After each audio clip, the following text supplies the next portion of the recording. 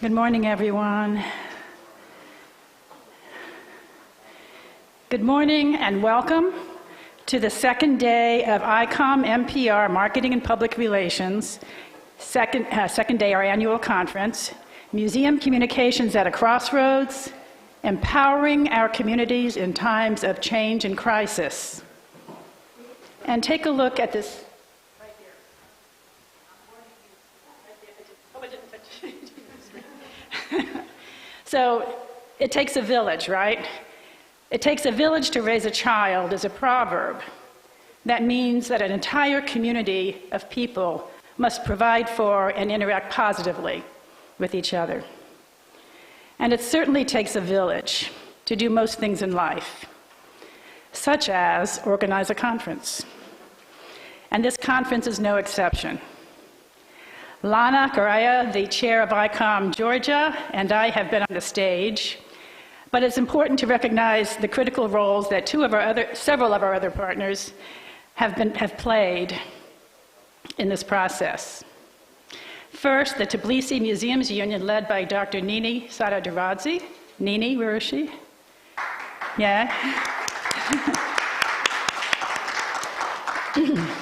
Who is also the director, as you met her the other night, of the Chavchavadze Literary Memorial Museum, where we enjoyed our opening reception and toured 3 of the Tbilisi Museums Union's venues. Additionally, their talented graphic artist, Nino Tediashvili, created the stunning graphic design that you've seen in our social media and our materials about the conference. I particularly appreciate, as a former graphic designer myself in the old days, before digital communications, I really appreciate her talents and how her design reflects the fauna and the architecture and the cultural heritage and the colors, the colorful culture of Georgia.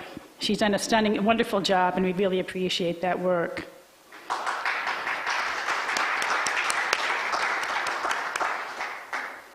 Nini will be speaking to us later today in the session on communicating social justice in the culture wars, in her presentation about Guardians of Democracy, how Tbilisi Museums Union inspires responsible action and fosters democratic values. I'm really looking forward to that. And she will acknowledge others on her team at that time, I'm sure, who've been tirelessly supporting 2 ICOM workshops, 2 conferences over a period of 2 weeks against a backdrop that is an unbelievable time, a historic moment in their country's life. I also want to recognize the Aqademia Europaea Tbilisi Regional Hub, represented here today by ICOM Georgia and the NPR member Nadia Kolozari. Nadia? Where is she? There she is. Okay. And of course, yesterday by Dr. David Lord Kipanadze. Am I doing well with his name? Good, thank you. He gave us the general director of the Georgian National Museum, where we held our workshop earlier this week, and the academic director of the Academia. And he gave us a brilliant keynote with a lot to think about yesterday. And last but not least, here we are at the Georgian Museum of Fine Arts, where we have been fortunate to hold our conference this week, even as it stands across from a troubled parliament. It stands as a symbol of truth and beauty in a democratic society that is fighting for its sovereignty and to join the European Union. And yesterday we were treated to a stunning visual presentation from Soviet memory to Banksy, contemporary street art icon, by Nino Akhvlediani and Marika Babunashvili. That was a very interesting presentation. It was great. Thank you. I think they're probably working today. Okay. So going back to the theme of It Takes a Village, I would like to thank our colleagues from Blue Shield, Georgia, who are here today, for bringing the exhibit about intangible cultural heritage of occupied Didi Lakvi Valley to Tbilisi for all of us to learn more about and understand better what it means when someone tries, but fails, to bury your cultural identity and your heritage. We are going to play one of the videos now. It's called Easter in Basiletti. internally displaced settlement.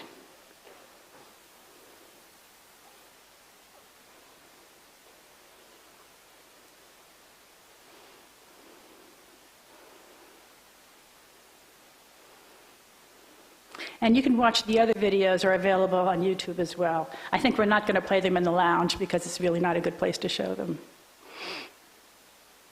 They're really worthwhile watching. And also, take time to see the exhibit. We'll talk more about it in a second.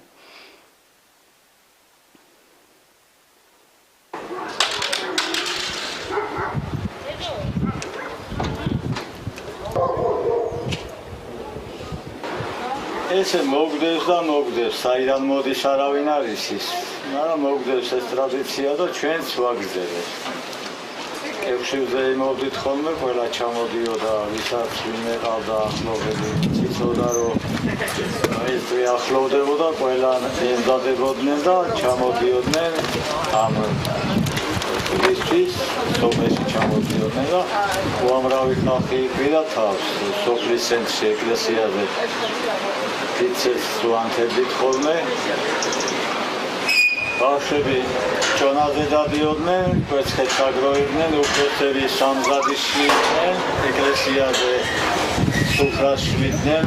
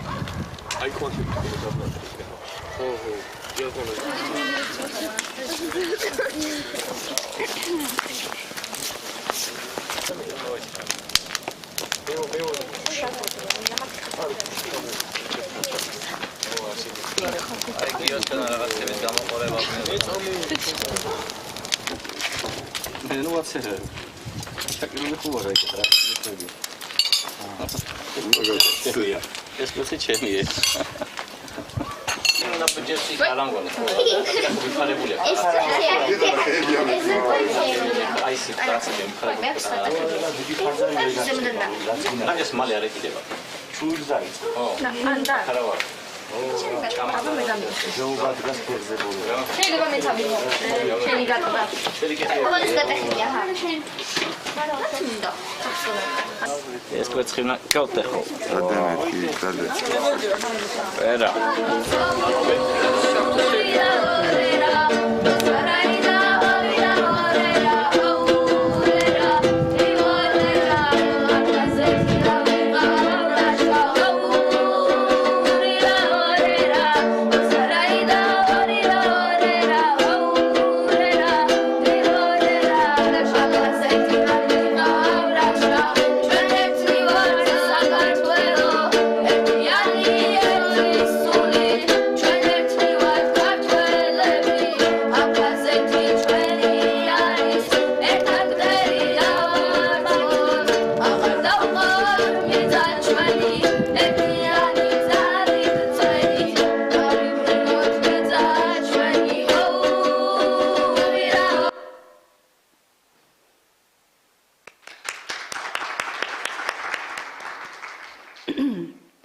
So the organizers, some of the organizers, the sponsors of this pop-up exhibition that's traveled to Tbilisi for the first time out of the territory, out of the internally displaced areas.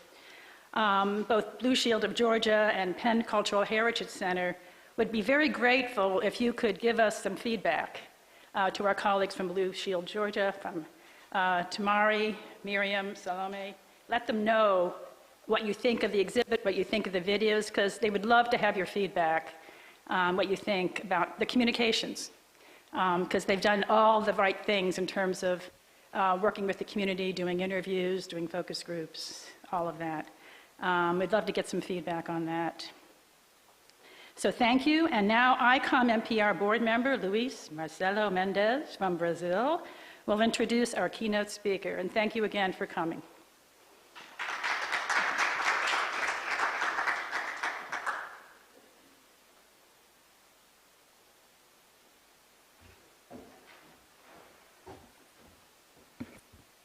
Hello, Gamarjoba.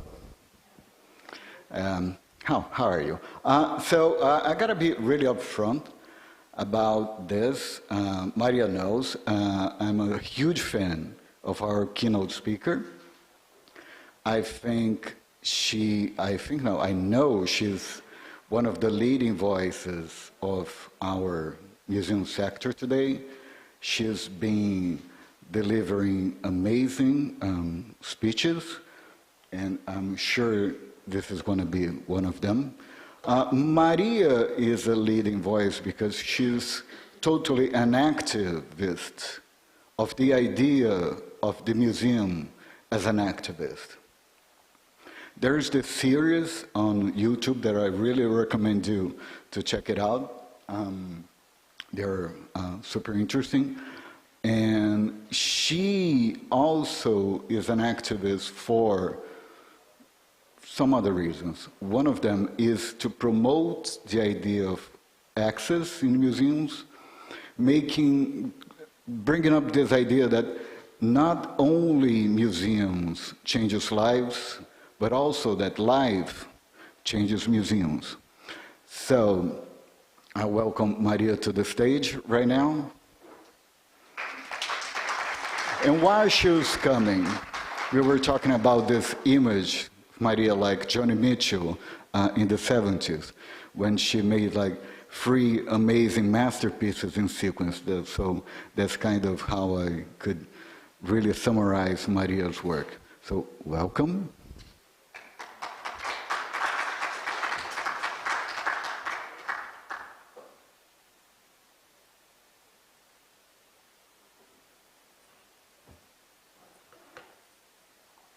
Good morning. Thank you, dear colleagues. ICOM Georgia, ICOM APR, Museum Union, everybody who's here. I had never thought I would be here at a time like this. You're brave, I admire you deeply, and I wish your struggle all the best. How far does your tolerance go?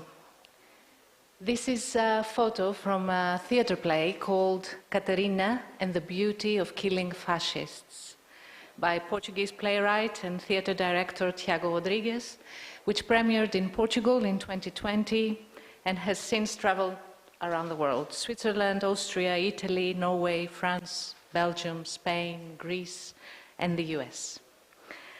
And this is the story. For over 70 years, one Portuguese family has gathered at their country house for an annual ritual, the execution of a fascist. All the women in this family share the same name, Caterina, and they've passed this tradition down through generations. It is now the turn of the youngest Caterina to kill her fascist, kidnapped on purpose. It is a day of celebration, beauty, and death. However, Caterina is unable to kill and refuses to do so. Family conflict erupts, accompanied by several questions. What is a fascist? Is there a place for violence in the fight for a better world? Can we violate the rules of democracy to better defend it? And now a spoiler alert, sorry for those who haven't seen the play yet. As conflict erupts in the family, its members end up killing each other. The fascist is free and starts a monologue, which can last for as long as the audience is ready to tolerate it. How long is that?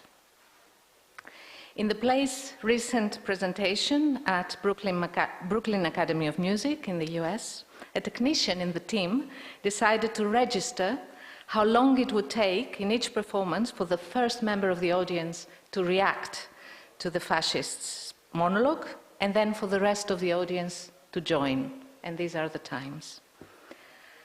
The sooner we react, the sooner we can bring that speech to an end.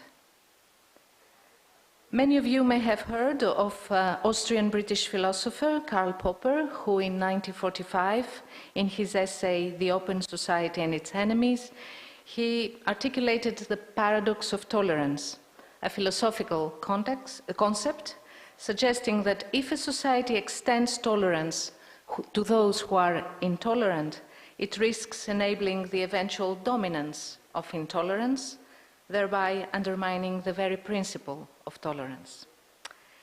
In the book, The Paradox of Democracy and Its Enemies, Greece, France, political scientist Sotiris Vandoros moves further back from 1945 and from Popper to the 20s and the 30s. He refers to Karl Löwenstein, a German lawyer and political scientist regarded as one of the prominent figures of constitutional law in the 20th century, who established the theoretical foundations of militant democracy to battle anti-democratic mass movements. The mechanism of democracy is the Trojan horse with which the enemy enters the city, Löwenstein stated. And he believes that democracies need to be much less committed to a formalistic idea of democracy and of legitimacy, and to procedures and abstract democratic and liberal principles. And this is because in this way they tend to become dormant until they reach a breaking point, when it may be too late. Instead of this lukewarm attitude, they should become much more proactively combative against the extremist phenomenon. Before Löwenstein, Hans Kelsen, a jurist, legal and political philosopher, and the principal architect of the 1920 Austrian constitution, which with amendments is still in operation today, defended something different, defended that without exception, democracy should grant in full the same rights to the intolerant, to its detractors. If it does not do so, it has destroyed itself before its enemies can inflict it any harm. By the way, both Löwenstein and Kelsen had to live in exile after the Nazis took over in Germany. In the same article, Sotiris Vandoros refers yet to one more political scientist, Ami Pedahschour, and his concept of immunized democracy. Although it is not an opposing or incompatible approach to the concept of militant democracy, Pedahschour distinguishes it in terms of its goals, means, actors, and fields of application. Immunized democracy supports the positive defense of democratic values and institutions. It functions as a vaccine against any anti-democratic virus.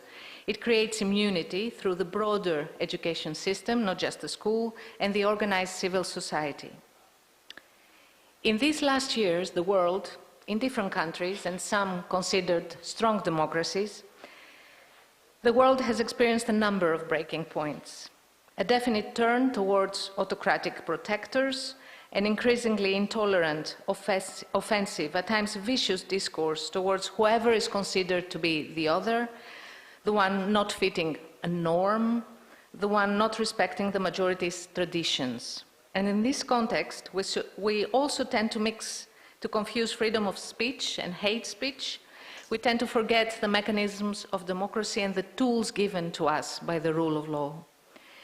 We also tend to undervalue the incidence of extremism, hate, moral and physical violence. As long as we don't feel it on our skin, it is not important. It is not something to worry about. We shouldn't be losing our time with it, or we give it visibility and promotion by naming it. And then, one day, it is too late.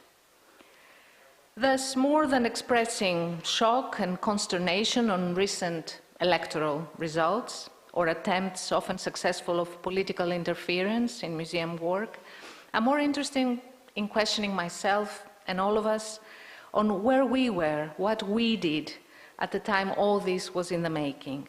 How did we contribute as citizens working in museums and as museums for the immunization of our democracy? And perhaps this is a good moment to define fascism. In a recent speech at the NEMO conference, I questioned whether we should be talking to fascists at all.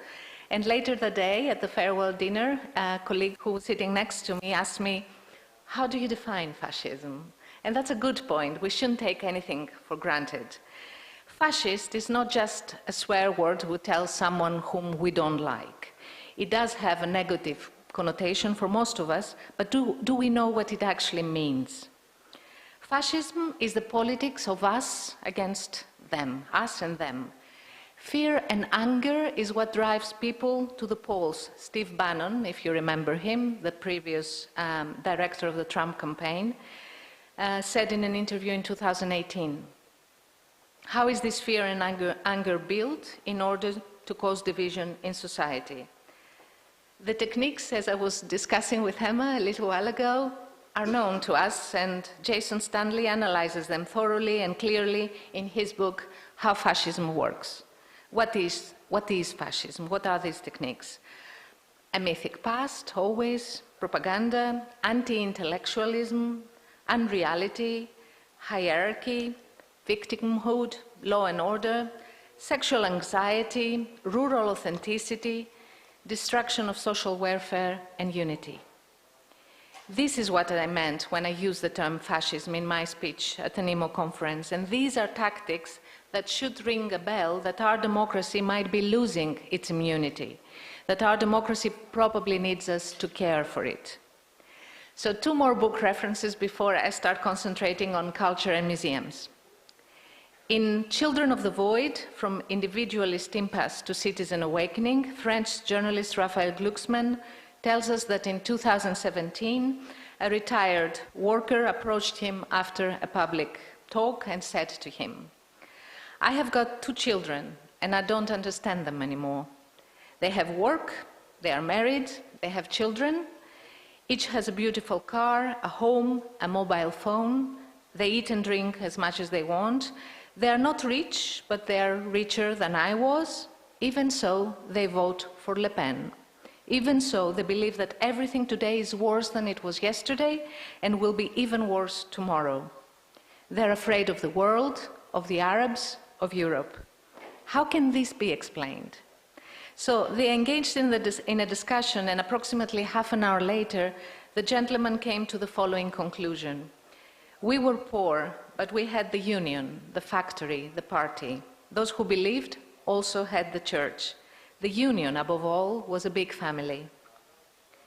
Now, in her book, How to Lose a Country, The 7 Steps from Democracy to Dictatorship, Turkish author Ece Temelkuren writes that today's world is an entirely different mass of people, one with a more limited vocabulary, smaller dreams for the world, and less faith on the collective survival of humanity.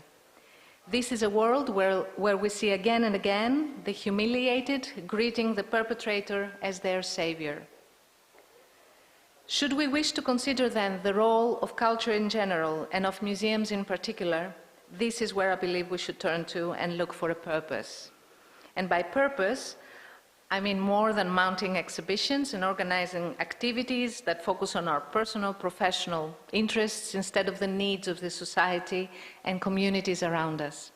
By purpose, I mean caring for life, people, the nature, for solidarity, for knowledge and the capacity to think, for imagination and the capacity to dream.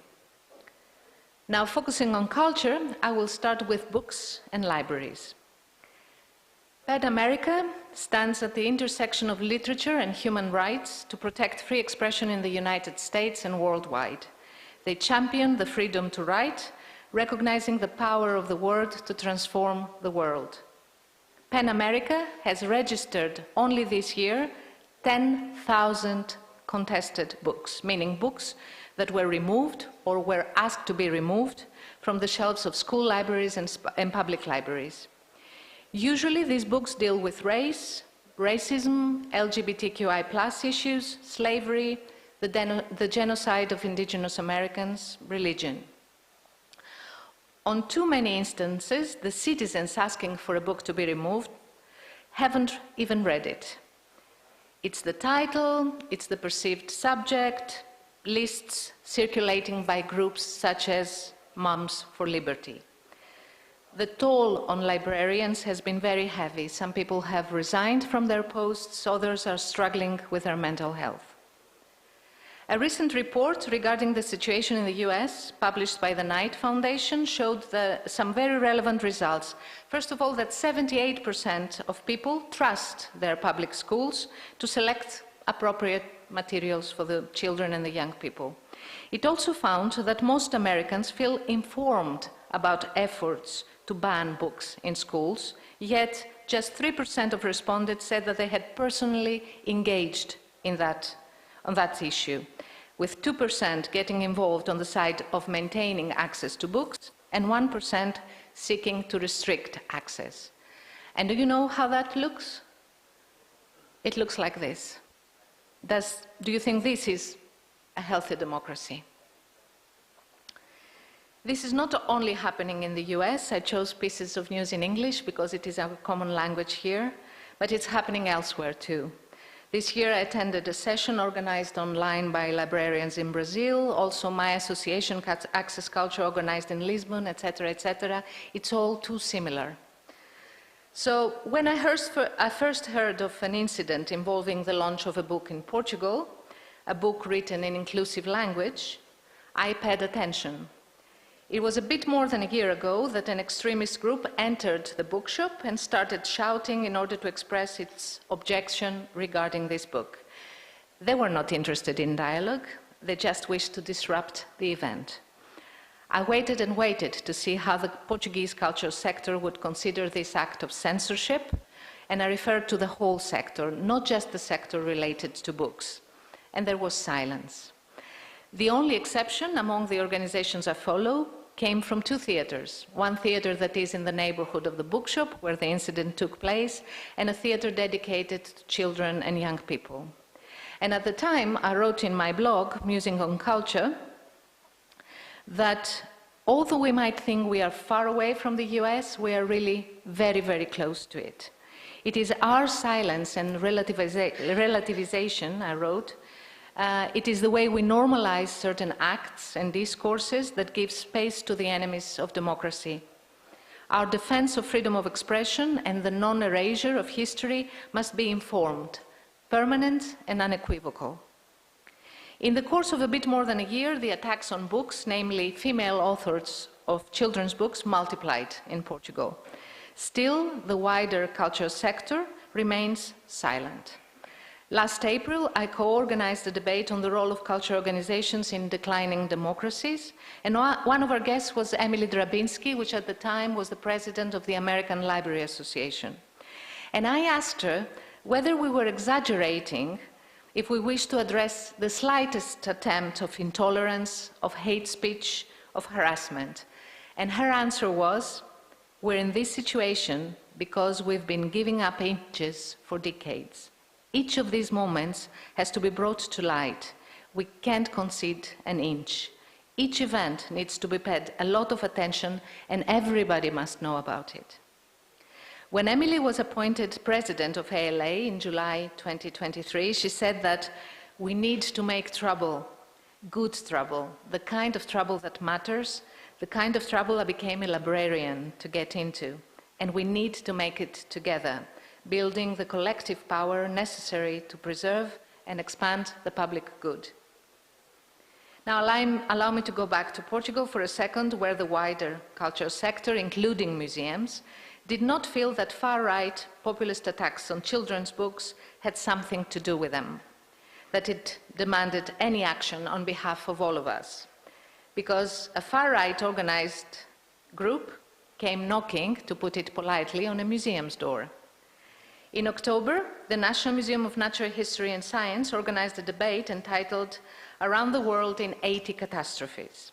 They aimed at discussing collective memory and public space and to question what symbolic, historical, social, and political importance do statues, monuments, memorials, and toponymy present in public space? Who should decide what will be remembered and how it will be remembered? How do changes in social values influence our relationship with the past? This didn't please the far right, though, and they considered that the country's mythic past was being undermined. They showed up at the event, which eventually had to take place behind closed doors, and it was only live-streamed. They declared victory in the social media for cancelling the event. They didn't exactly cancel it. It took place online, but wasn't this an attack to the museum's, guests, and other participants' freedom? Very few people know about this incident because it didn't make news, and even if you search for it today, you won't find anything, and I find this worrying. And it is not an isolated incident, as you can imagine. Early in October, I attended the final conference of the project chapter, which means Challenging Populist Truth-Making in Europe, the Role of Museums in a Digital Post-Truth European Society. And Julia Lesser, one of the researchers, briefly shared some findings with us. Right in the beginning, Julia explained that populist agency lies not only with populist governments, but also with organized protest groups which diffuse manifestations of the people. These manifestations may include the complicity and implication of museums and museum staff. In more concrete terms, this research gathered evidence on the following. Spotlight 1, quiet transformations and self-censorship. Secretly, quietly, museums and museum staff remove references that might provoke populist politicians and organized groups. There is concern about losing funding or even one's job. There's not an open discussion on certain topics among museum staff. Risk is avoided, and our own freedom and that of others is conditioned. Spotlight 2, political violence and exhaustion. Anonymous threats, phone calls, SMS, a constant pressure to break people's spirit and mental health, incidents that museum workers describe as intimidating and exhausting. The aim is to disrupt museum activities when they promote issues populists are not fond of, such as equality, diversity, social pluralism, and pressure to promote a narrative that speaks of a great country and a great past. Practices of disruption include budget cuts, replacement and direct appointment of museum management, dismissal of museum directors, forms of harassment, and political violence. Spotlight 3, populist traps. As a museum director being interviewed by Julia Lesser said, populism creates a situation where there's no objectivity anymore, and no one can judge what's actually a fact. If we go back to how fascism works, I believe we shall be able to see the signs, to see the connection. And it is necessary to act on those signs, apart from being able to identify them as soon as they appear, so that we don't reach a breaking point, so that it's not too late. Just last month, little after the annual conference in Sibiu, NEMO Executive Board issued a statement entitled Museums Under Pressure. The statement is informed by discussions that took place in the conference that had the title, Can We Talk? Museums Facing Polarization, and also findings from an August 2024 survey conducted by NEMO.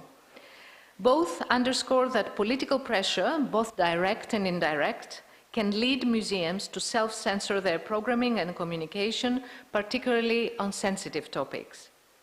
The board stated that as a network representing over 30,000 museums, NEMO will continue to serve as a reference point for museums navigating challenging circumstances by providing the space for exchange and the support in defense of the values and principles that make museums society's trusted institutions. Going back to Karl Löwenstein, the theorist of militant democracy, he views fascism as a technique for seizing power. by instrumentally appropriating democratic processes and exploiting to its advantage the opportunities provided by parliamentary institutions and the rule of law. At the same time, by acting as a disruptive element, it erodes the effectiveness and prestige of liberal democracy, which it gradually undermines from within.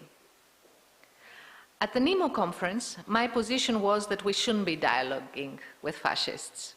And I felt that this didn't come down well with some people.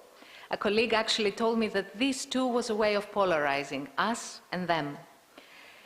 And I felt that we might have a rather romanticized idea about dialogue, and we tend to view ourselves as good Samaritans.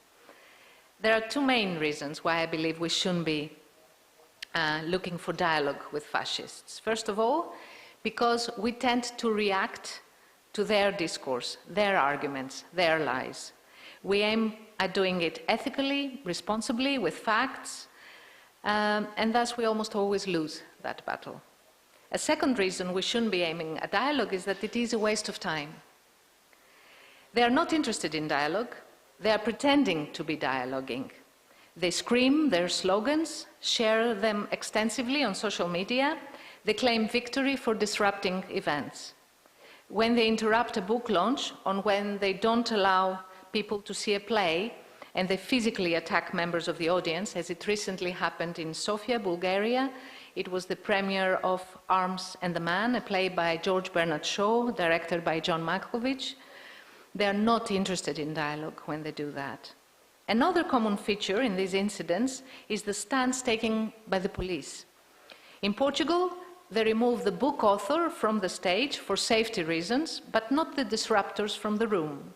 In Sofia, they didn't make sure members of the audience could enter the theater safely by controlling the attackers.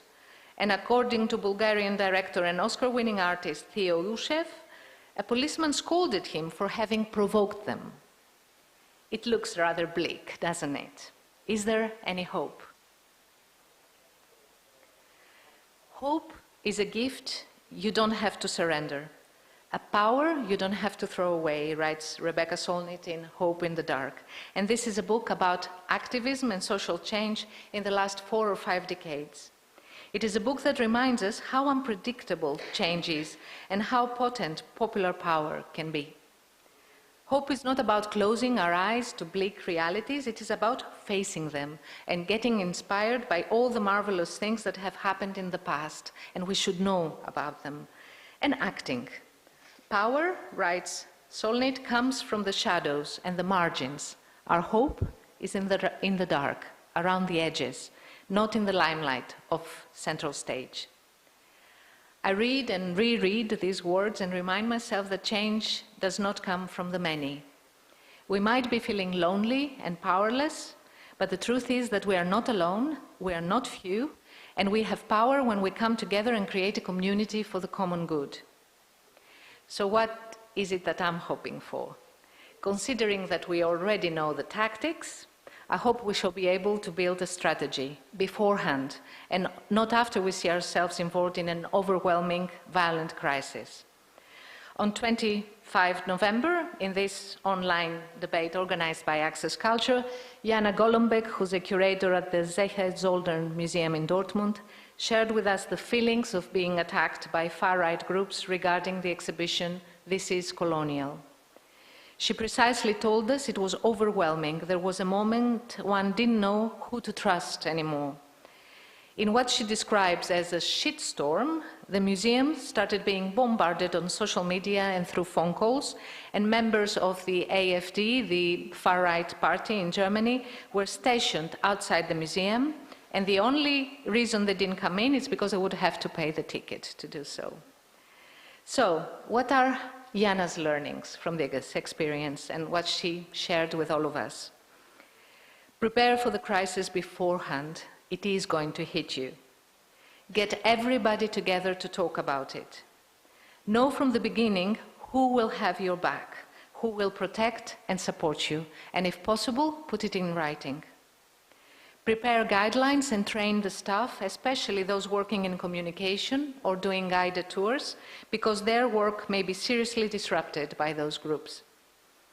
Don't keep quiet and to yourself. Share this widely with your networks and create the networks if they don't exist, and help support with your experience and guidelines also smaller museums and their staff who might be more vulnerable. Julia Lesser also took part in this debate and told us, be together, be informed, know what's going on, get involved, and don't shy away from dealing with issues that will trigger the far right. We need to build solidarity among museum professionals and beyond, so that people don't feel alone. Julia is one of the co-founders of the network Haltung, an association that aims to make politically motivated attacks on museums, exhibition halls, and cultural workers visible. They document these incidents of political influence, instrumentalization, and appropriation of museum work, but also the targeted attacks on museums and museum employees. They promote exchange and are a contact point for those affected and those seeking advice. Thus, I hope for a strategy and networks of solidarity. But I also hope that we shall be able to use the tools both immunized democracy and militant democracy place at our disposal. While we work through our governance models, education services, programming, communication to help our societies get immunity against populism and extremism, we should also be able to draw clear red lines and not continue to extend our tolerance beyond what should be tolerated in a democracy. Most of our countries have strong constitutions defending the dignity and rights of all citizens and of all taxpayers, and they have laws. We should use them to defend our democracy. We shouldn't continue being naive and tolerate the intolerance, who use its mechanisms in order to subvert it. Finally, I hope we shall be able to do all this on our own terms, our own narrative, instead of trying to react to absurd, unfounded arguments, conspiracy theories, alternative facts, you name it. We should build our own vision for a just future, not one of anger, fear, and neglect, but one of dignity, possibility, solidarity, and hope. And I'm sure some of you remember the film No, regarding the 1988 Chilean referendum on whether dictator Augusto Pinochet should become president for 8 years under resumed civilian rule. The No side won that referendum with 56%. And if you remember the intense discussion among the members of the No campaign, they didn't win because they tried to unveil and remind people of all the crimes they truly suffered under the dictatorship, but they won because they told people, Chile, la alegría ya viene. Chile, joy is coming, joy is on its way. I recently read Ramin Jahanbegloo's book, Nonviolence, and it quotes Václav Havel saying that, I'm convinced that we will never build a democratic state based on the rule of law if we do not at the same time build a state that is, regardless of how unscientific this might sound to the ears of a political scientist, humane, moral, intellectual and spiritual, and cultural. Thank you very much.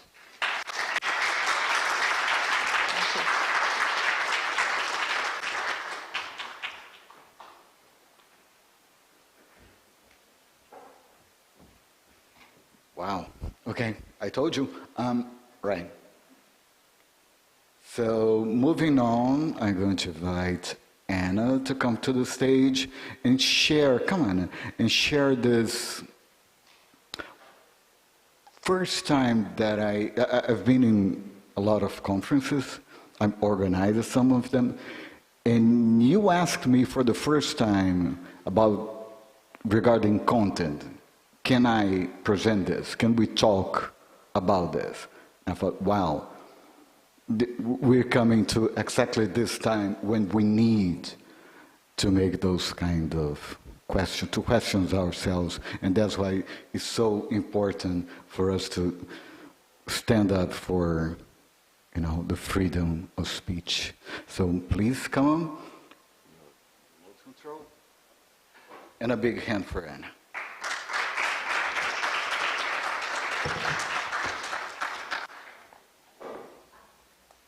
Hello everyone. Hello everyone here in the room, but also everyone who's watching online. You guys are a bit taller than me. I'm just going to move that microphone. My name's Anna Cornelius. I'm the Head of Communications and Marketing for a museum and library in London called Welcome Collection. So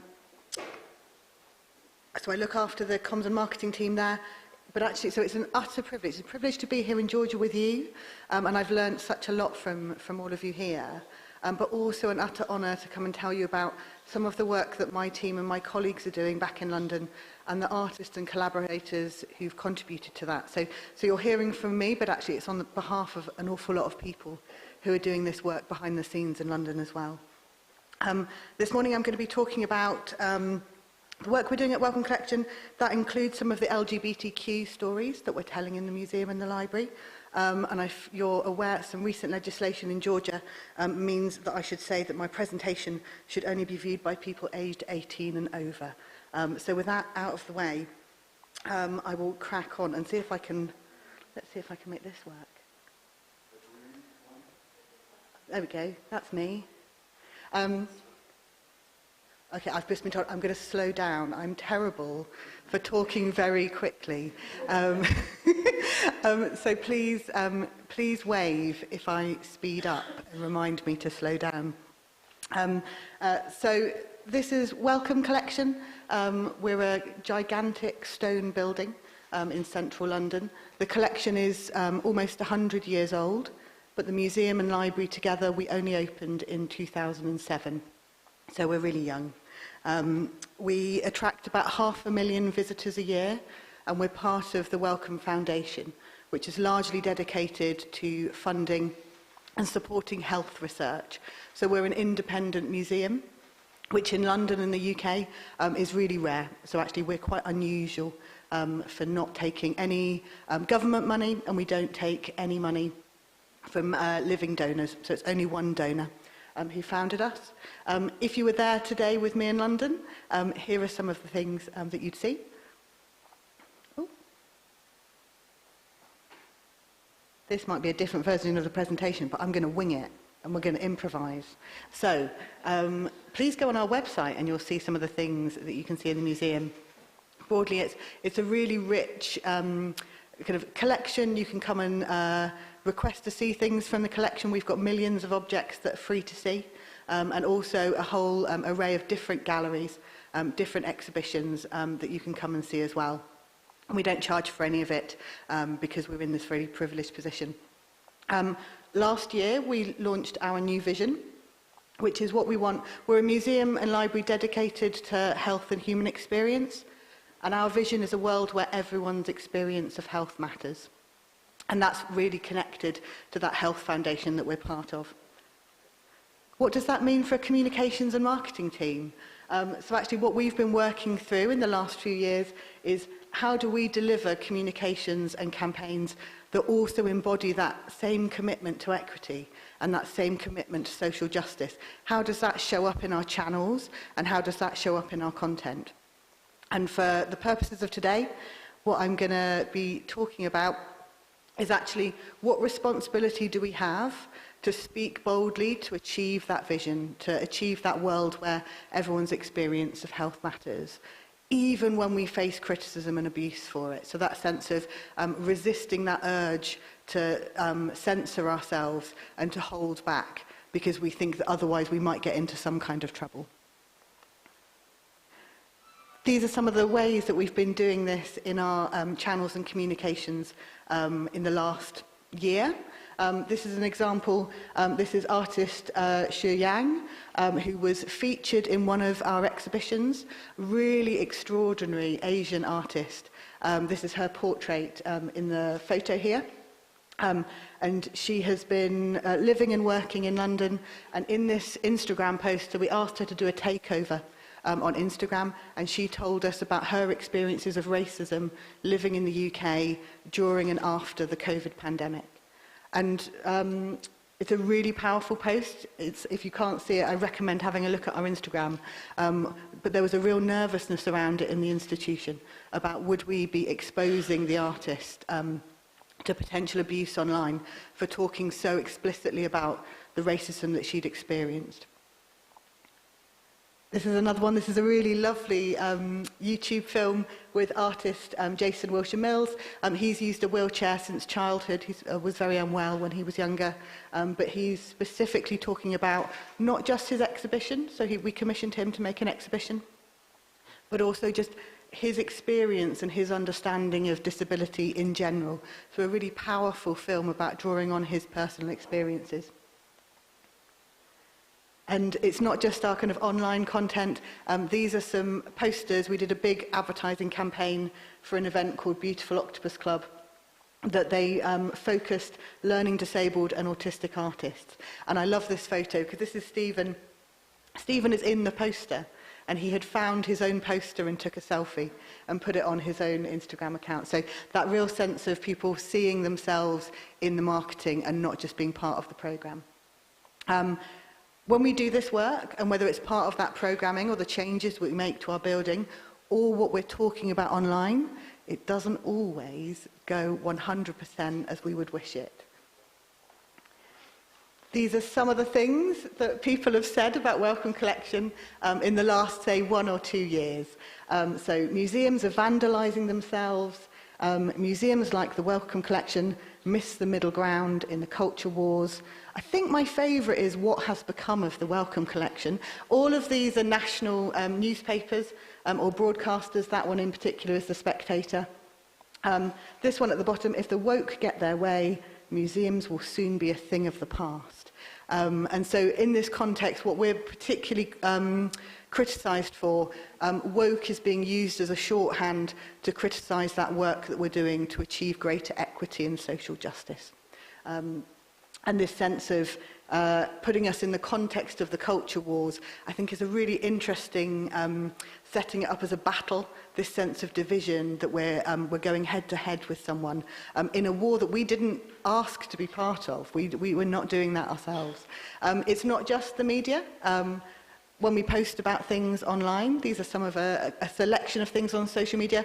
I should say 99% of people who comment on our social media are positive, but this is a persistent theme to the comments we get.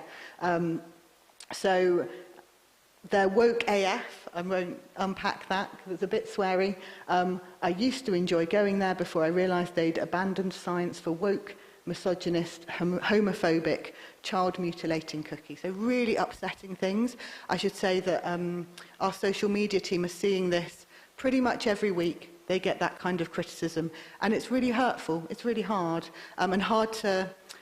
We can protect to an extent our curators and our artists from seeing it because we can delete some of these, but actually the social media managers who are doing that work, they see it first, and they see it all the time. My favourite here is probably just down in the corner. I don't know if you can see it. It's just woke-tastic, which is quite chirpy. The other thing that I started Googling when I started putting together this presentation is a sense of the duration of the culture wars, and is it going to end anytime soon? So there's quite a flurry of press coverage recently in the UK because we've got a relatively new culture secretary called Lisa Nandy. She did a big interview where she said, we are going to end the culture wars. Sounds great. My director was delighted. So some of these headlines are about that. So this sense of, is our Prime Minister, Keir Starmer, going to end them in the UK? There's some from the US, so this sense of either the Democrats or the Republicans, who's losing? And I think implied in that is if you've lost the culture wars, they will somehow come to an end. However, this also came up, this was in the last 2 weeks, this is what's going on in the UK at the moment, criticism for young people because they are ditching English classic sandwiches in favour of fancy woke fillings. So this sense of wokeness is not just museums, it's not just kind of education, it's not kind of culture. Even sandwiches are not immune to being accused of being part of this kind of woke culture war. So it's kind of funny and feels kind of silly and was taken, you know, this was ridiculed on social media. But actually, I just, from this I take, I think conversations about woke and social justice and culture wars, it doesn't feel like it's going away anytime soon. So, if the culture wars are here to stay, How can museums like mine, like yours, continue to speak boldly in support of greater equity and social justice? Feels like a really big question. So I'm going to talk a little bit about some of the approaches, some of the questions that we're asking ourselves, I guess to survive this. How do we do this so we can keep going?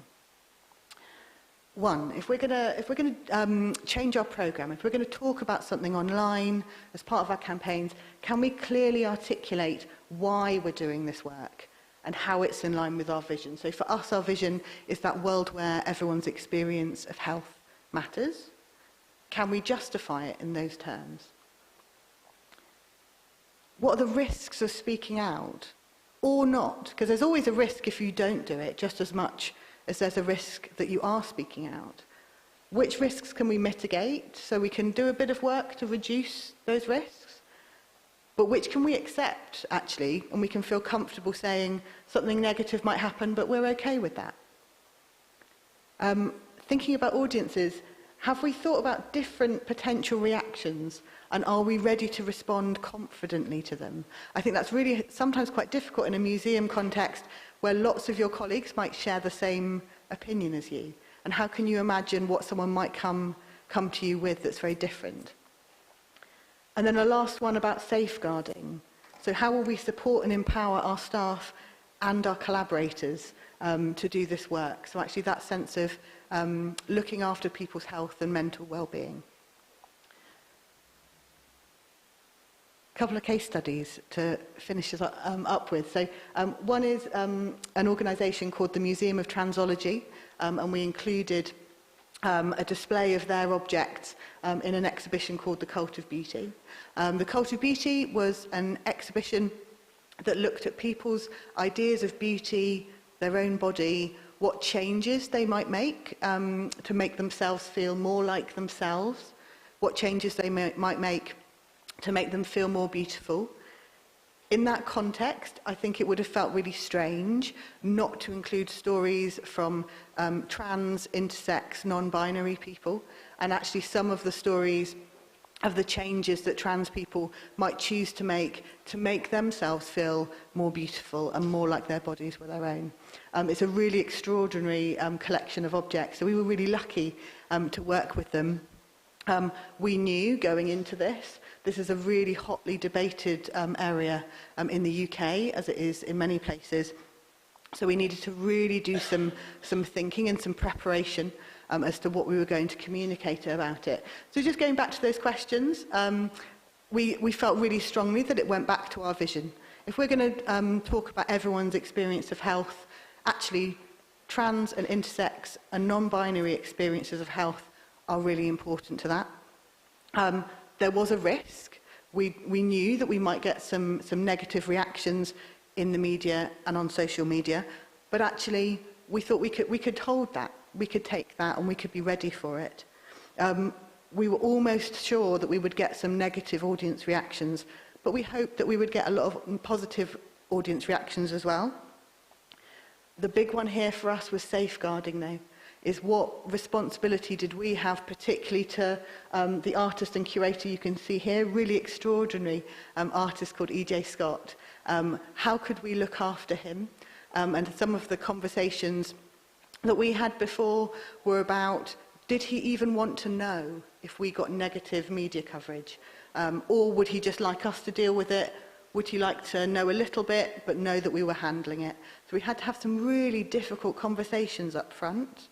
And I'd probably say as well, when you're having those conversations, it can feel really horrible that you're starting to, as a communications professional, you're starting to embody that toxic kind of anti-social justice commentary, that's starting to become what you're believing because you're speaking it. And that can feel really difficult. So we did all of that work up front. On Cue, The Telegraph, which is a UK national broadsheet, did write an article that was heavily critical of us including this, which was really difficult at the time, really good for this conference, because now I get to talk you through that process, what we did with it. So they came to us for comment, told us that they were going to do a critical article. But because we had done that work before, we knew we were ready for it, we'd done the preparation, and we already had a statement prepared. And actually what was really helpful was they very usefully quoted our response in full. So actually what we had said was, let me find my quote, that we want our trans visitors, partners and employees to be able to live as themselves, feel welcomed in our spaces and be reflected in the stories we share. And actually a real power in even the Telegraph that was critical, they featured those words in here. So actually EJ and the Museum of Transology were really pleased that actually that message, even in this very toxic, very difficult context, was getting out into the world. I'm going to finish with one last case study. Now, I'm looking at the team over there. I don't know if the Instagram is going to work. So this is an Instagram post with a really gorgeous member of our front of house team. And we wanted to do something for Black History Month with a black member of staff. For context, this is some of the most junior staff in the organisation. I'm going to see if this will go, because she's better than I am. Sorry, I'm going to start again. Hello everybody, my name is Isabel Gapomo and I'm a facilitator here at Welcome Collection. As everyone knows, this month of October is Black History Month. We are here in Being Human Gallery where I'm going to talk about the use of black and marginalized bodies for the advancements of medicine. I'm inviting you to the next... Oh my God! This is Henrietta Lacks. She was born in the 1920s in America, in the South. She was very poor. It turns out that she suffered from a cervical cancer. When the doctors at the time took a biopsy out of her, they realized that the cells were keeping on multiplying and dividing. Out of those, many studies and research have been made. Her cells had an extraordinary destiny. Why does it matter? Because for the longest time, her very name has been completely forgotten, yet her contribution to medical advancements has been quite extraordinary. Black History Month is also a celebration of all these hidden faces, all these lives, experiences that have been sort of overlooked, and I want to bring them back. Happy Black History Month.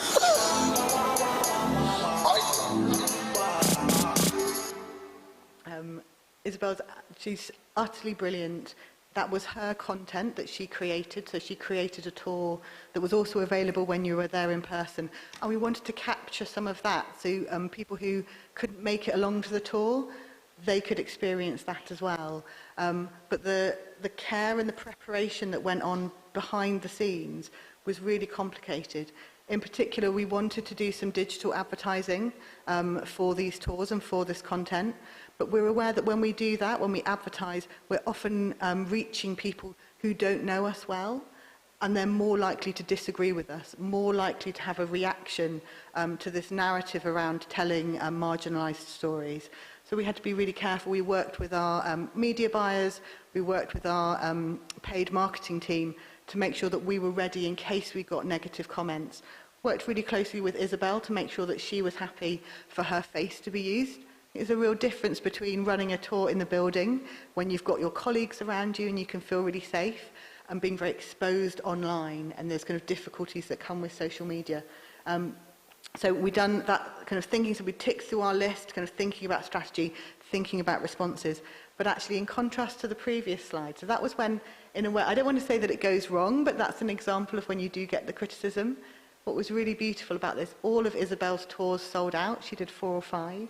And actually the feedback that we got on social media was people telling us how much they loved it. They loved the tours, but they also loved the content, and they wanted more of it. So I just wanted to kind of leave with that note, which is sometimes this can feel really hard and really miserable, and you're kind of in the battle and you're in the war.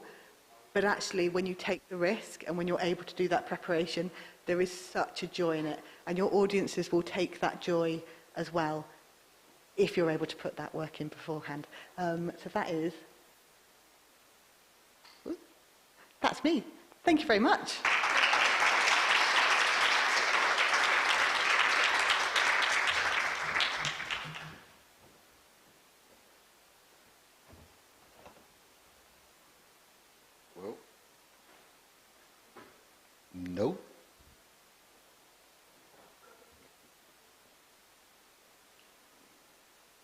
All right, perfect. Thank you, Anna. And now we're going to invite to the stage Nini, which is my new best friend. And I really want to ask you to give a big round of applause to the Tbilisi Museums Union, who's been doing a terrific job.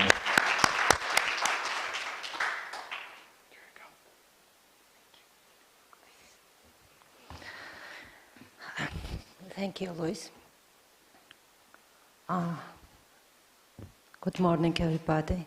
First, I would like to say thank you that I'm here and we are together. According to today's reality, I decided to talk about everything in Georgian language.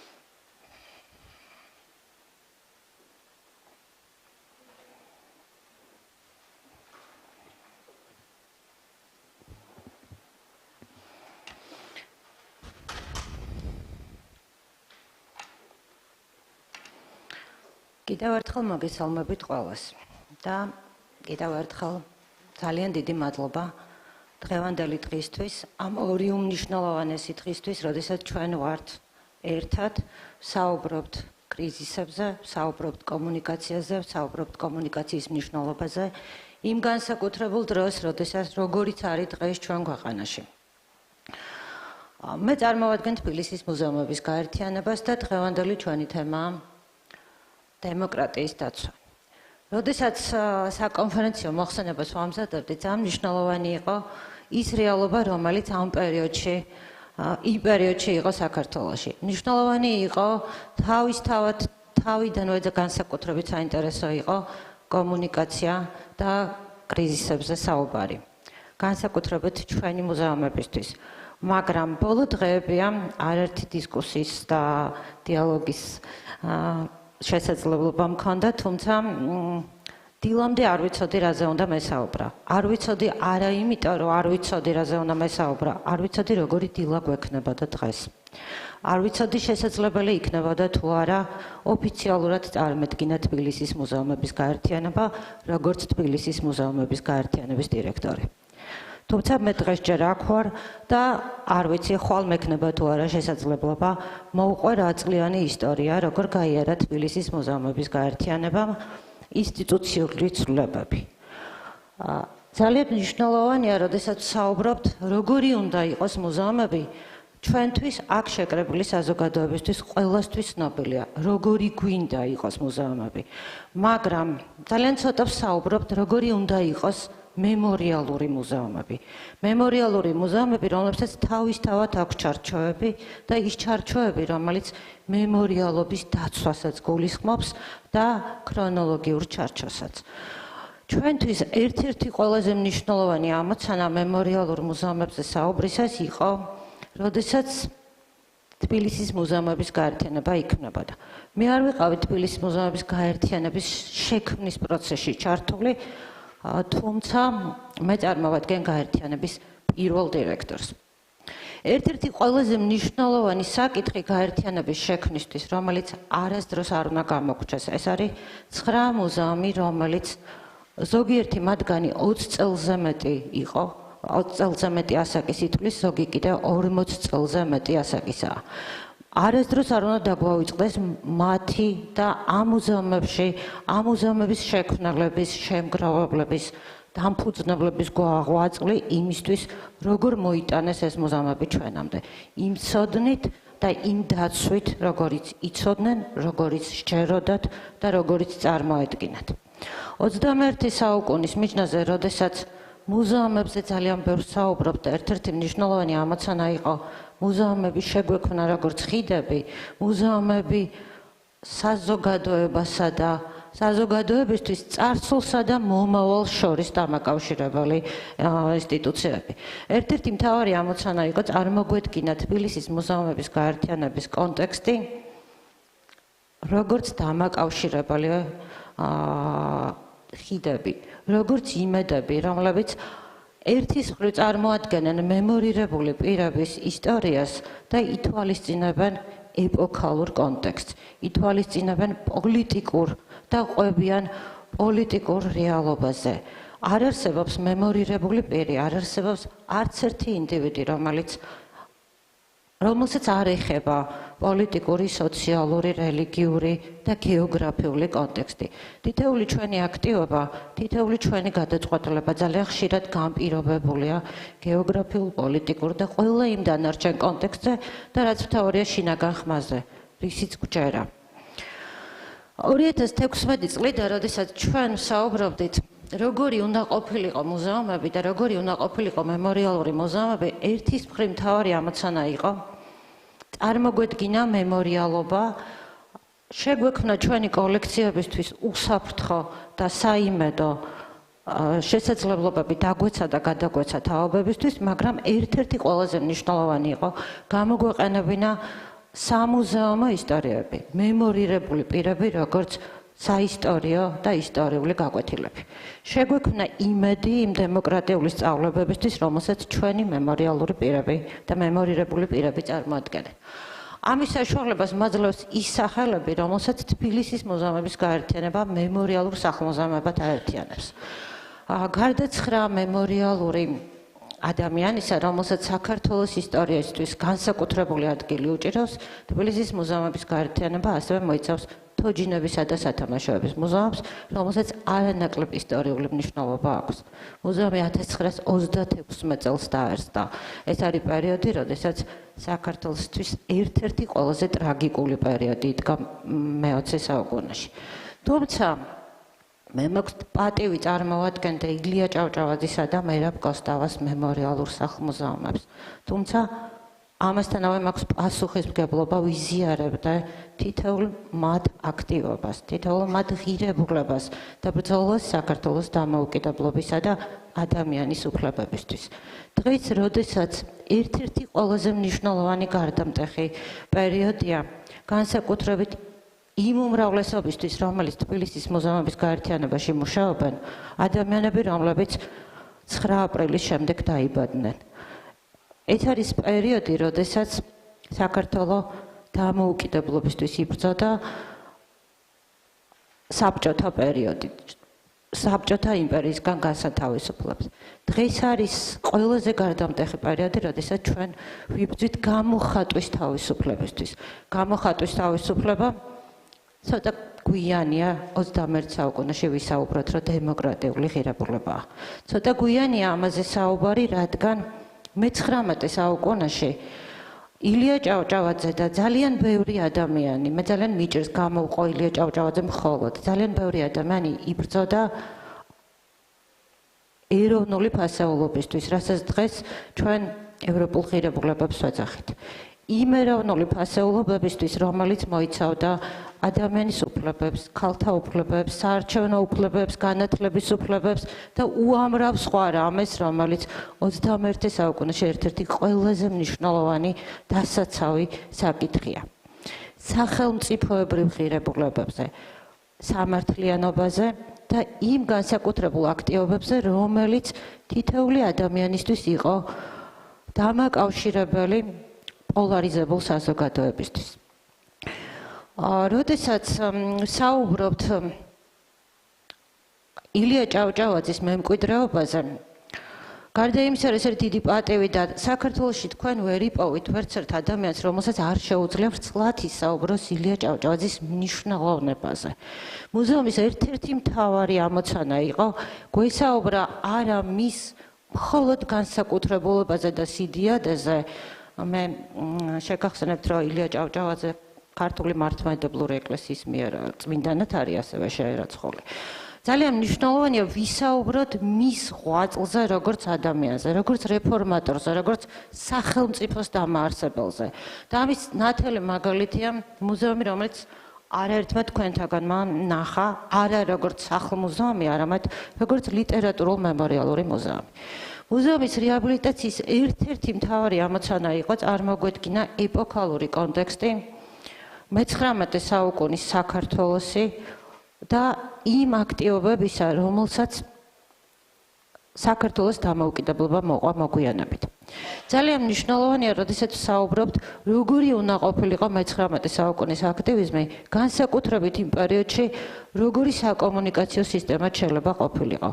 წარმოიდგინეთ, როდესაც ჩვენ შეგვიძლია წარმოვიდგინოთ, ალბათ ძალიან ძნელია წარმოვიდგინოთ ეპოქა, როდესაც მხოლოდ ტელეგრამი და გაზეთი მუშაობს. როდესაც ესეთია საკომუნიკაციო სისტემა და საქართველო ფეხდაფეხ მიყვება იმ მთავარ გამოწვევებს, რომლისკენაც ევროპა მიდის. მე-19 საუკუნე, როდესაც იწყება ერთ-ერთი მნიშვნელოვანი მონოპოვარი ამ პერიოდში, ეს არის ქალთა უფლებები. ქალთა უფლებები, როცა საქართველოს დამოუკიდებლობისთანავე 1918 წელს საქართველოს პარლამენტში ჩვენ გვყავს 5 არჩეული ქალი დეპუტატი და ეს თამამად მე-19 საუკუნის დამსახურებაა. ძალიან მნიშვნელოვანია, როდესაც დღეს საუბრობთ, როგორი იყო მისია თბილისის მუზეუმების გაერთიანების. თბილისის მუზეუმების გაერთიანების ერთ-ერთი მთავარი მისია იყო შეგვექმნა საგანმანათლებლო რესურსი. შეგვექმნა საკომუნიკაციო რესურსი, რადგან მემორიალური მუზეუმები ძირითადად სკოლებთან ასოცირებული დაწესებულებები იყვნენ.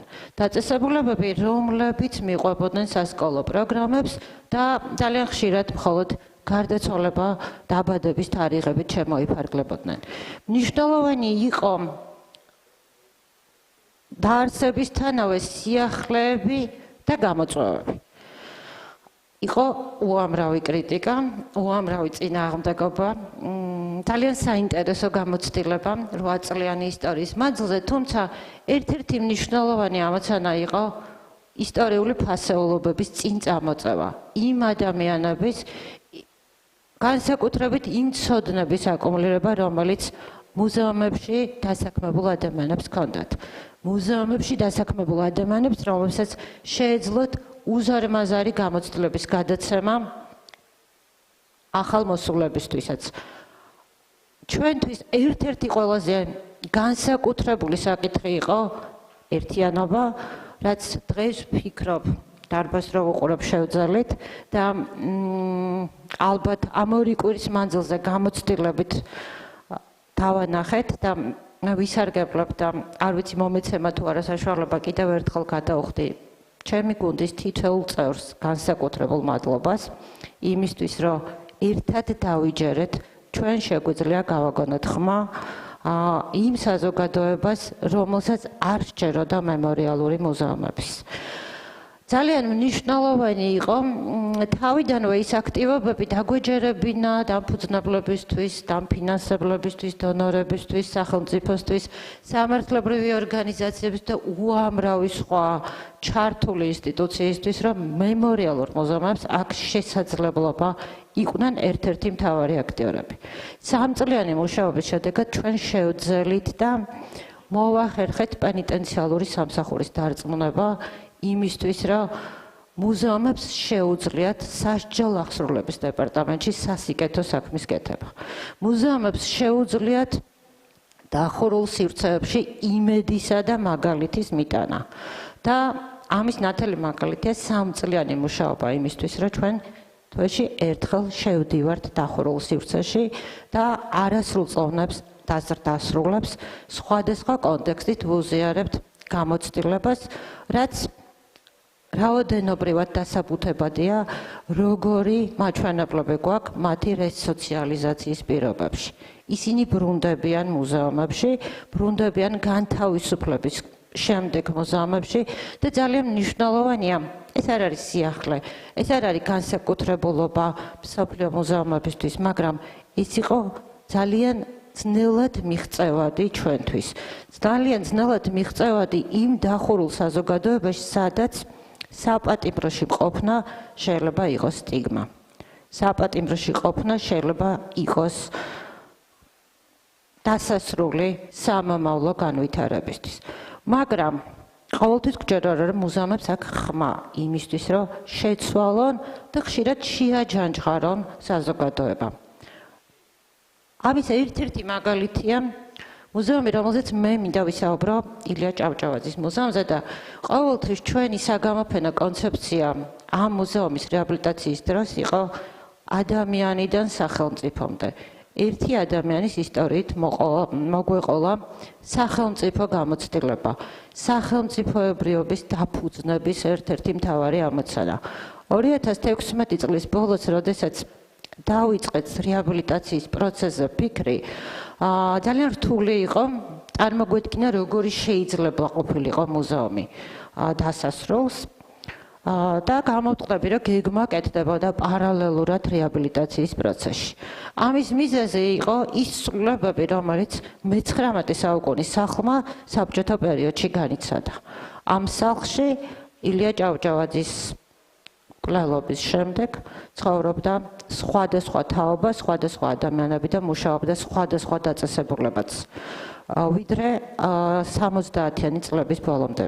80-იანი წლებისთვის, როდესაც იქნება ახალი მუზეუმი საბჭოთა კონტექსტით, როდესაც ნაკლები ყურადღება ექცეოდა ავთენტური სივრცეების რეაბილიტაციის კონტექსტს. მნიშვნელოვანი ამოცანა იყო შეგვექმნა არა მხოლოდ ავთენტური გარემო და აღვედგინა კონსერვაცია რესტავრაციის პროცესი, არამედ წარმოგვედგინა ეპოქალური კონტექსტი. ასევე გვეზრუნა დამთვალიერებლის როგორც უსაფრთხოებაზე, ისე კომფორტულ გარემოზე, რომ შეგვეცვალა პრაქტიკა აუცილებელი და სავალდებულო გიდირების პროცესში. დამთვალიერებელს შეუძლია ნებისმიერ კონტექსტში გადაადგილდეს, მიიღოს სხვადასხვა საჭიროების ადამიანმა სრული სერვისი, იქნება ეს შეზღუდული საჭიროება თუ სხვა ინტერესების მქონე ადამიანები, თუმცა ერთ-ერთი მთავარი ამოცანა იყო ასევე წარმოგვედგინა ეპოქა. წარმოგვედგინა ის მთავარი მახასიათებლები, რომლებიც იქნებოდა ნებისმიერი ვიზიტორისთვის ინსპირაციის წყარო. ნებისმიერი ვიზიტორისა და დამთვალიერებლისთვის შესაძლებლობა სჯეროდეს იმისა, რომ მუზეუმში არის ადგილი, სადაც შეიძლება ენდონ. ამის ერთ-ერთი ჩვენ სამი განსაკუთრებული პროექტი გვაქვს, რომელიც მე დეტალურად მინდა და წარმომედგინა. ეს არის პროექტი მუზეუმის გარეთ, რომელიც მუზეუმების რეაბილიტაციამდე დავიწყეთ და შევძელით საქართველოს ბევრ კუთხეში, მათ შორის 2008 წლის რუსეთის მიერ ოკუპირებულ საზღვრისპირა სოფლებში შეგვეტანა ჩვენი საგანმანათლებლო პროგრამები. ეს იყო ერთ-ერთი პირველი შემთხვევა, როდესაც მემორიალური მუზეუმები გადიან თავისი მემორიალური სივრცეებიდან და აღარ ელოდებიან დამთვალიერებელს. აღარ ელოდებიან დამთვალიერებელს მემორიალობის აღსანიშნავად, არამედ თვითონ მიდიან ნებისმიერ დამთვალიერებელთან. როდესაც ჩვენ ვსაუბრობთ მუზეუმების როლზე, ძალიან მნიშვნელოვანია ხოლმე ჩვენ ქვეყანაში იმაზე საუბარი, რომ მუზეუმები არის ტურისტული ატრაქცია. მუზეუმები არის მნიშვნელოვანი ტურიზმისთვის. რა თქმა უნდა, მუზეუმები არის მნიშვნელოვანი კულტურული პროცესებისთვის, მაგრამ მე მაინც მჯერა, რომ მემორიალური მუზეუმები ერთ-ერთი ყველაზე მნიშვნელოვანია ადგილობრივი ვიზიტორებისთვის, წმენის, ცოდნის და ისტორიის გასაზიარებლად, ისტორიის გაკვეთილებისთვის. იმ შესაძლებლობებისთვის, რომ ვიცოდეთ რა ღირებულებები დავკარგეთ, რა ღირებულებები უნდა გავაგრძელოთ, რა უნდა მოვიპოვოთ და ასე შემდეგ და ასე შემდეგ. მემორიალური მუზეუმებისთვის ერთ-ერთი ყველაზე მთავარი ამოცანა იყო საზღვრისპირა და მუზეუმს გარეთ პროექტები, გარდა ტრადიციული სამუზეუმო საქმიანობისა, იქნება ეს ვიზიტორები, დამთვალიერებლების საგანმანათლებლო პროგრამები თუ ასე შემდეგ. თქვენ ხედავთ სტატისტიკურ ინფორმაციას, რომელიც ისეთი პატარა ქვეყნისთვის 2 და 3 წლის მანძილზე, განსაკუთრებით COVID პერიოდისთვის, საკმაოდ დიდი ციფრია. განსაკუთრებით იმ რესურსების ფონზე, რომელიც ჩვენ გაგვაჩნია. 108 საგანმანათლებლო პროგრამა პენიტენციალურ დაწესებულებაში. 642 აქტივობა საზღვრისპირა და საქართველოს სხვადასხვა რეგიონში. 529 ვიზიტორი და ეს არის განსაკუთრებული ციფრი, თუ წარმოვიდგენთ, რამდენი ადამიანია განრიდების პროგრამაში, რამდენი მოზარდია სპეციალურ განრიდების პროგრამაში პენიტენციალური სამსახურის მიერ. მაქსიმალურად ვცდილობთ გავიხსენოთ ყველა ის ისტორიული და გადამწყვეტი მომენტი, რომელიც საქართველოს ისტორიისთვის და შეიძლება ითქვას დღესაც ძალიან აქტუალურია. 1927 წელი ადამიანის უფლებებზე ზრუნვა, ადამიანის უფლებებზე წუხილი, გამოხატვის თავისუფლება, ხმა, რომელიც ჩვენ ძალიან გვჭირდება და განსაკუთრებით რეაბილიტაციის პროცესების ჩვენება. დღეს, როდესაც მოვდივართ და ვხედავთ, როგორია მუზეუმები, ძალიან ხშირად შესაძლებელია წარმოვიდგინოთ, როგორი შეიძლება იყოს უკეთესი. ამ რეალობიდან ჩვენ მივიღეთ მემორიალური სივრცე, როდესაც არავის არ ჯეროდა არც ერთი ავთენტური ნაწილის აღმოჩენის. რადგან 70-იანი წლები, 60-იანი წლები, 50-იანი წლები ერთ-ერთი ყველაზე მნიშვნელოვანი და სახიფათო პერიოდი იყო, როდესაც ავთენტურობა იღებებოდა, ილესებოდა, ნადგურდებოდა და ასე შემდეგ. მუზეუმი, რომელიც თქვენ 2 დღის მანძილზე ნახეთ, 2016 წელს, 2017 და 2018 წელს იყო ესეთი. კედლები, რომელშიც თქვენ იდექით. workshop-ის, რომელსაც ჩვენ ვატარებდით, ეს არის ზუსტად ის სივრცე, რომელსაც ჩვენ ვახებოდით. და ჩვენ შევძელით აღვედგინა და მიგვეკლია მემორიალობისთვის. ძალიან საინტერესოა ასევე აღვნიშნოთ ის ადამიანები, რომლებიც მუზეუმებს გარეთ იყვნენ ჩართული მემორიალობის მოპოვებაში. ეს იყო ადამიანები, რომლებსაც ახსოვდათ არა ისტორიულ პირებს, არამედ მეზობლებს, მეგობრებს, შემთხვევით ვიზიტორებს, მათ შორის იმ პერიოდის სახელმწიფო მოხელეებს. ახსოვდათ, ვინ რა წაიღო, ახსოვდათ, ვისგან რა უნდა დაგვებრუნებინა ან გამოგვესყიდა. ძალიან მნიშვნელოვანი იყო ჩვენი შემდეგი პროექტი, რომელიც მუზეუმის გახსნის შემდეგ დავიწყეთ, ეს არის ტრადიციული ხუჩაბათობა. ხუჩაბათობა, რომელსაც ისტორიკოსები დემოკრატიულ საღამოებს უწოდებენ და ეს არის ილია ჭავჭავაძის ტრადიცია. როდესაც საუბრობთ, რომ ჩვენი პასუხისმგებლობა გავაგრძელოთ თითოეული მემორირებული პირის გზა, ამას დასტური, დამადასტურებული ფაქტები უდევს საფუძვლად. ხუჩაბათობა იმ პერიოდის საკომუნიკაციო სისტემაში, წარმოიდგინეთ, მე-19 საუკუნის საქართველო, არ არსებობს ის საკომუნიკაციო შესაძლებლობები, რომლებიც ჩვენ გვაქვს, მობილური, მესენჯერი და ასე შემდეგ და ასე შემდეგ და ადამიანებმა იციან, რომ ყოველ ხუჩაბათს, ყოველ საღამოს შეუძლიათ მივიდნენ ილია ჭავჭავაძესთან ადამიანები, რომლებსაც ერთმანეთი არ უყვართ, ადამიანები, რომლებსაც ერთმანეთს არ ეთანხმებიან პოლიტიკურ გადაწყვეტილებებში და პოლიტიკურ ხედვებში და შეუძლიან გამოიყენონ სახლი სადისკუსიოდ. და ხშირად ძალიან სევდიანი გადაწყვეტილებებისთვისაც კი, როდესაც ადამიანები ერთმანეთს აღარ ელაპარაკებოდნენ, როდესაც რჩებოდნენ მტრებად. ვიდრე ილია ჭავჭავაძის მკვლელობამდე ეს ტრადიცია გრძელდებოდა. ეს არის 1907 წელი და გარდა სიკვდილამდე 8 წლის მანძილზე ის იბრძოდა ძალიან მანამდე მთელი ცხოვრება, მაგრამ ბოლო 8 წელი აქტიურად იმ პერიოდის მედიაში, სახელმწიფო დაწესებულებებში, იმ პერიოდის დუმაში სიკვდილით დაჯის გაუქმების წინააღმდეგ. ჩვენ ვსაუბრობთ 1901 წელს, 1902 წელს, 1905 წელს. ხუჩაბათობა ჩვენთვის ერთ-ერთი მთავარი ღირებულება იყო, როდესაც შევძელით და 2022 წლიდან დღემდე 65 ხუჩაბათობაზე მეც უმასპინძლეთ იმ პოლარიზებულ რეალობაში, როგორიცაც ჩვენი ქვეყანა ბოლო რამდენიმე წელია მოიცავს.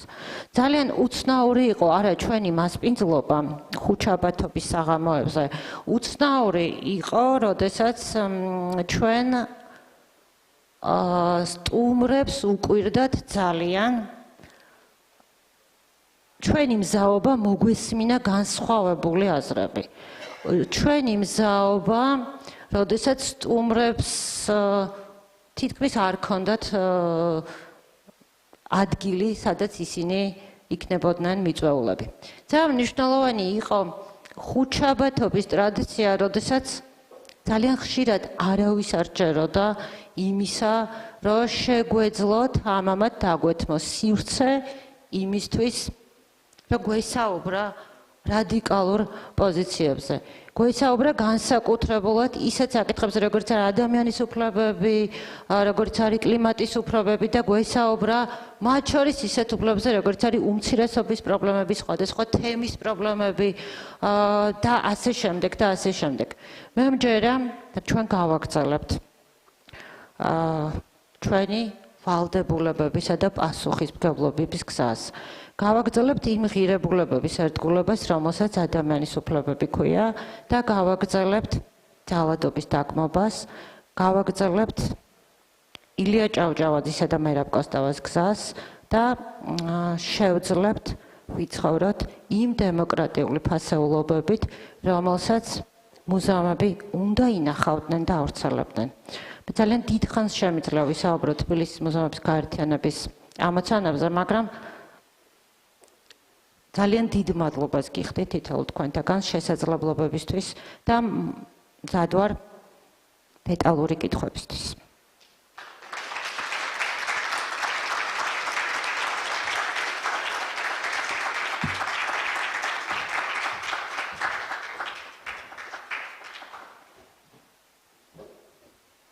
I have a confession to make. The title of this session was inspired, or I just stole for Anna. Sure. But the inspiration for the session came from this presentation from Michaela and Eliska, and how this topic can become, again, more and more frequent to us, way beyond the borders of communications and involving things that we consider like sacred in museums, like education. So please come to the stage, Michaela and Eliska. Welcome.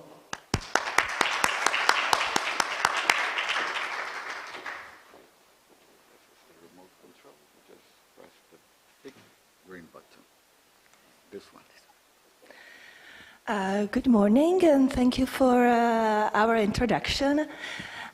In our presentation today, we are going to focus on the possibilities of addressing the rise of right-wing extremism or right-wing extremist thought in museum education, on the case studies of the National Museum of Czech Republic in Prague.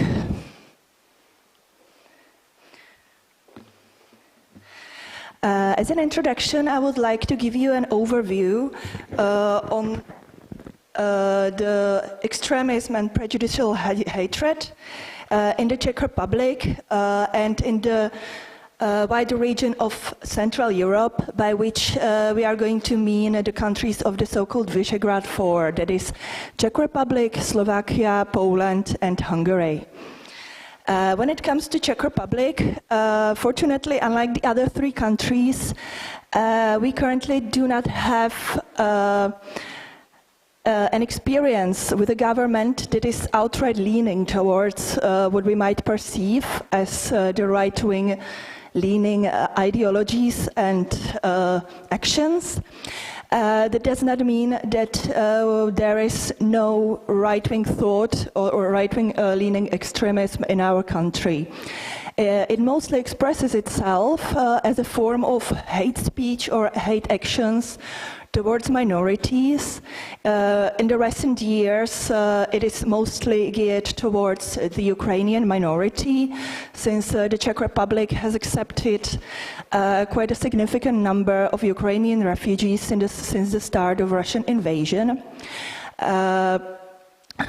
Not only that, there is also the topic of other immigrants, especially of those from the regions of the Middle East and African countries, even though there is in reality an actually insignificant number of those, and they mostly used Czech Republic as a transitory country. There is also a significant hatred towards the community of Romani, the Jews, and the LGBT+ community. unlike the other three countries of the Visegrad Four, most of the hate speech or prejudicial hatred we can find in online spaces. While it might seem that the online spaces are mostly a space for expression of younger people, it is not the case. We can find hate speech or signs of the right-wing ideology from all segments of society, of all ages, of all socio-economical groups of citizens. For example, in this year, we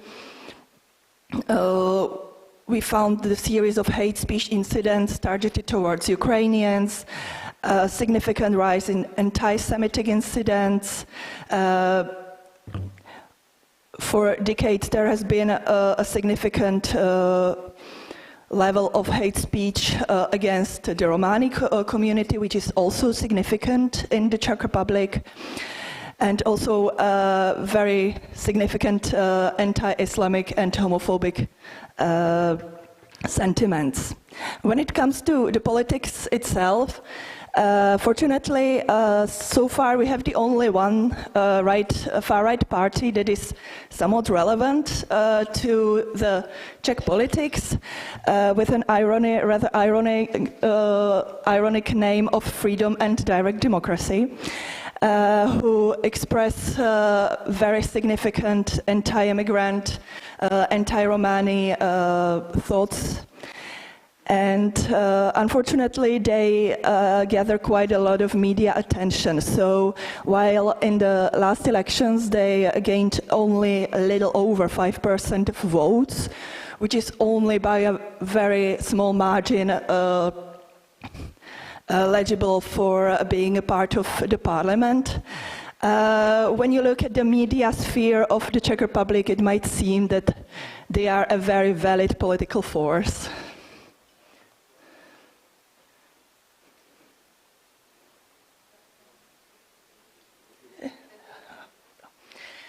When it comes to the region of Central Europe, which it might be defined in various ways, but we took our neighboring countries with the most similar history and culture and issues, the situation is vastly different. All three of those countries currently have, or used to have in the recent past, significant political parties which express far-right opinions and actions. Fortunately, Maria Vlachou in her brilliant keynote speech already showed us various situations such as anti-LGBTQ plus actions of Polish, Hungarian and Slovak government. There are also various violent attacks against minorities which these governments fail to respond to properly, or fail to protect the minorities, such as the 2022 attack on the LGBT club in the Slovak capital of Bratislava, which ultimately cost us the lives of 2 individuals, and the Slovak government failed to address it in any way. And since all these countries have a very significant Romani population, they also deal with a lot of sentiments and politicians calling for solutions which wouldn't be out of place in the 1930s or 40s.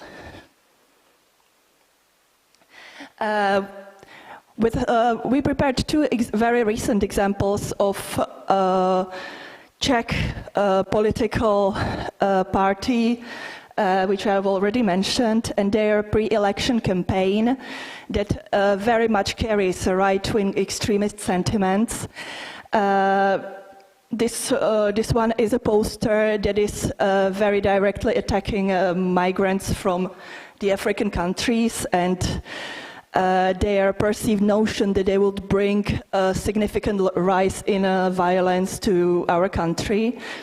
And it should be noted that not only was this poster in an online space or in a place that was specified for pre-election campaign, but a big format of this poster was on the most tourist visited place in Prague, which is very much visited by both locals and tourists, and that takes place in front of the building of our National Museum. Here is another case, another poster that was placed in front of our museum, this time with very severe anti-Romani protests, since the Romani community is in all 4 countries perceived as unemployed, basically taking advantage of our social system, and just being the politicians actually use the word parasites.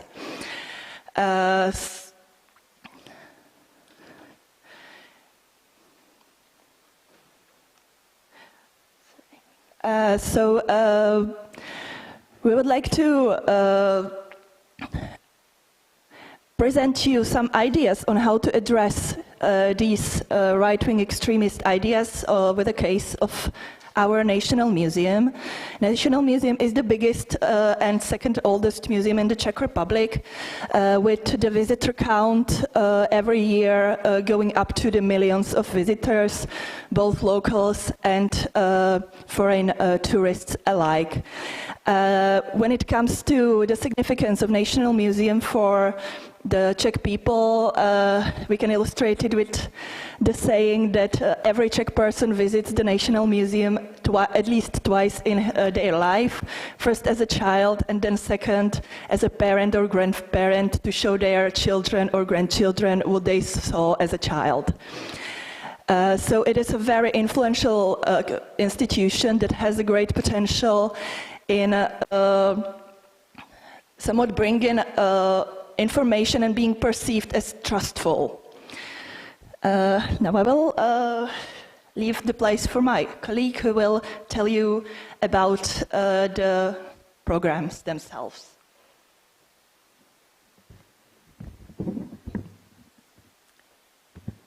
Okay, the educational programs we are going to present all take place in the permanent exhibition, The History of the 20th Century.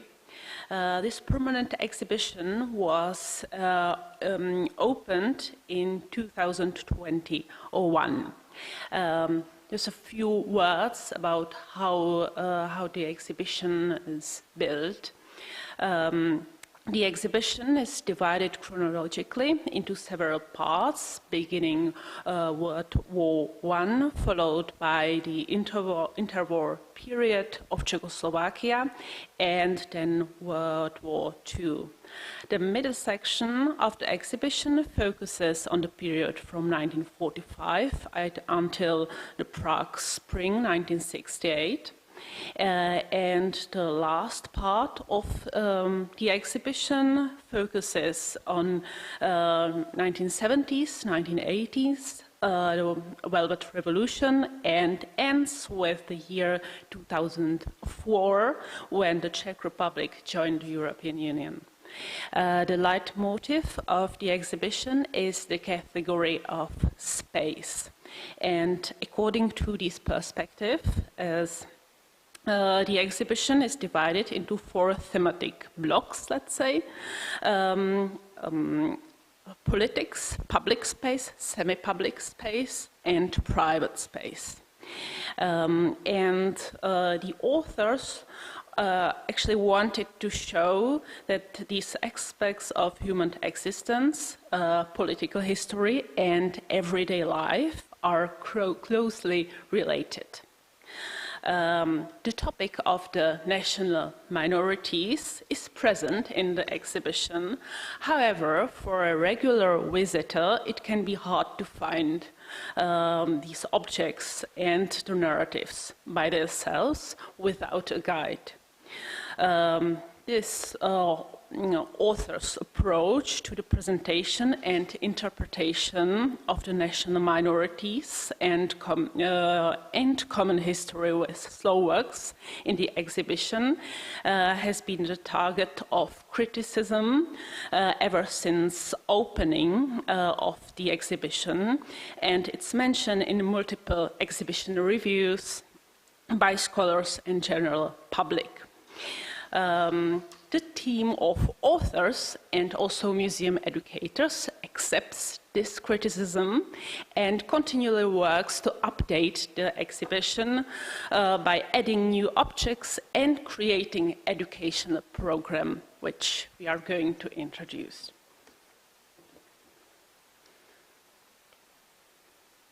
The first program we would like to talk about deals with the common history of Czechs and Slovaks. On the occasion of 30th anniversary of division of Czechoslovakia last year, 2023, the educational department of the National Museum prepared 2 educational programs focused on the culture and language of the Slovaks, as well as Slovak history as a part of history of Czechoslovakia. These programs were accompanied by themed summer camps in 2023 and 2024. We offer 2 variations of these programs for school children aged 10 to 13 and for high school students. Both programs are exhibition-based with a thematic guided tour of the history of 20th century exhibition and followed by workshops in a space outside of the exhibition itself. The programs are unique for the bilingualism. They are actually they are led by 2 educators. One of them is Slovak and one of them is Czech. And the Czech educator speaks Czech and the Slovak speaks Slovak. And both languages are very similar. They're easy to understand, but they're not interchangeable. And by including a member of Slovak nation minority in a role of one of the program's educators, it was ensured that the first-person voice was featured predominantly in the process of interpreting of their own heritage or cultural heritage, and the perspective offered to the participant was multidimensional.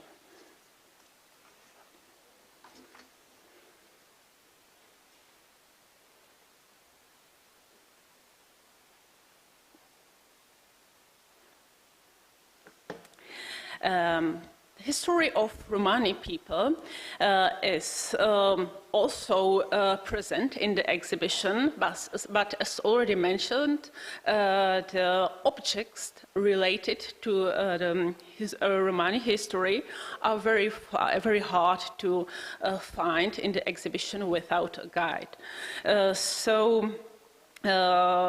And that was the reason why we actually developed this educational program to highlight the topic of Romani history in the Czechoslovak history and as an integral part of Czechoslovak history.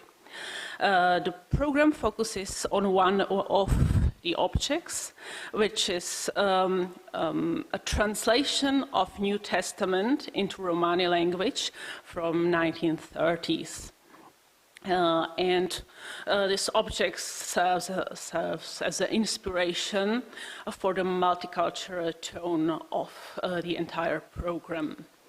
The students are introduced to the exhibition and the topic of national minorities. They search for objects related to various national minorities, as you can see in a worksheet on the left side.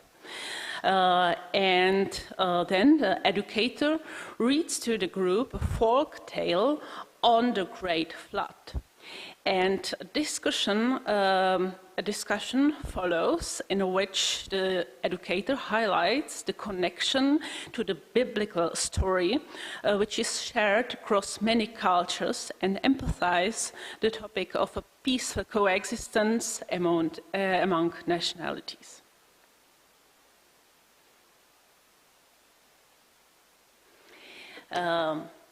And last but not least, the exhibition was most recently expanded in 2024 to include objects related to queer history.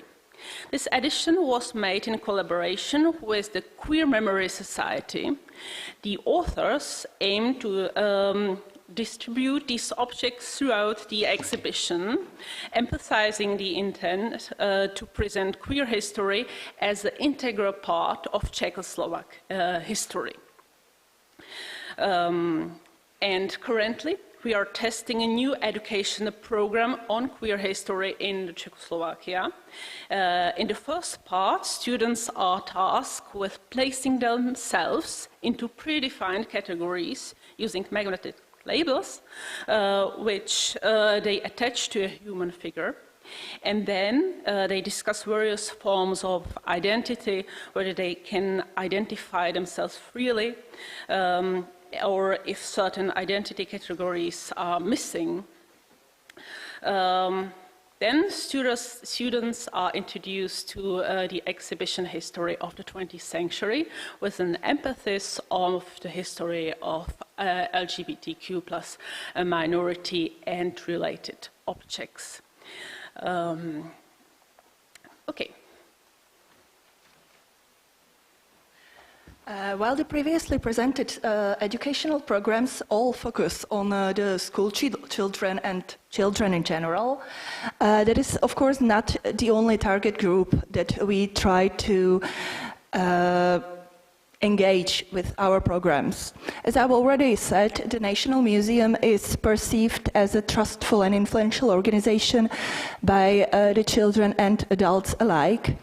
So, as a part of our offer for the adult visitors, we offer a guided tour through the exhibition of the 20th century, focused on the national minorities, which from this year now on will also include the LGBT plus minority. This guided tour is specific mostly because we don't only focus on able-bodied adults, but these guided tours are very popular among the adults with disabilities, especially with sensory disabilities that create barriers in getting information that are trustful, that are factual. Mostly, I'm talking about the adults whose first language is a sign language, because the options for these people to get trustful information is severely limited by their small number in the Czech Republic. We created this tour in order for people to get information on the national minorities in the history of Czechoslovakia. And we mostly would like to stress that the minorities have always been an integral part of the Czechoslovak society, and that their many contributions to our current life have been overlooked for such a long time. We actually found out that these guided tours and working with adult audience on this topic is slightly more challenging than dealing with children, mostly because the school children, as part of school groups, are more shy or more reserved in expressing directly their extremist opinion, while the adults are often posing questions or sharing their opinions that are not compatible with democratic values, such as asking why we are not dealing with the Romani minority in the same way such as in 1930s, which is of course something that needs to be addressed immediately, and it's also a very sensitive topic. So these kind of guided tours are very challenging for the guides and educators. Which brings me to the conclusion of our presentation. From a little over 2 years of us focusing on the topic of national minority and addressing extremist thought in our museum and in our museum education, we have gathered some conclusions that might be inspirational in case your own institution would like to engage with similar topics. My first recommendation is that it actually does help to present a comprehensive and unbiased history of minorities, especially the ones that are a subject of extremist thought.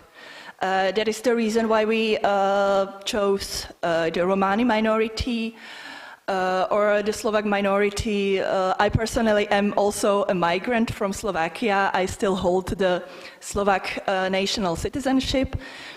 So it is very important, and the visitors value it greatly when the programs are or have been created or are realized with the representatives of minorities. The visitors often express their opinion that by actually talking to someone from the minority, they changed their opinion, that they learned something more, that they have, while they have a lot of acquaintances who are members of the said minority, especially the number of Slovaks in the Czech Republic is very high due to us being one state less than 30 years ago. They often do not discuss issues of discrimination, issues on prejudice. So many Czechs will tell you that Slovaks do not face any prejudice in the Czech Republic, which is not right, and it's not correct from my lived experience. As I said, it is extremely vital to confront the expressed prejudice or radical thought immediately, calmly and factually. So when someone asks us why we cannot deal with the Romani people in the way the Nazis did, it is of course a very triggering question, and for us it is not something we would even think about because it is against the human rights. But for the people who visit our programs, that is something that they do not see any problem with it. So it is our task as a museum workers to address this thought and to find a way to express why such a thought is unwelcome in a democratic institution. And last but not least, we found out that the children and young people are especially vulnerable to their influence from online space, which can be positive or negative. While we may usually think about the negative influence of online space, such as the discussions or comments on the social media, like Anna showed us, the influence can be also positive. For example, we have, during our program about Slovaks and Czechoslovakia, we have a very good experience with children actually having less prejudice towards the Slovaks due to popular YouTubers that speak Slovak. So the influence can be either positive or negative, and there are ways to show the children and young people the positive influences. That is everything from our side. and we would love to answer any of your questions. Thank you very much.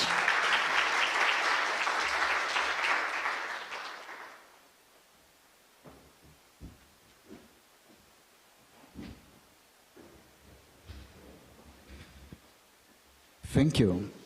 Thank you to all presenters. I think we had a wonderful session now, and we're going to open for a debate. You can ask questions to any of them. You can ask questions among yourselves, so we are free to talk now. That's how we like it. Okay. Now, I want to propose something for us to start this conversation, and that is, because I think it is important for us to recognize the problem, right? In order to get to any possible solutions, can we agree? Please raise your hands. Can we agree that we are actually living in this cultural war, and culture is under attack, and that is a problem, and we need to take actions? Good. That's a good start. Excellent. Considering this, and I was checking before coming to the session today, I was checking some of the military terms, because the military, it is indeed communication, right? You attack someone, it's a form of communication, they counterattack you, and there's this thing in the military called the rules of engagement, meaning there is also communication tactics to escalate, but not too much into a fight, into a war. So my question is, considering those rules of engagement, how do we prepare for war? How can we fight back? That's my question, opening question for you. Thanks for this question. When we're talking how we prepare, according to our responsibilities, according to our beliefs, and what we have to save. This is the main question for this answer, I can say. If we are discussing, we have to save ourselves for what? This is most important. If we are discussing that we have to save ourselves for future, I'm speaking now according to Georgia's situation, because my country many times was in the terms when it was even prohibited to speak in Georgian languages. Even it was prohibited to write in Georgian languages. But now I don't know really. Every day I'm coming here, and the previous conference, every night I'm going out.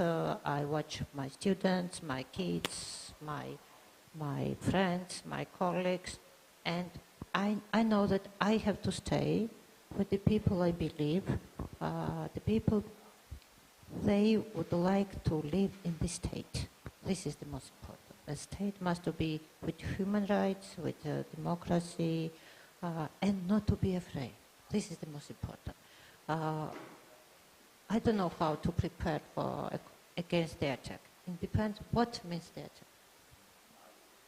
And for what? Because in modern society we have a lot of attacks in the social media, in TV, in the small groups, in minority, and we can be everywhere. We can be involved, and nobody can say that it will be only here. The world has the different problems of the values, and finally the core of the problem is the same. And it's the same that humans start hating each other. This is the most important. And sometimes I believe that when we are discussing that the minority, how to do, this is also the lack of love, to hate difference. Maria, in your presentation, you showed some, what we could call tactics in order to fight this good war. I mean, to defend ourselves, at least.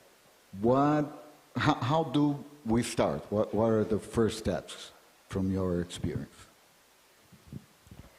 I wouldn't talk about defense, I would talk about attack. Attack, in the good sense. And I think what Jana Golombek shared with us in that debate last week, it's all there. Acknowledge the problem, know what your values are, talk with the team, prepare internally. There is dissent in the team as well. We didn't discuss this at all. Not everybody in a museum thinks the same way. How do we deal with that? And how do we move forward?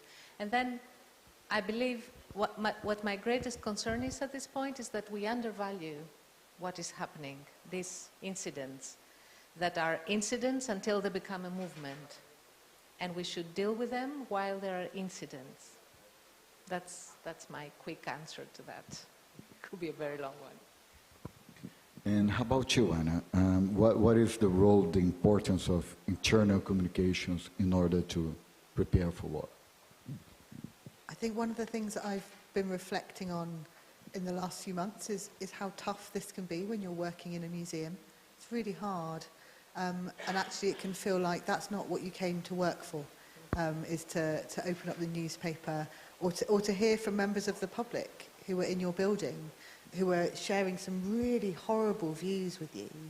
And I think I totally agree. I think going back to your purpose and your vision and your values and why you're doing it, which I think is a form of attack actually, if you're holding true to what you're doing, to help keep you going, to help sustain you, because I don't think this is going to finish anytime soon. So actually this is a real long-term kind of marathon. It's not a sprint. It's going to take a long time. And how about you? How do you create conversations about this within your team? Well, mostly by just doing what museums are supposed to do according to new definition, by engaging the public, by challenging their views, by showing them other points of views that they might not have thought about previously.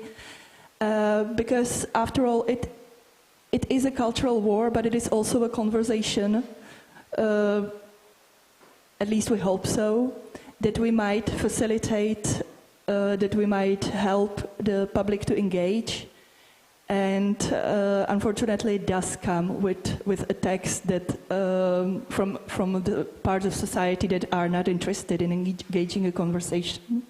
But I think that museums unfortunately have no power to change the political situation or to change the entire society. So I feel like our role in this is to just do what we do and do it the best way we can. But one thing that really puzzles me is that, considering Museums Union as a brilliant idea, is that the right wing, those who are attacking culture, they are well organized, they are well funded, and they can really create a mass movement against a single target, like the example that you brought of libraries in America. That doesn't happen by chance. It's an organized movement against a specific point. How can we get organized? What are the toolkits that we have to organize ourselves in order to be strong enough to, if not to attack, which I totally agree we should, but at least to better defend ourselves? According to this, I will tell the one story. From 2017, we start to open new line in the social media. This is our social media page, the Tbilisi Museums Union, and there are daily posts we have through history. different directions we have. One of the important, it is day of the history and the importance of the day. It is the current situation. And when it starts the war in Ukraine, we try to find out all the letters, newspapers, and the materials in our collection connected to Ukraine through Ilya Gzaჯvარედინze and Merab Kostava. And we start to show that even from 19th century, during the empire time, it was dangerous not only in Georgia, in all over the former Soviet Union. And we start to, because in Georgia, the Merab Kostava is one of the important names, one of the heroes, one of the, he's a modern person. He died at just, many people in this hall, they are my colleagues, they remember him personally. So this is very, very, very new person. And even the people they was against, they was supporting, and we have unfortunately this kind of people in our society that supporting the Putin's ruling and the war, unfortunately. But even for them, it was something they attacking, that how we try to make some changes, some sense of the new values, that the war is bad. Not the Museum Union said, not the somebody says in the TV, the politicians and humans, Merab Kostava said. It was important. And for this, that we're using our social media to have totally different way and to have some bridge to bring them in museum and to show the way really we are talking about against the war, against the human rights, the policy, the minority, even when we make one night, the tango night in Ilya Gzaჯvარედინze Museum, the Memorial Museum, Sense Museum, almost small war in Tbilisi in one night in newspapers, social media, it was the bombing really. But all the time I say, are you sure that he never was dancing tango?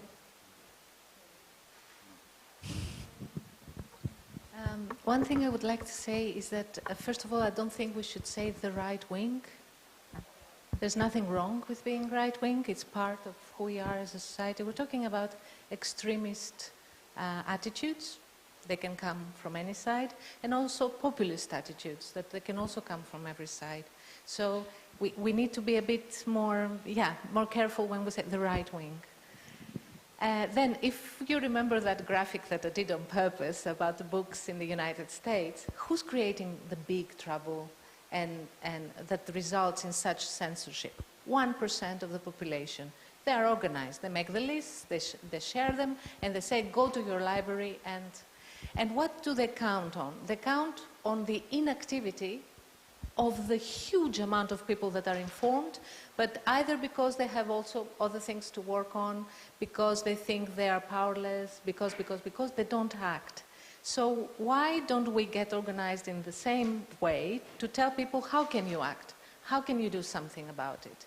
And what comes to mind is when I visited the exhibition Our Colonial Heritage at the Tropen Museum in Amsterdam.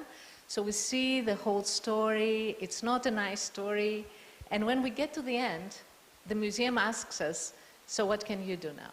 How do you want to get involved now? And we get into an amphitheater where we listen to the stories of everyday people and what they did about it. And then finally you realize, no matter who we are, we do have a tiny power.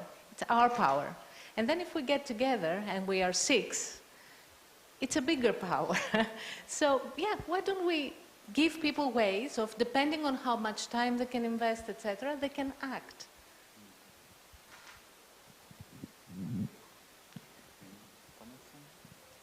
I so agree, and I think there's something about timing and confidence, and quite often what I notice is it feels like the opposition, whoever they are first, and they are really confident. They have been organised, they've decided which books to ban, which museum to protest, which event they want to cancel. But that isn't just their privilege. And actually I think being able to go to think ahead. So you are really putting your message out as strongly as you can. If you've decided to take the risk, I think that often happens. People go, oh, this is quite risky, so I'll do something in a half-hearted way, or I'll do something quietly and hope for the best. And actually, I think if someone's going to criticise you, they're going to criticise you. So you might as well say it with your whole chest and then be ready for the criticism. Because as soon as that criticism comes, you want to be ready. If you have agreed you're going to respond fast. Because otherwise you just won't get your message out in time. Any questions from the audience? Oh, I like that. Thank you to all of the presenters for casting a wide vision for what is possible for us all. Maria, I think what you're describing is the failure of liberal democracy to abide by its professed values, but my question is a general one for the panel. I'm wondering if you can comment on the place of institutions in a liberal democracy, whether it might be the trade union, as you mentioned, families, businesses, associations, government, media, charities, foundations, museums, even the church, to restrain individual self-interest and the worst aspects of individual human behavior and to promote agency, human flourishing, and the effective and equitable practice of politics in a democracy.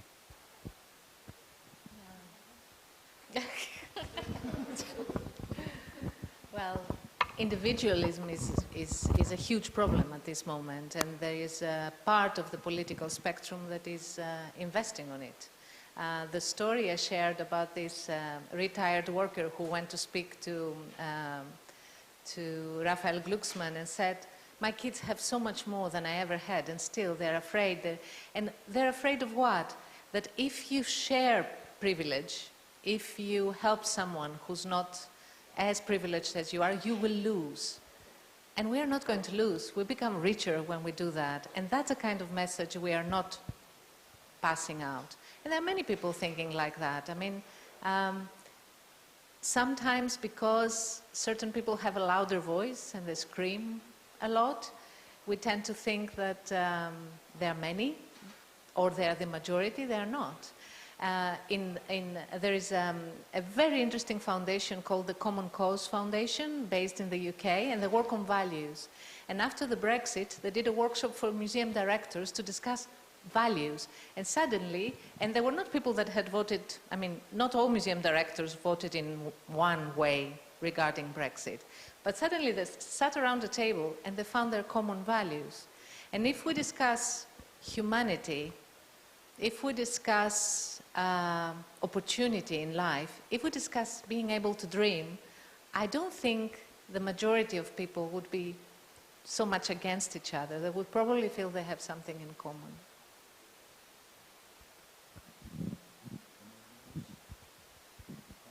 I might say something controversial. So, I don't think museums always have to be democratic spaces, by which I mean you don't always have to use your spaces to give equal voice to everyone. And what that means is really powerful story that you were sharing about sharing marginalised or minoritized voices and that sharing of different perspectives. I think those institutions have a responsibility to do that. So you don't have to listen to the loudest voices or the biggest groups who are on your doorstep. And to do that sometimes feels quite difficult because we want to serve our public, we want to serve our audience, but actually every decision we make in a museum, every decision we make in our communications is a choice. And we can choose to amplify a majority voice, or we can diversify and invite people who might not have been part of a traditional narrative to have more of a platform. And I think that's where I think institutions have a real responsibility to be doing that. Yes, there was a song from the 80s, a group called Specials, called Racist Friend, who said, if you have a racist friend, now is the time for this friendship to end. So let's go to You want to? Oh, Yeah. sorry. I also wanted to add to the question that I think that for a lot of museums, the challenging the individualism or changing the values of a part of the society might seem like a task too difficult to actually engage. So that might be more vulnerable to just giving up. I agree with Anna that maybe we should just do what museums do, to take care about everything we present, to take care how we engage with the society, and to maybe not take up tasks too challenging, because the most important thing in this cultural war is not to give up. Maybe, sorry, I'm not sure in English though the right word is the one I used, individualism. It's selfishness, really. That's what I'm talking about. So maybe individualism is not the right word. So please, native speakers, help us. No, well, I have one next to me. Sorry. I like selfishness more. I think it captures it really nicely. It's not individual because we're individuals too. So Okay. Thank you all for your presentation. My question is about when some injustice and trouble things come from museums in facing source community and the minorities. So what should be done in that situation? Is it possible to separate your ethical responsibility as a curator with the museum role?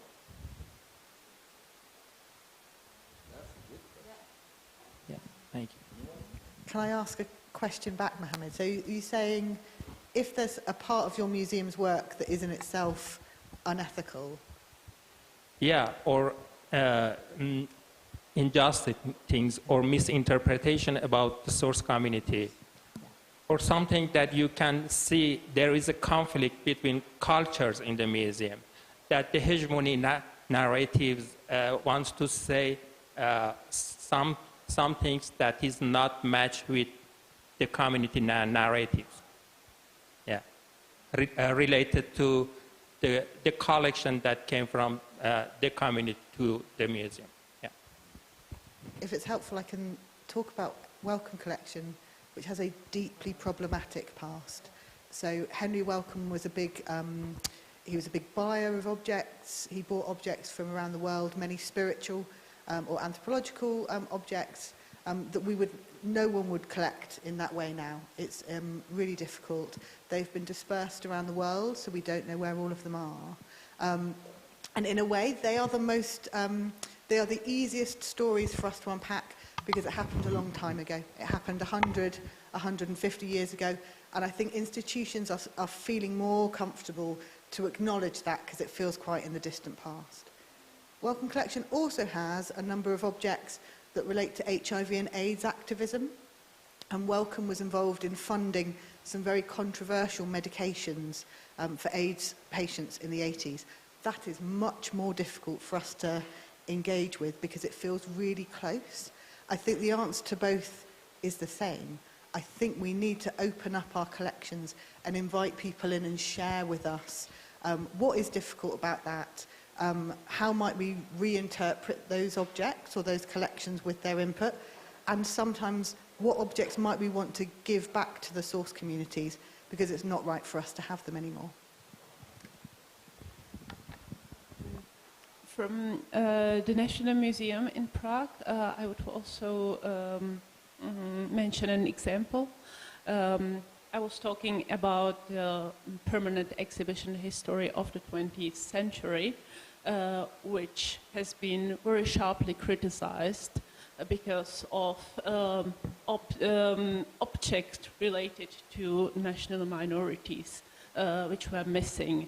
And I think the most important thing is to acknowledge the problem and continually work on exploring of the collections and of the exhibited objects.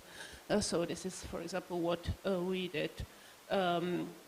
in case of queer history. So we acknowledge we don't have such objects in our collection, so we ask other museums, other organizations to borrow us some, and we are still actively searching and exploring our collections and also the programs we offer. Can I add something quickly, because I know there's one more question. I think we have a big problem in terms of management in museums. We talk a lot about our mission, but we don't know what it is. And we tend to confuse mission with what we do. If you ask most museums, what is your mission? The answer will be to collect, preserve, exhibit, interpret, and that's not the mission. So that's one problem. And the way we're not clear about our mission, we're really also not clear about our values. I was in a conference recently, many colleagues in the panels referred, our mission is, our values, and I went to check on their website and there was no mention of that. And if there's no mention on their website, it's probably because also internally they never discussed them. So you posed also the problem, how can I as an individual and my ethic principles can sometimes be in confrontation with what the museum does. And I think that's one more reason for museums to be clear about what the mission and values are. So that also a young person, I'm talking about young people now who might, they know who they're going to work for and with. And young people today are more interested in that. They don't make concessions that we used to make, perhaps. So that's very important. And I'm directly thinking of the Rijksmuseum, and we have colleagues here from the Rijksmuseum, who, when you go to their section on careers, etc., they tell you, this is what you can expect from us in terms of working environment, in terms of your... And that's clear communication. And then you can say, do I want to work for this institution? And can I keep myself and them accountable for who they say they are and what they do? I said it would be quick, it was a bit longer, sorry. Yeah, there's a question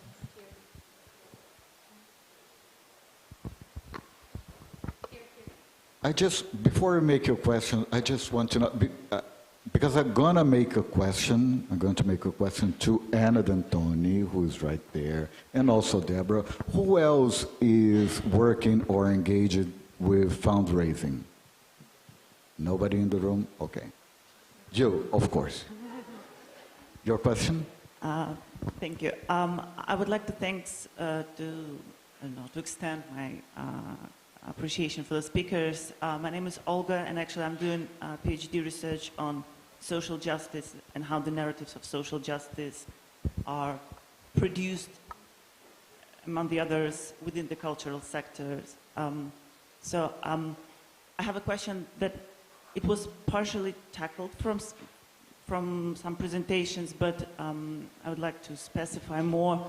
When we're talking in terms of wars and attacking and defending and avoiding dialogue with certain speakers we're not agree with, I'm more interested in like diplomatic tactics to those not who lead but who are led, and those audience who can be win over due to, I don't know, some negotiations, more trickier approaches of tackling some question, etc. So I would like to hear your opinions and thoughts and maybe some experience on how museums and museum teams are dealing with those who are maybe very vocal about their disagreements with like pro-democratic agenda, etc., but who are not the leaders, but who are those who are definitely led due to lack of experience, lack of knowledges, I don't know, being more sensitive to propaganda, etc. So how do you deal with those audiences? Thank you. I think it's important to... Say something before, sorry. just a quick thing before we answer. My view is not, I don't talk to those who have a different opinion. That's not the thing. It's good to have different opinions and discuss. My conclusion at this point is I don't want to lose any more time with those who don't respect the law. It's basic. The law. Hate speech is a crime. If somebody comes and interrupts a book launch with these kind of speeches, I don't want to engage in dialogue. I call the police and say, please take them. Just to specify this. Can I also address this comment? Because I think some of us are very privileged of coming through the states where law is something that is respected. Well, I came from a country where law is so speculative and sometimes very dangerous. So this respect for law is also a very speculative question. So it's more about values, etc. Sorry. As we said during our presentation, I think the point is to challenge those views, because one of the biggest problems in the culture war is that everyone, most of people, even us included, lives in their own social bubble, which is helped by the social media algorithms, by the circle of friends, that a lot of those people have never their views challenged by anything, by museums, by culture, by their family. So it is important to challenge those views in some way, maybe in some gentle way that they would not see it as an attack, but maybe ask them, why do you think this way? Or why do you think this about this group of people? What do you think will that accomplish? And it might help not, but I feel like that's a way to start a conversation. In the United States, that is one of the tactics of the opposition or the more than right wing. They want to instill fear. They will waste your time in dialogue, and we're not going to fall for that anymore. Look what the results were in our last election. I really appreciate you making that point this morning. If it's helpful from a really practical kind of tactics point of view, so my social media team have a really practical list of things that they do when we get criticism that I would define as if it's either illegal or it's abusive or it's in bad faith. Those kinds of comments, if it's on a platform and we can delete the comment, we will. If the comment is critical, so some of those that I said, like, people don't like that we're woke. Fine, we won't reply, but we'll leave it up. So we have, and then that's when we're in the real detail of it. The problem is, for me, that I've got to ask my social media team to look at those abusive comments. But actually, they know what to do, so they can spend as little time. I totally agree. We don't even worry about it anymore. Just delete it, get rid of it. But maybe there's one more. Sorry, your comment on, yeah, there is law and there is law. Yeah, there are countries and there are countries. I'm personally very sensitive to this. My concern is that in countries that still feel they are a state of law, we don't use the tools that democracy gives us and the state of law gives us. But I understand perfectly what you're saying, and I'm very sensitive to that. So now I have I know. I just have a question, considering time management for you both. I agree, and I'm sorry that I used the term right-wing. We're dealing mostly with extremists. However, those extremists are able to mobilize large amount of people into some attack. So one of those possible attacks that we may see more and more frequently in the near future is regarding fundraising.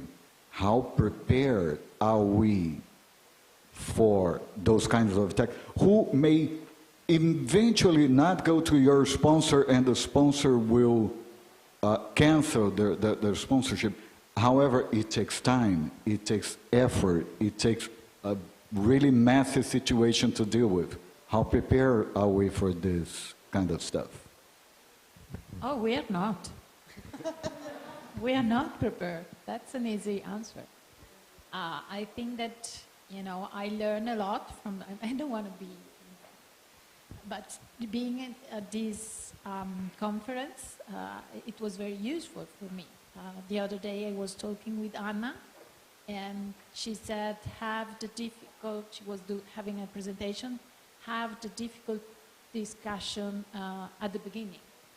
And that helped me with the meeting that I had the very same day, because they were saying, we cannot give you these funds for the exhibition you are proposing. So I said, we just need to relax, and said, that's good, they are saying this now, so we will start again. And so it seems now that they change idea. So openness, this, try to, we are learning, every day, but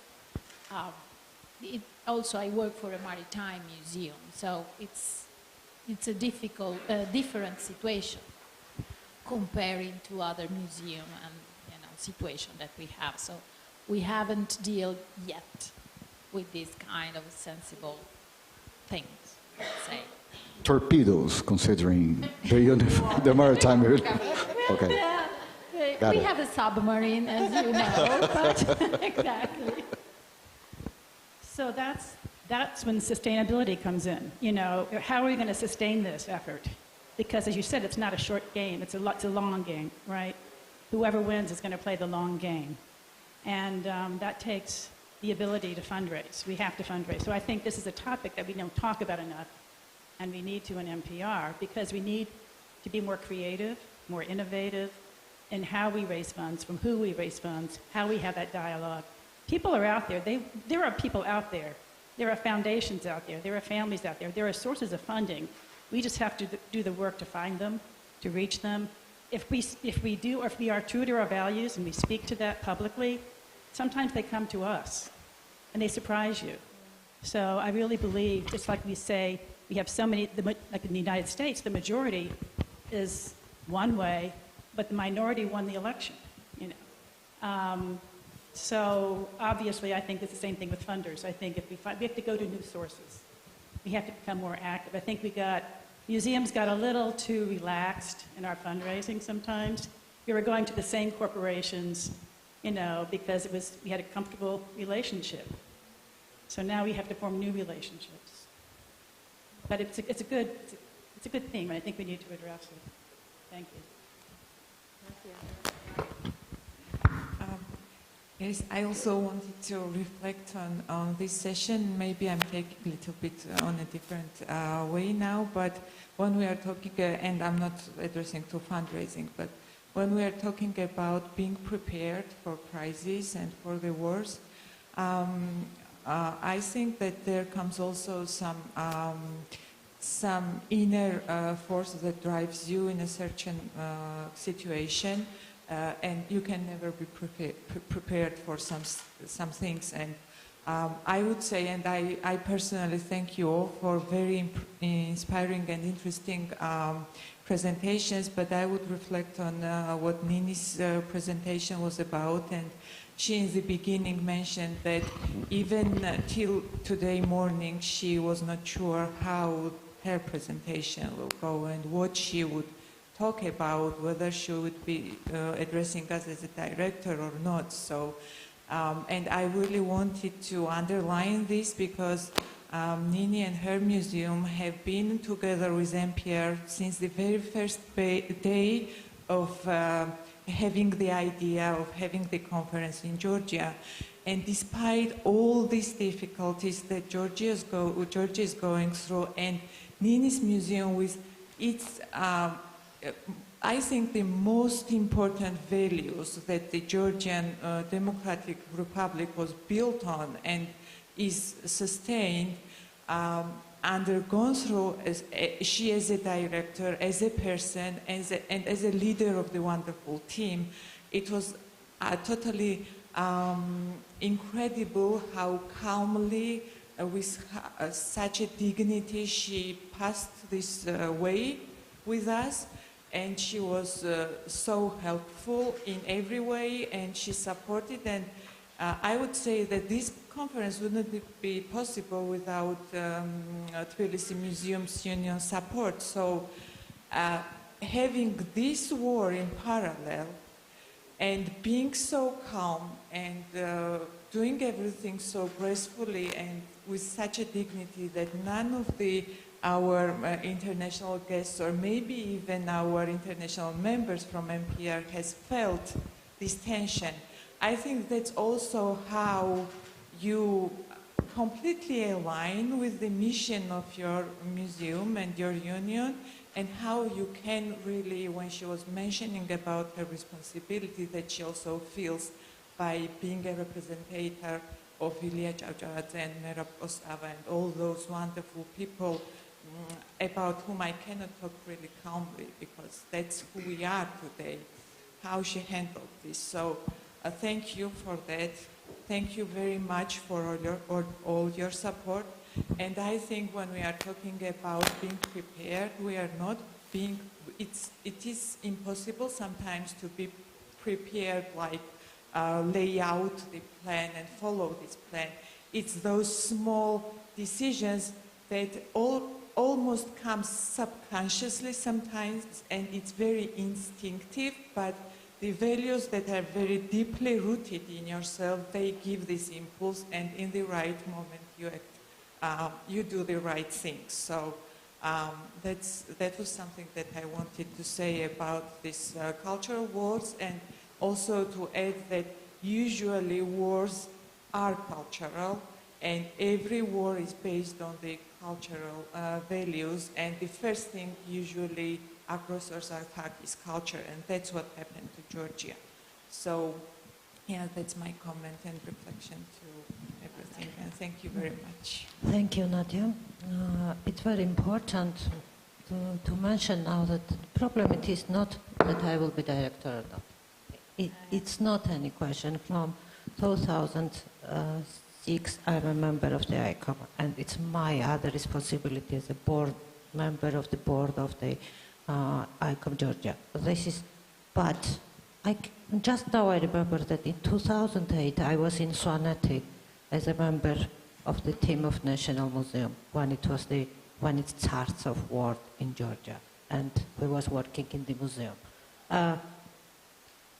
You know, the one thing that just now, just in present times, that we are working on Merab Ostava's Memorial Museum. We finished just general working, and we are working exhibition. Every day me and my team were reading the letters, the newspapers, and all the history. Everybody knows that when you are preparing the exhibition, you want it or not, you have to live his life.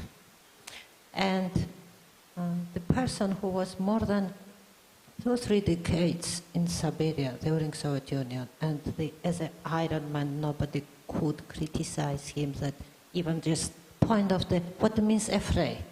And do we have any chance to be afraid for this? This is I feel it. It gives a power. I never thought that I don't know.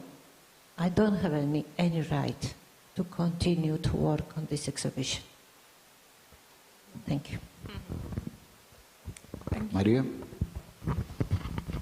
Yes, I'm just wondering, why does it call cultural wars?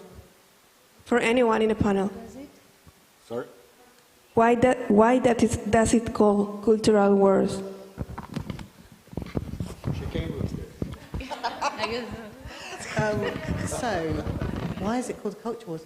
There's some really, I'm going to slightly dodge the question, but there is some very interesting research that King's College London did looking into the history of the term, and I think in the kind of 2010, 2015, the term explodes. So before then, people are kind of using it, and then it just is everywhere. So they looked at how many media articles it appears in. So I think it's just something that has captured particularly journalists' imagination. And I think that's the same with woke. I think the word woke, 10 years ago, just meant if you were woke, you were interested in social justice. And it's so quickly gone from something positive to something that you can use as an insult. I think why it's sticky and why it's attractive is I think it kind of works. It's capturing something that we're all talking about, this sense of opposition. and going into battle and something violent that people who are doing the attacking and attacking culture are quite enjoying. It works for us in a way because I think it's a kind of galvanising shorthand, which is why I used it for the title. I think people kind of know what it is, which gives it a stickiness. I don't love it. I think it's kind of unhelpful particularly because it suggests a time-limited nature. It feels like we're in the culture wars and then one day we'll wake up and hopefully we'll win. I don't think we're going to win. I think we're going to have to run this out.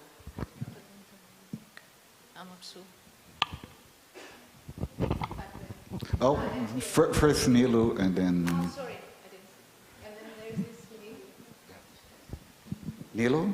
Yeah, I just wanted, first of all, to say I am so thankful for your presentation. I really felt that now our conference is so alive, it's a hot topic. And secondly, what if we already living in a crisis? You have all talked about certain groups, but what if the authority limits such initiative, limits everything that is happening at your museum? Once you as a museum staff or as a museum professional, you have to be just ignore everything you would hear from the society. But once as a citizen you feel so responsible, but at some point it is, frankly speaking, maybe there are some spies that can, limit you, that can stop you to be active in your society. Quick thing, because it's more interesting to hear your questions. Then other people can do it for you. That's what solidarity means. If you cannot talk, other people can talk for you, because we're a community.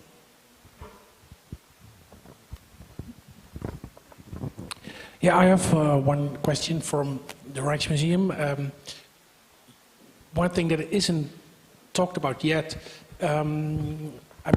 you all were telling that, it's like an outside force pushing at your museum and how do you stand.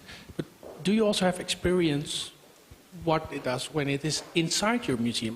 We at the Rijksmuseum, we have 900 employees, and this cultural war that you talk about, I think it's being fought at many levels. For example, you have everything that is happening now in Israel and in Gaza, and we have people from Israel, Jewish people working at the museum, but we also have Islamic people working at the museum.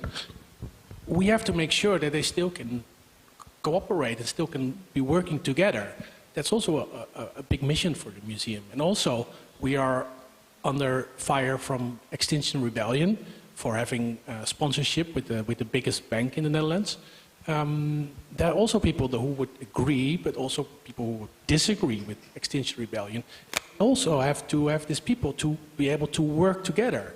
So do you also have experience, not only to be pushed from the outside, but also how you react to this cultural war that you called inside the museum? Yeah.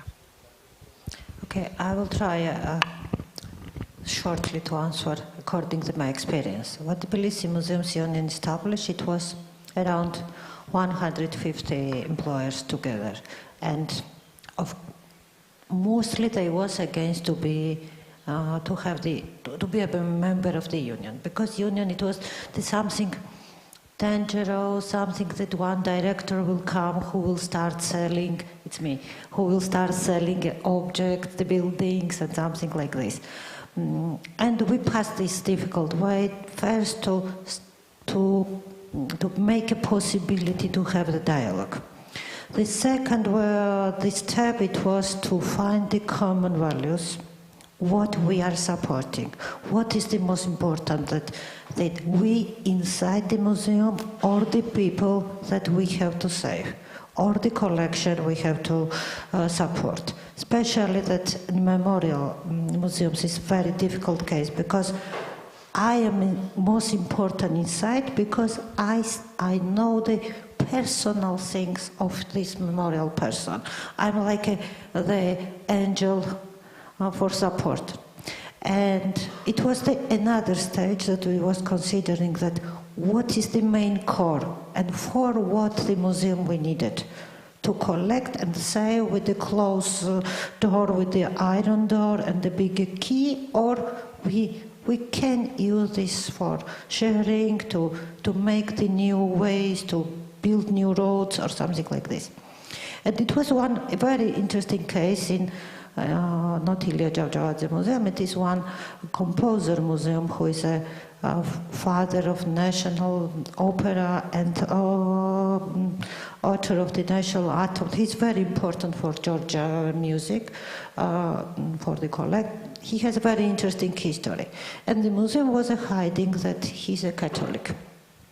He's a Catholic. He is from one very interesting city of the West Georgia, and there it was from 16th century, the French people was living and a bit religious, and we have very big history of different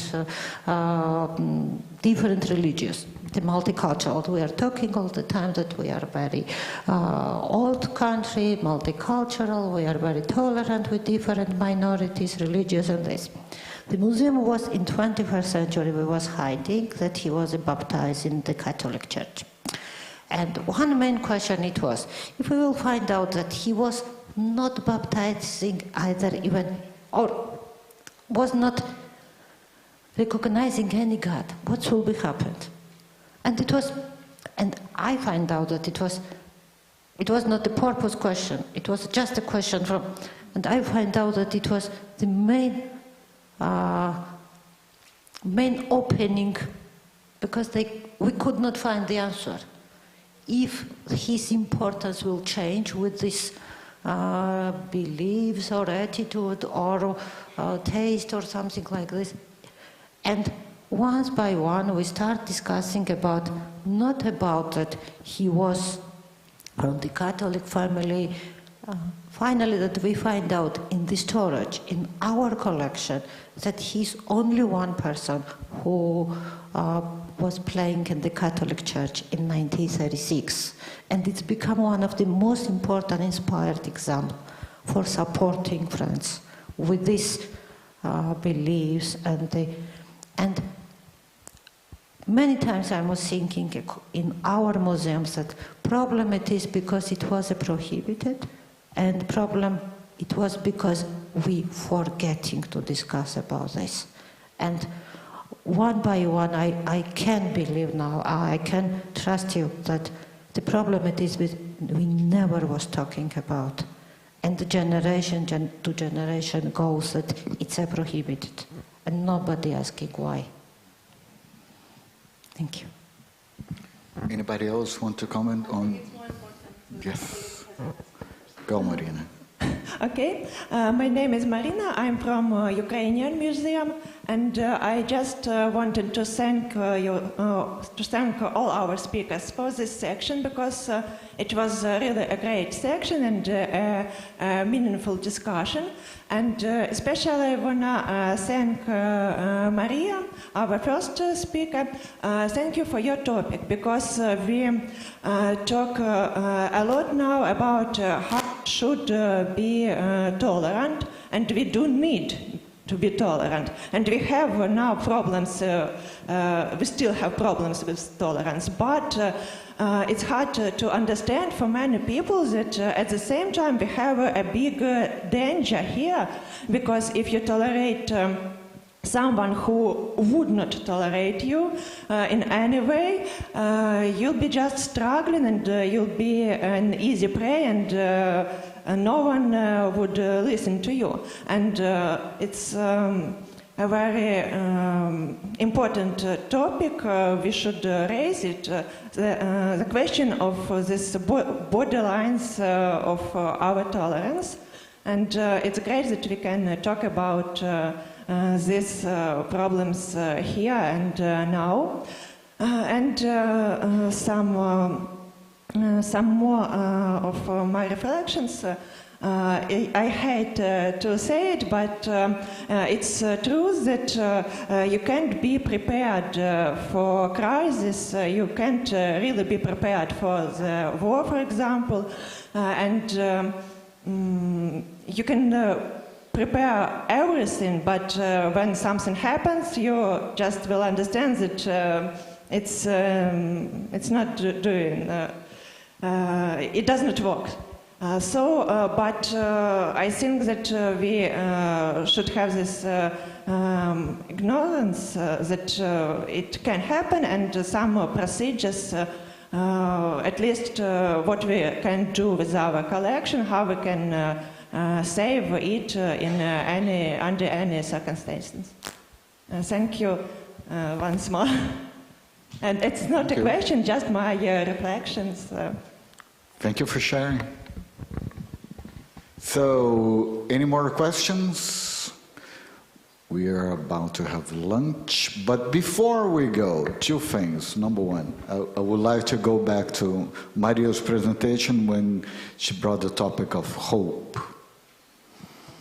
After this debate, what is the hope message that we can eventually leave here on the table? Or maybe, if I understand that maybe it's hard to think about museums as a DMZ, which is another military term that I learned.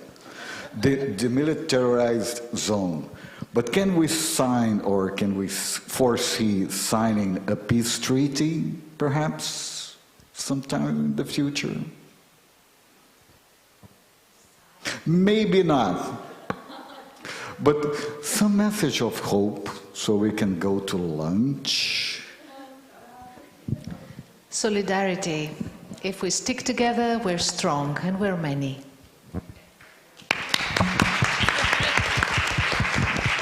Thank you, Michaela, Eliska, thank you, Nini, Ana Maria. It was a wonderful session, but now before you go, not yet, we have a message from... No message? We were talking about the tours, right? Yes, first of all, thank you very much. It was so many questions, so I left my question behind, and then we can continue during the networking, during the lunch.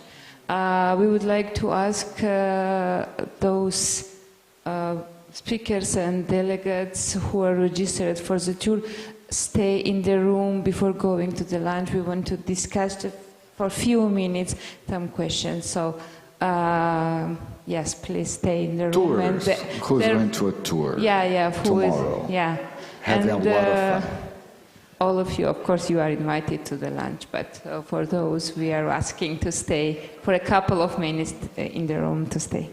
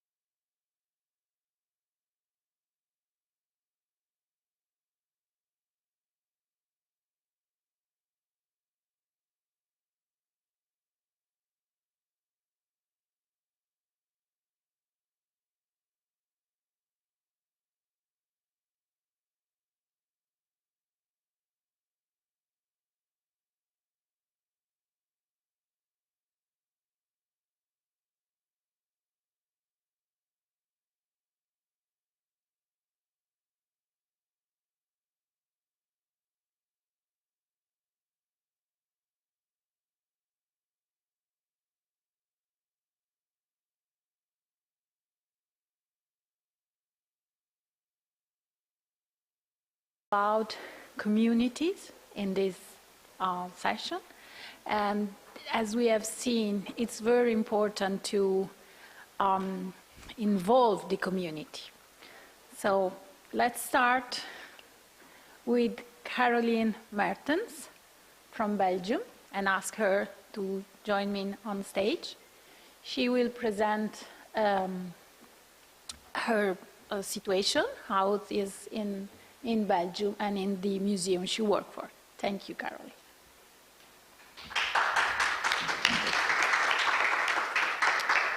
Good afternoon, everyone. I'm really thrilled to be here with you today in Tbilisi. And I want to take you on an honest journey of my museum, of my institution, towards accessibility, to remove barriers in a heritage-listed building. So I work for the National Library of Belgium, which also houses a museum recently, and this is our building in the heart of Brussels. And as you can see, it's very grandiose, monumental, but maybe not so very welcoming. And that's what the purpose was when this building was built. It was conceived in the 1930s, in between the two world wars, and then it was finalized in 1969. And the purpose then was really to protect our collection. We have a collection of 8 million pieces that is still growing every day. And many of them are heritage pieces.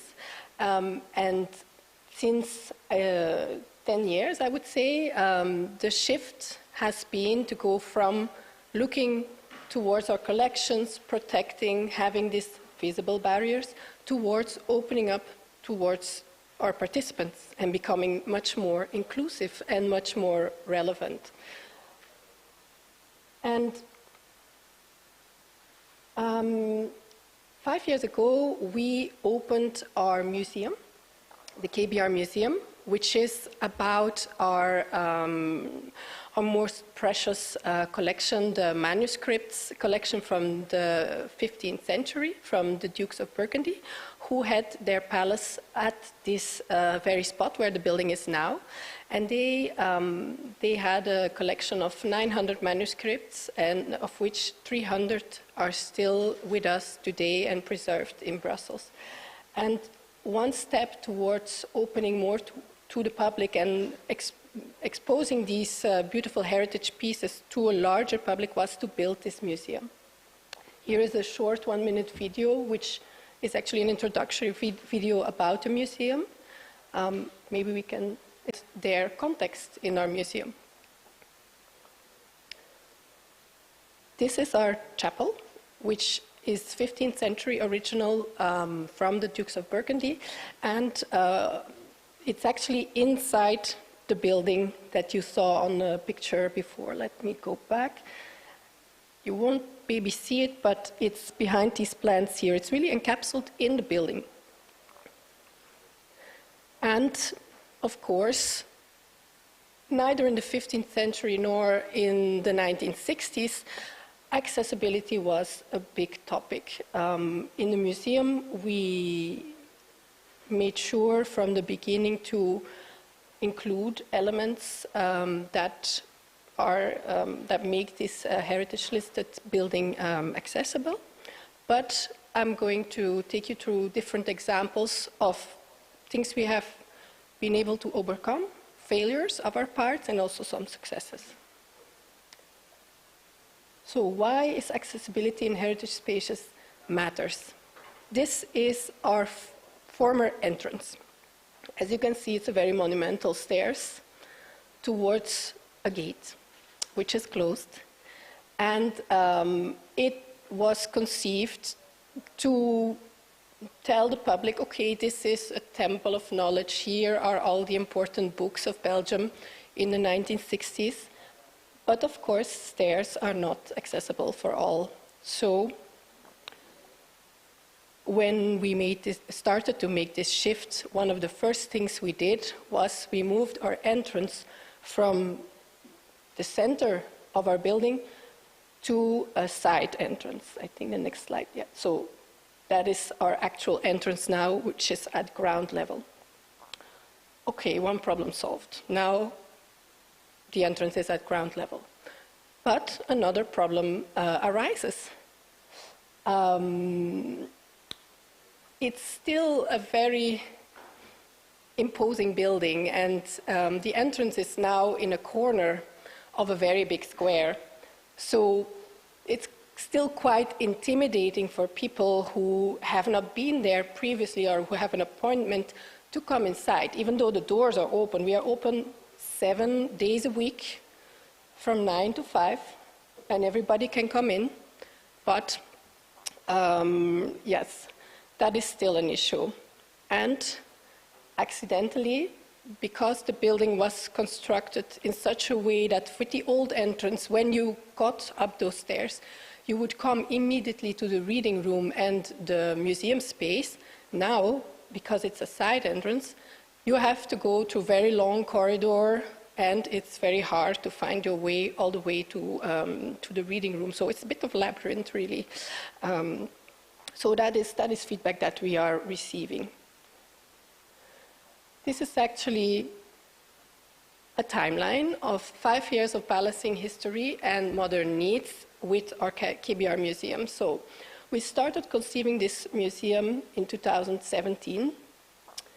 And in 2019, we implemented initial accessibility measures. And you saw a picture of the chapel with a ramp, which is for persons with mobility, disability, to be able to go up the ramp. This is an example of one of these initial accessibility measures. And then we opened in 2020, officially, during COVID. And already in 2022, we realized that we are not there yet. Our journey is not finished. We receive visitor feedback. The staff observes barriers and issues that visitors are dealing with. And so we make a reevaluation of our scenography to be able to make it more inclusive. We have an audit that is done of our museum and also our building towards all kinds of accessibility. And in January of this year, we closed to be able to implement the changes that we wanted to make. And we had a second audit in September 2024 and the start of community engagement program. And then in October, one of the building projects that is part of this ongoing transformation started. We are going to build a panoramic lift in our current entrance, which makes the old entrance also wheelchair accessible from the outside. So let's see. These are our early wins. So we started with this moving the entrance. I already talked about this. And we were able to implement a ramp, because here you see this is the before picture. There are only stairs. And here we were able to include a ramp. Both the park outside and the building are heritage listed. So there are some difficulties to overcome because the needs of society and the concern to protect heritage listed buildings do not always go along. Another example, inside. So this is inside our lobby. Here you can see that originally in the 1960s, in this secondary entrance, which was then not the original entrance, there are stairs because our building is built on a hill.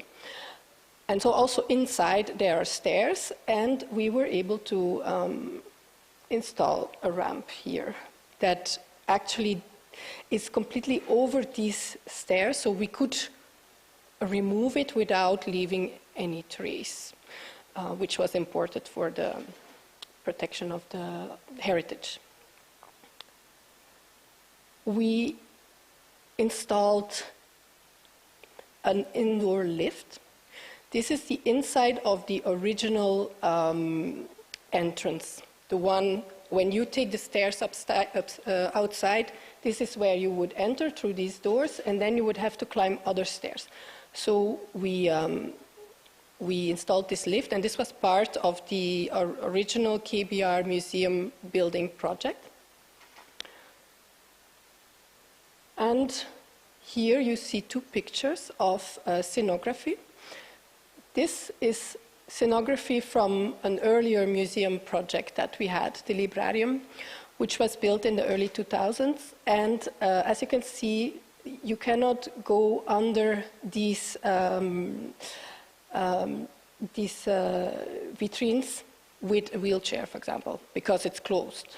And so that was feedback that we had, and we made sure in the new vitrines to have the new displays to make them accessible for wheelchairs, like on the right picture.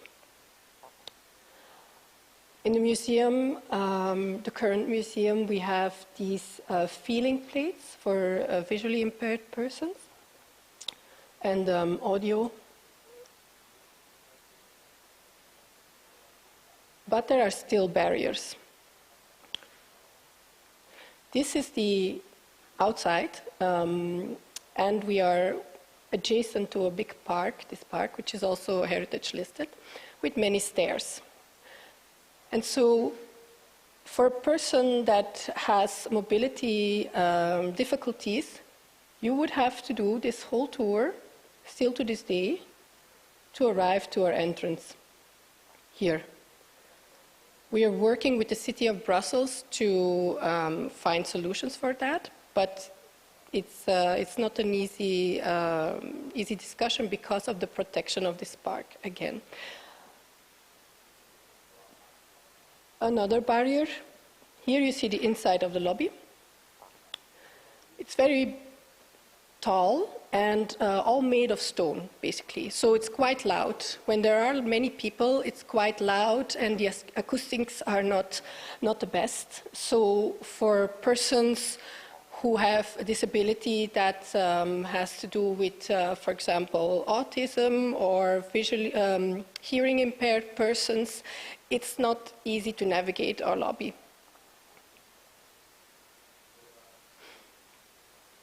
Other things, this is the new museum, and the latest audit revealed to us that here these cocoons, where you have to look up to a projection, for people who cannot sit on these, I have to go back.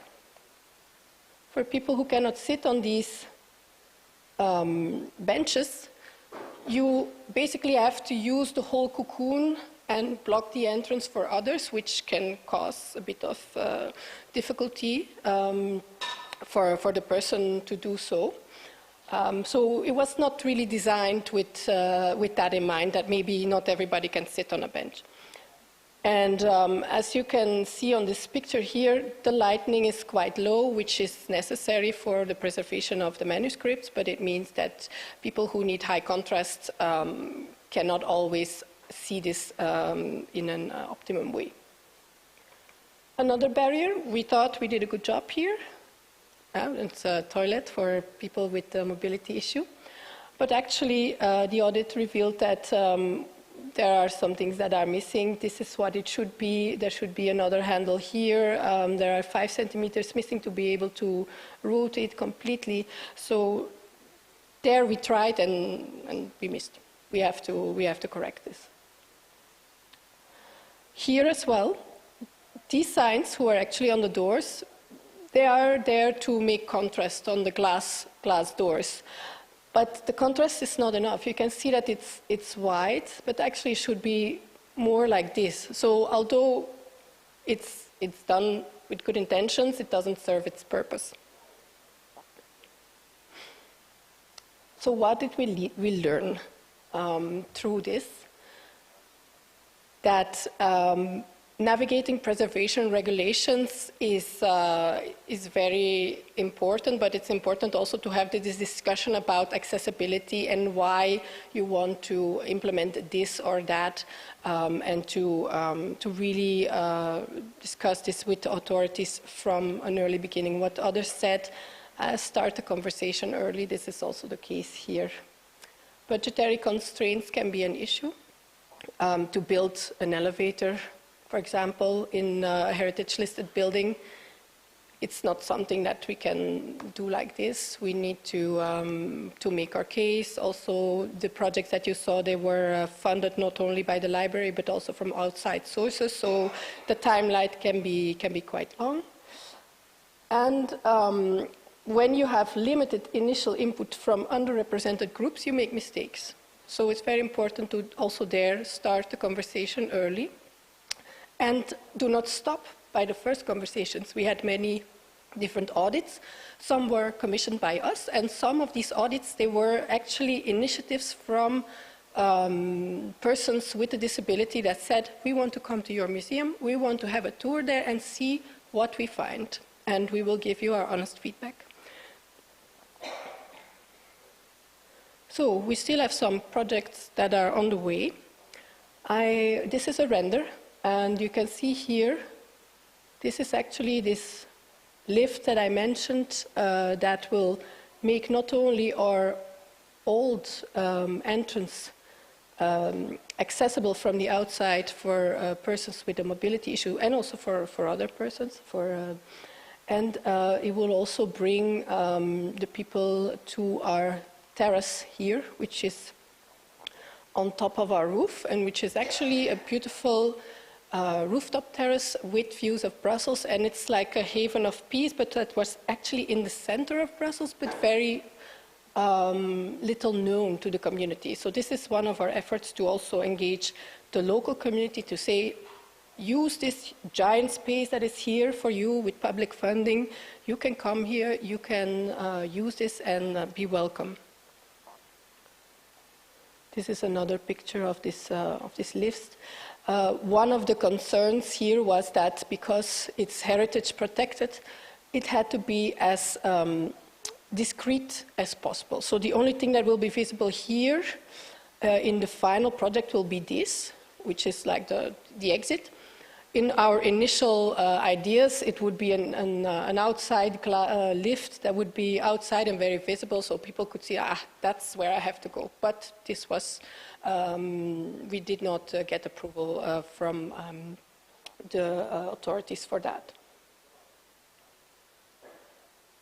Other current, so these are pictures of the pieces being removed from the museum to install the new and improved scenography. We will add a tract about music, about polyphony in the 15th century, so that we can highlight this other part of the story, but also to add another sense of hearing, which is now not so very present in the museum. Here are some pictures of renders of the newly prepared scenography that will be installed early next year. And we have our first official outreach program with the community, which is Voices of Brussels. Also to do with this theme of polyphony, of many voices together, and we use this to create a choir, actually, with all people who want to come and want to sing and want to have a good time in our museum. And we let them do their program. So, and they will be featured in the final museum spaces and also in the programming. Another feature is internal processes. We have a group for inclusion and diversity for the personnel. So that's where we started with, this is a screenshot of our intranet. And it's actually, you see, it's from 23, where we started this network inside. And They are focused first on the personnel, but also will go then towards the visitors. And this is our vision, a fully accessible KBR. What you see here is a screenshot of a website for people with a disability, and they rate museums and cultural institutions. And here, for several disabilities, people can see how well this place is adapted to their needs. We have still some work to do here for this one, to do with the toilet that is not up to par. And then here, the orange ones. And for the green ones, we got a good score for this audit. The score is from 1 to 3, yes. So this is bad. Actually, it's not fully adapted. The orange is partially adapted, and the green is suitable.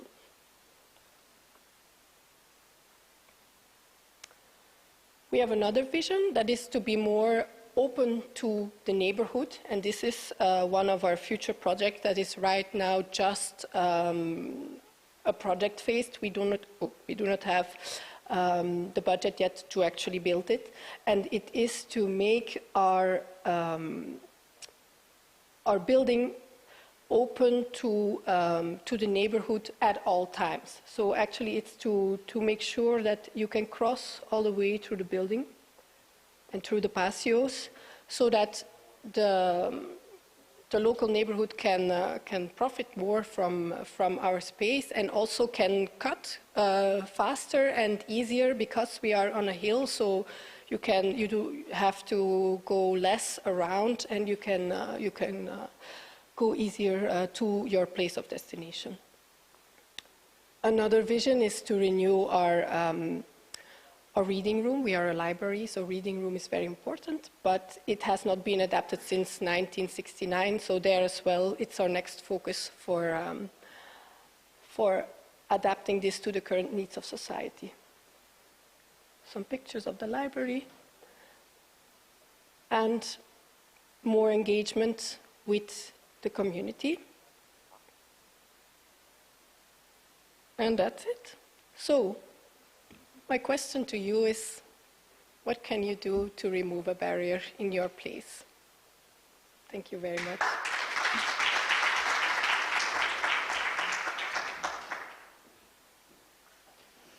Thank you, Caroline.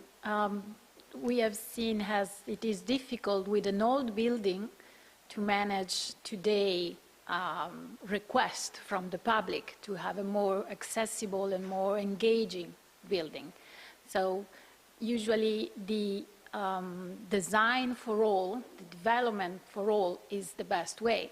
But as in this case, it's not that easy. So, but it's important to start to open our institution to our community to have, more engagement and more involvement. And something that is going probably to be also discussed in our next presentation, that museum as a mechanism of community integration.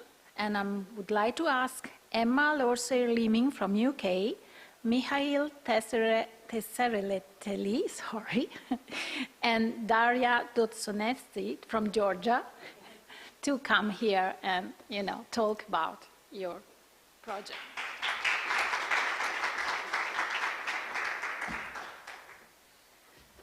Thank you. I'm starting, and then I'm going to hand over to Darajan and Misha. First of all, I need to say I'm kind of an interloper, because I'm from the world of universities. But I've been working for some time now with the Georgian National Museum on this. So we began in, I can press the button, in 2017. I was here working on a European research grant with my husband, who's the person leaping in the air there. And whilst I was working, he was volunteering at the Georgian National Museum, and he's a prehistoric archaeologist.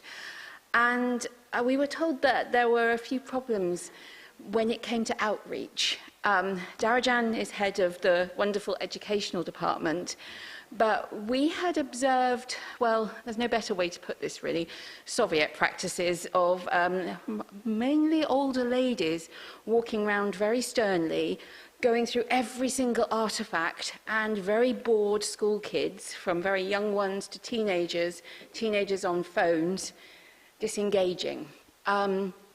And so we had a chat with Darajan and with Misha and David. Misha at this point was David's assistant as the deputy. And we established that the curatorial staff who had the curatorial staff, particularly there's a really dynamic group of women in their sort of early 30s in the Georgian National Museum.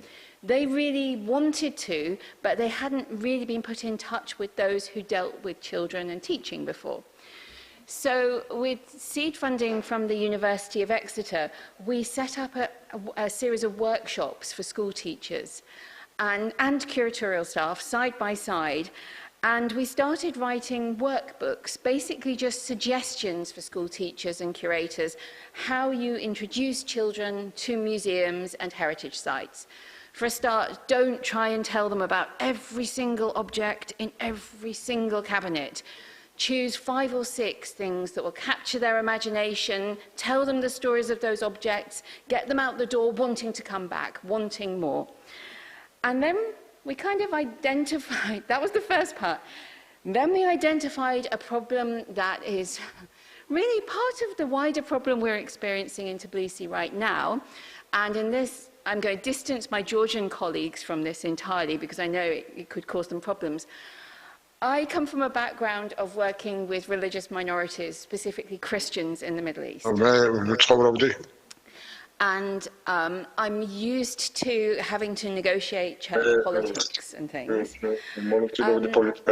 What I found here was problematic was, referring to Maria's paper this morning, there is a lot of myth-making around religious imagery in this country. And it was fine when we were talking about prehistoric subjects because that is very much science-led, as David was talking about yesterday. It was very easy to adapt material in a scientific manner for prehistoric history. When you start dealing with Middle East, with medieval history onwards, it becomes more problematic. The trick there is to go to the original sources and to get the teachers to know what inscriptions and things really say, because Georgia was incredibly open, has historically been an incredibly welcome, pluralistic society. When I first studied Georgian, I couldn't believe how there is none of the anti-Semitism in early Georgian literature that you find in almost every other early Christian source. They really were incredibly open and diverse. So what we decided to do was to adapt our project, working not just with school children, but with teachers who were coming from areas, for the teachers who were coming from areas with a majority of children from ethnic and religious minorities, but then widen it out to the children themselves. So since 2017, we've had phase 1, that was school teachers and museum professionals, and then Darajan and Misha have been reaching out to groups who are marginalised. So IDP children from the kind of villages you heard about yesterday, talking about having summer camps, day trips, museum tours. We worked, this is Misha and my husband here, in Martkopi. The village school in Martkopi is next door to the National Reception Centre for overseas refugees. At the time we were there, it had a number of Afghan families, reaching out to them, getting them involved. These are children from IDP villages who went to Quareli in the east to take part in an archaeological dig for a few days, run by one of our colleagues who's been supporting us in this work. And we most recently had funding. This has all been funded by the University of Exeter and the national scientific bodies in the UK. There were summer camps in the south of the country, particularly engaging with Azeri and Armenian communities, because after the recent war over Artsakh, Nagorno-Karabakh, there was a risk those tensions were going to kind of spill over a bit into Georgia. So one element to get to the most remote areas, and Darajan will be able to tell you much more about this because she's been accompanying this, is a traveling exhibition written by Misha that goes out with small finds for children to handle them, to go through the panels, and sometimes somebody goes to teach them flint knapping so they can see archaeology in action. And then we have co-created a series of booklets and information sheets, initially in Georgian and English, where we chose neutral language that doesn't privilege Georgian language, Georgian ethnic identity, or Georgian Orthodox Church, but is more inclusive to anybody who might come from a different background. And these have now been published also in Armenian and Azeri in the relevant regions. And it has been taken up in other areas because the Autonomous Republic of Adjara, which is a Muslim, overwhelmingly Muslim part of Georgia in the west, has learnt from this and is producing their own materials on the basis of what we've been doing here. At which point, I've spoken for long enough, so I'm going to hand over to Darajan.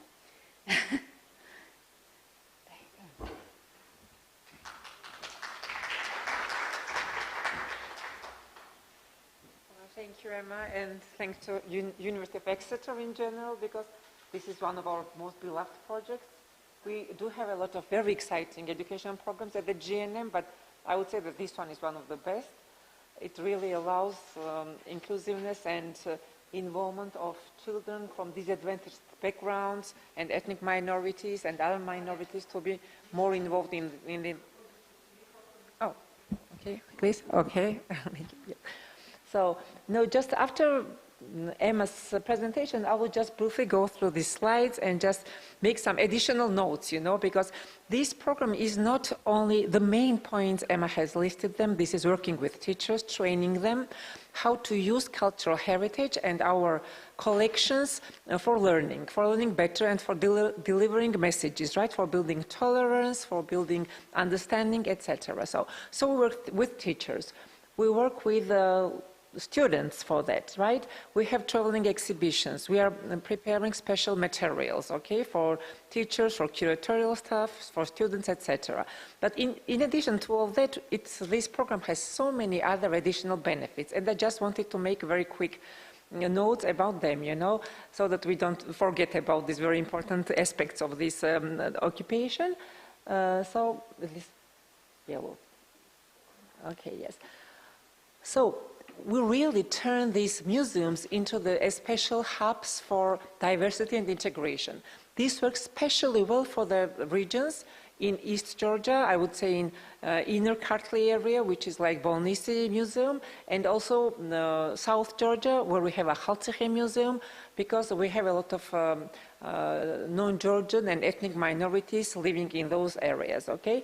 It's especially true for Tbilisi Museum because, as I already mentioned once, we have like Armenian, Azeri, Georgian population living there, right? We have eco-migrants from Adjara who are Muslims. We also have eco-migrants from Swaneti area who are Christians.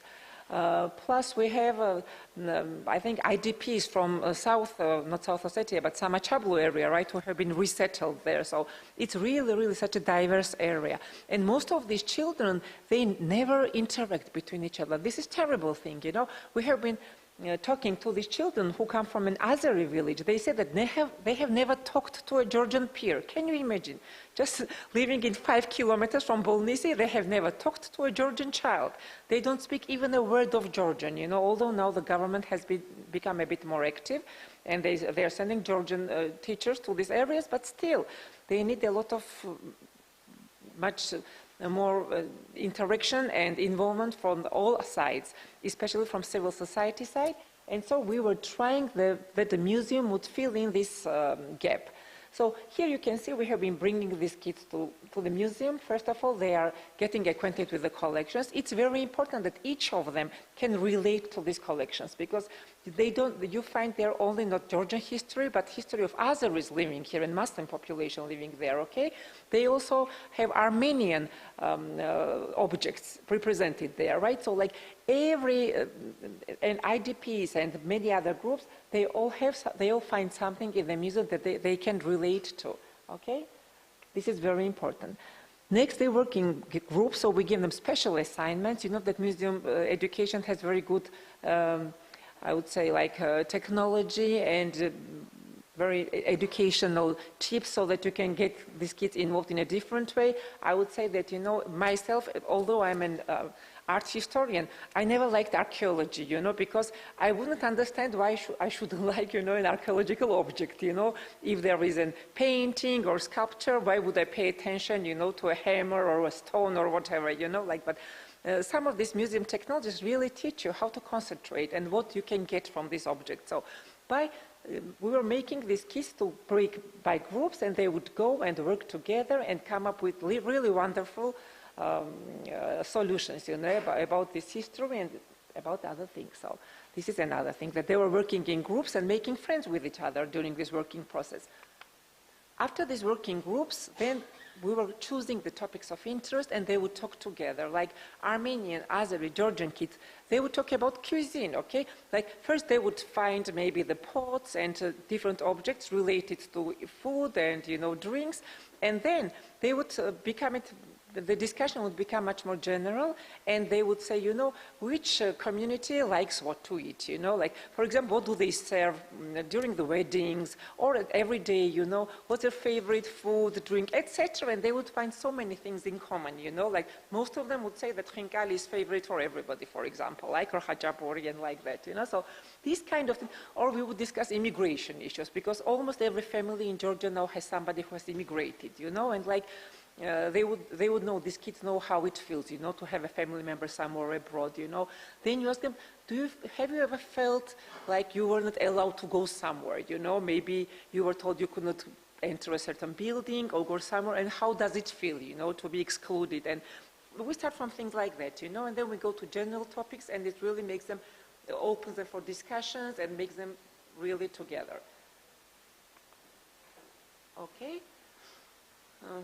So you can see these kids. We give them like really nice T-shirts which say that museum unites us. They make some actual work together. Yes, one of the important things that I would wanted to stress is that our programs are really promoting healthy lifestyles, you know, because now sports activities and other stuff are not maybe so active among youth, and museum can really help with this issue too, you know, with help with this we have many problems with young people like drugs or alcohol or other stuff, and with our programs we really help them to follow healthy lifestyles. On one side, they get acquainted with our very rich cultural heritage, right? They go to castles, they go to different things, they learn about it, but at the same time, they are involved in sports activities and so on.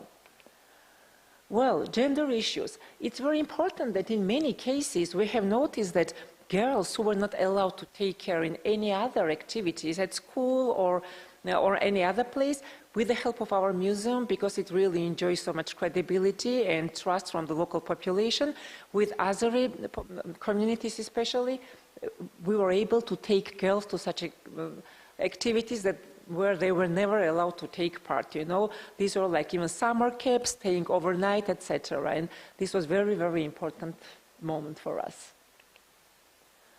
Yes, environmental issues, okay? Like, for example, this is Vani Museum, and you would not think that you could, teach these kids there who are coming to see this old Vani archaeological site how to take care of environment. But, you know, we were wrong, because, like, these kids like to take care in a special events. They were arranged by the museum. They clean the surrounding area of these plastic bags, everything, and they feel very happy about that, actually. Plus, they get interested into science, you know, that museum disciplines are their cross-cutting issues, right? You can talk about physics, you can talk about chemistry, not only about art or history, and this is what these kids do, you know, like they want to learn more about how the metals were made, how gold was worked on in Georgia, and how do all these disciplines go side by side, okay?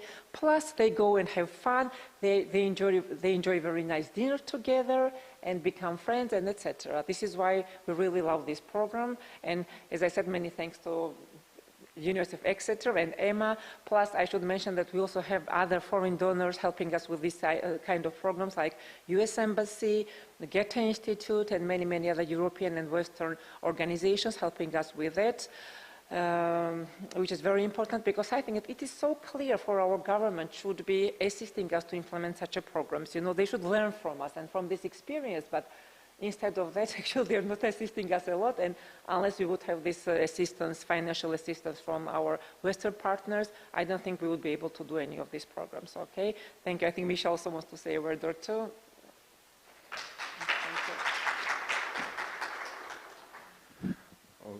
Thank you, Emma. Thank you, Darajan.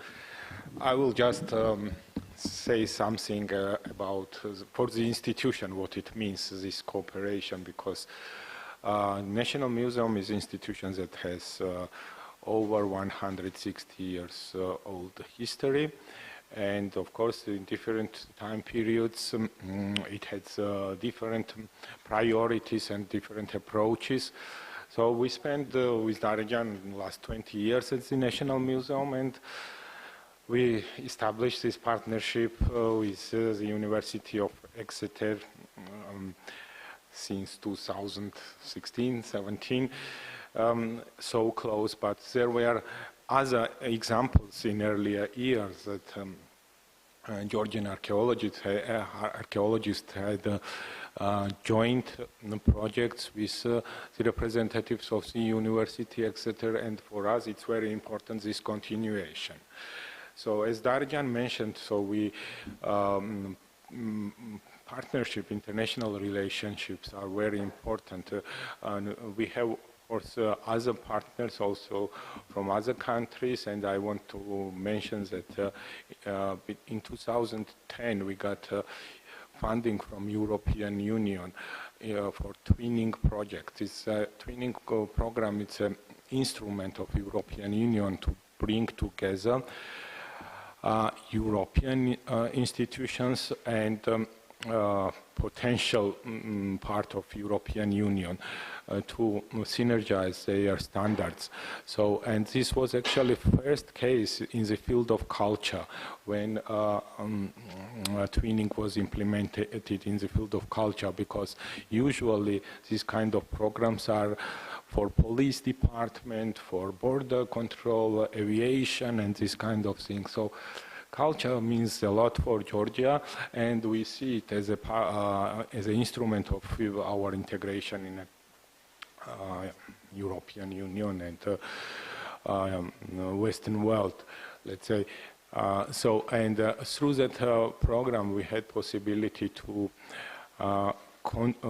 communicate on all levels of the institution, not only researchers, not only directors, but middle level staff and many 40 people. We are intensively working together during over 2 years. So these kind of activities really are important. And also talking about, and I'm emphasizing now development of the institution also, because cooperation that, for example, we had with Exeter University was not only beneficiaries were not only these kids, but also our staff members. Emma and Peter, we are teaching, giving English classes to our young colleagues, and yeah, we had many opportunities to exchange our views, to exchange our opinions, and develop joint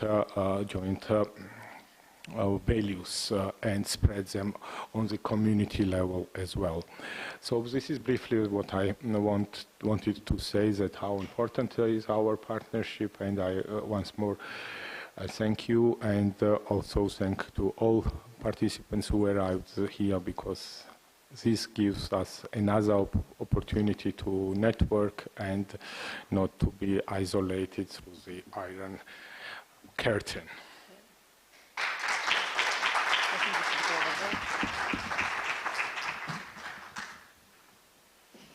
Thank you. You just gave us, another example how it is important to involve.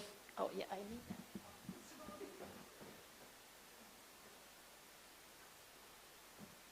How important it is to involve our community, our staff, everybody in a museum to get interesting projects and programs for our young generation. That a couple of days ago we were discussing how difficult it is to bring students and young people inside a museum and to build with them a sense of belonging so that, as a society we work well.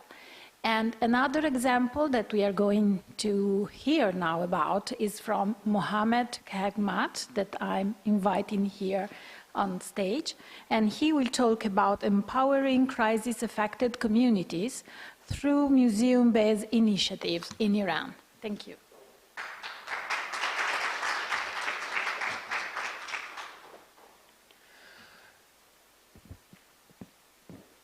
Good afternoon, everyone. I would like to thank organizers to provide this opportunity for sharing ideas and museum practices.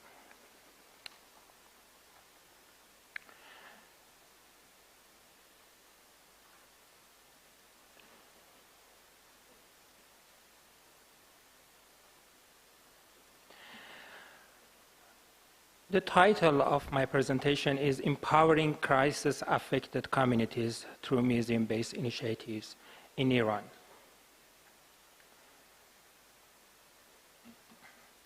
From mid-March to April 2019, widespread flash flooding affected large part of the Iran, most severely in Golestan, Fars, Khuzestan, Lorestan, and other provinces.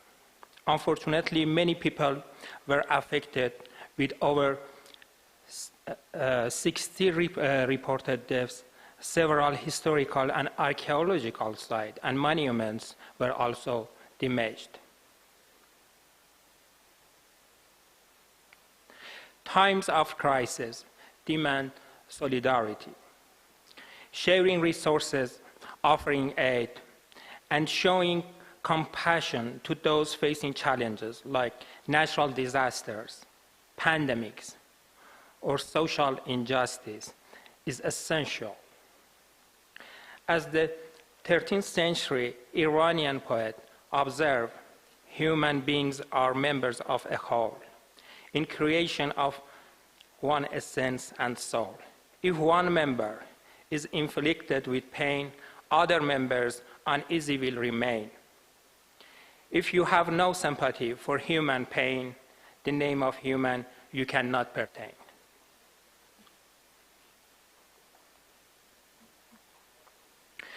Museums play a crucial role in crisis response and recovery. 2 points in the ICOM Code of Ethics are relevant to museum action in crisis time. Museums should protect their collections against natural and human-made disaster. The second one is museums work in close collaboration with the community from which their collection originate, as well as those they serve. The concept of heritage has expanded significantly in recent decades. Let's explore some key perspectives on heritage.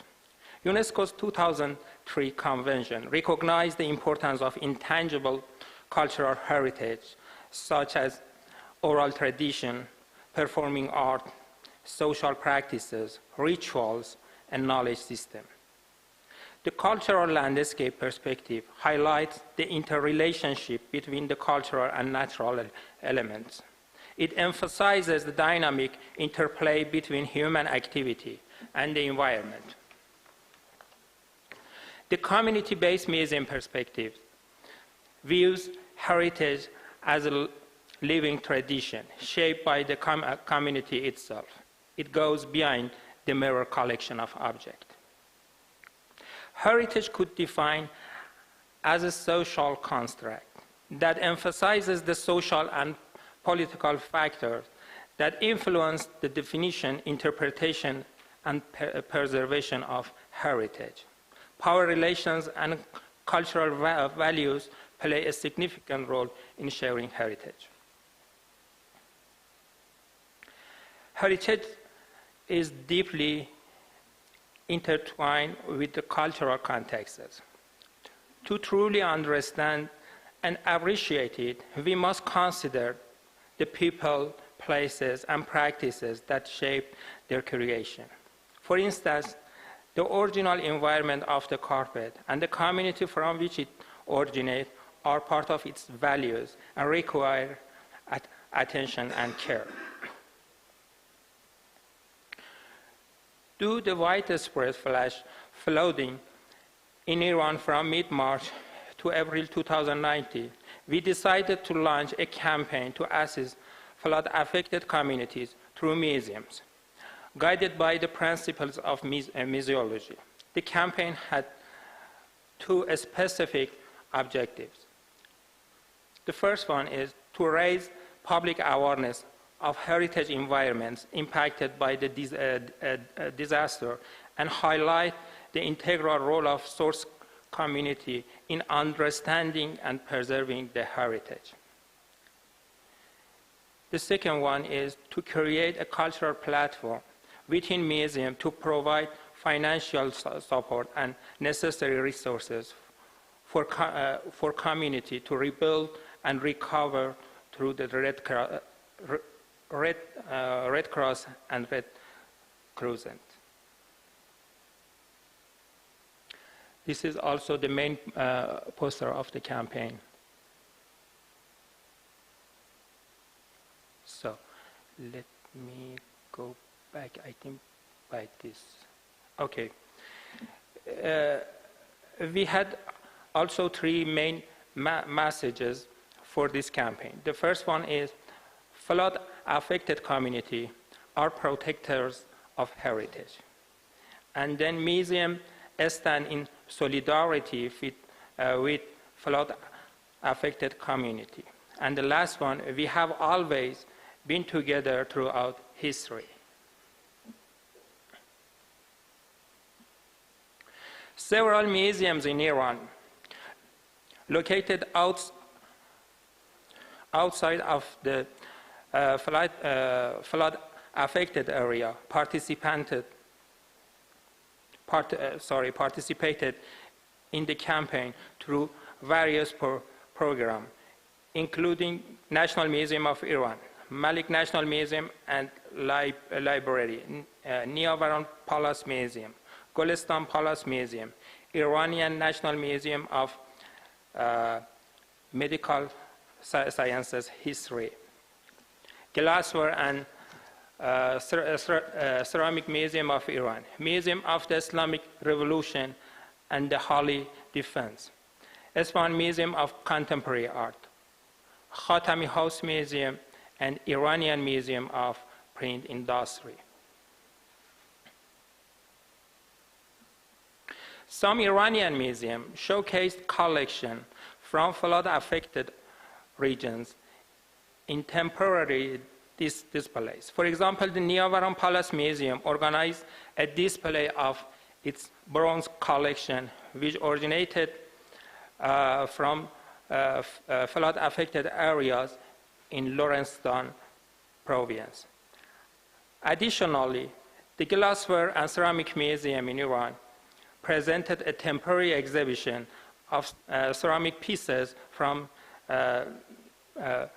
flood-affected regions in Gorgan province.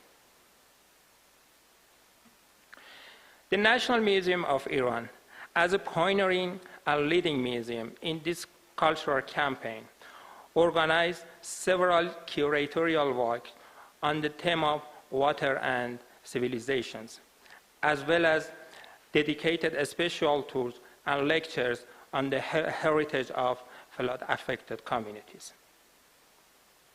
The Malik National Library and Museum hosted an event featuring storytelling from the provinces of Golestan, Lorestan, and Khuzestan. 3 illustrations also were printed, inspired by, were painted, inspired by those stories. These paintings were generously sold to raise funds for flood relief effort. Also, some tourism institutions and tour leaders organize public tours in museums and donate incomes of these tours to affected community. The Isfahan Museum of Contemporary Art, by inviting famous artists, a performance entitled Memories on Water at the museum to communicate the victims of the flood.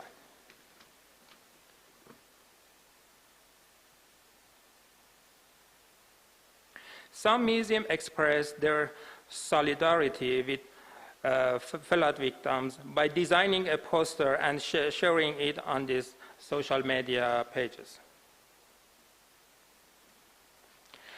Heritage is a holistic concept interwoven with the communities. Museums can play a vital role in bridging the gap between communities and heritage. The cultural campaign, Museums Supporting Flood-Affected Communities and Heritage in Iran, highlighted the critical role of museums in time of crisis.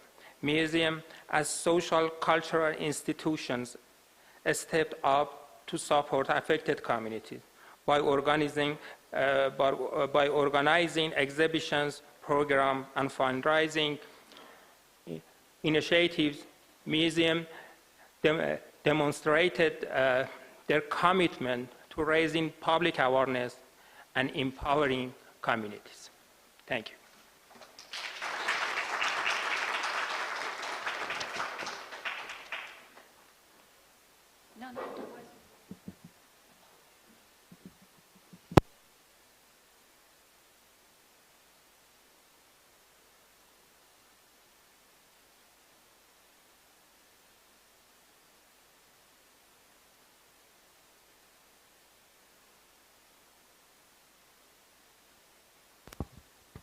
I like the idea of the heritage as a holistic concept and as a museum, as a hub for heritage and for the community to gather together, and especially in moment of crisis.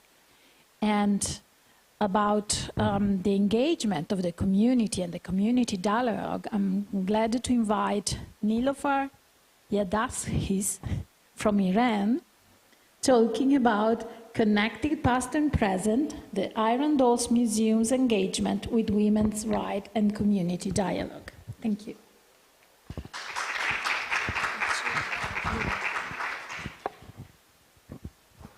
Hello everyone, how do you feel? I know after lunch, the second day, I try to keep it short, somehow interesting, but of course colorful. So my museum the name is known as Iran Dolls Museum, but particularly we have two, it is distinguished between two different kind of museum, International Dolls Museum and Museum of Iranian Dolls and Culture. I would like to know, what do you think, except those that I have talked to them about our museum, what do you think about such kind of museum? Dolls as a dolls, or as dolls as a agents and mediation of culture?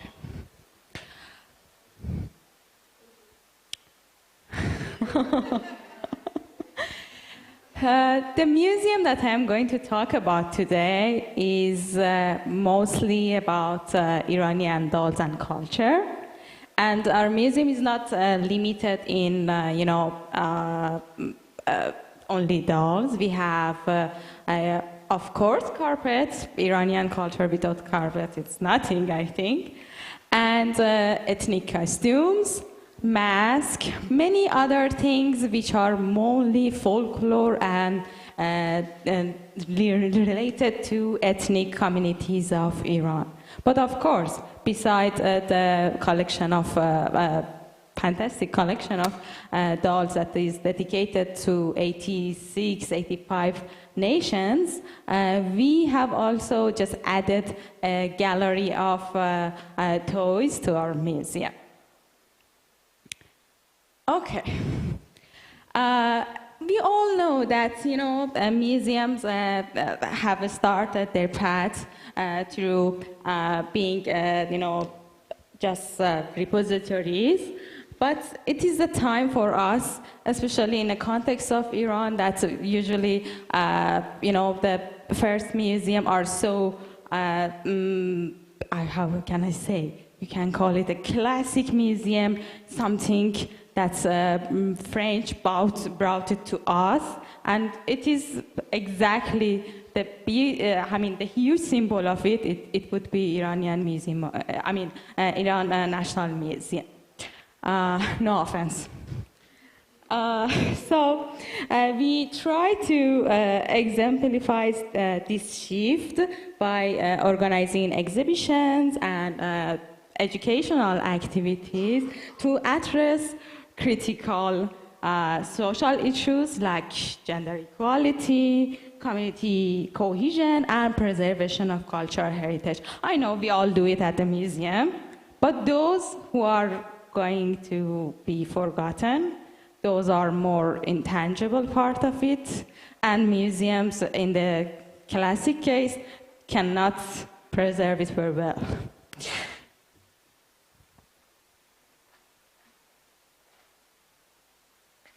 So basically my research examines the museum strategies for promoting resilience and inclusivity. Specifically, it explores how the museum can engage with their communities. As such, for Iranian culture, we have a vast and variety of communities which, due to any circumstances, they are no longer wearing their traditional dresses at the public, or I can emphasize that maybe usually in their wedding ceremonies they would do that. As you can see, our museum are not, limited for children or specifically for girls, as it is called Dolls Museum, but we try to, by promoting during these 10 years, by promoting, we try to enhance it and share activities within different age groups.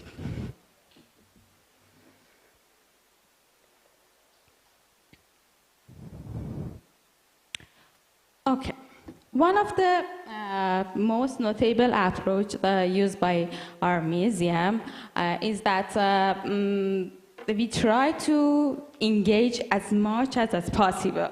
So, apart from storytelling that is common in every museum, we firstly, through the dolls, we try to, those dolls who are deeply rooted in Iranian heritage, we try to share the story, and some of them might be that the one that you might have heard during your childhood. Then hands-on experiences, our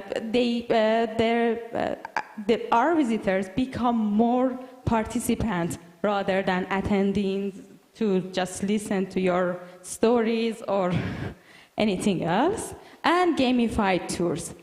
Through these gamified tours, we invite the young generation to get involved and become a moderator, facilitator, educator to preserve more, rituals and this kind of things.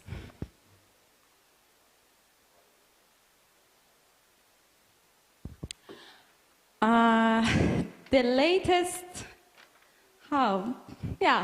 The latest innovative approach that our museum took was exactly we decided on it during the pandemic.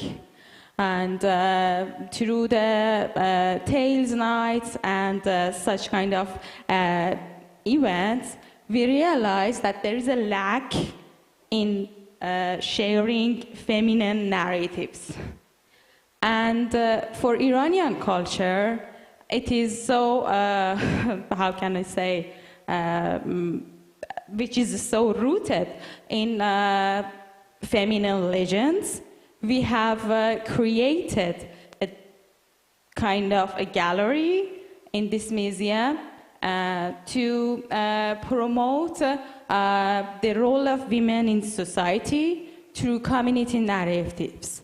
These community narratives came from different myths, which before that I didn't know. We might call it in a different name, each one of them, but we have it in culture from west to south to east of Iran. And on the other hand, this is where this kind of discussion usually are limited due to political reason, but we tried to do it in a very gentle, classic, and of course through the soft power of museum. So these newly created dolls are not only the representation of women through the times, through the history of Iran, but also they have been the custodians of nature. And as such, for Iran, which is dealing with environmental issues, we try to share a narrative to preserve and safeguard our planet too.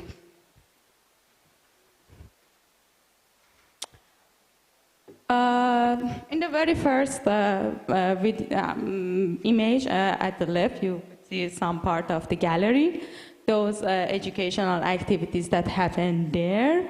And I am quite lucky to tell you that whether we have been using eco-friendly materials, and afterwards we have, for instance, created some board games, and those have been also created through eco-friendly materials. And finally, through the imagination of those children, those people who have participated, they have created their expression through painting as well as a sculpture have been exhibited at the museum and to the public.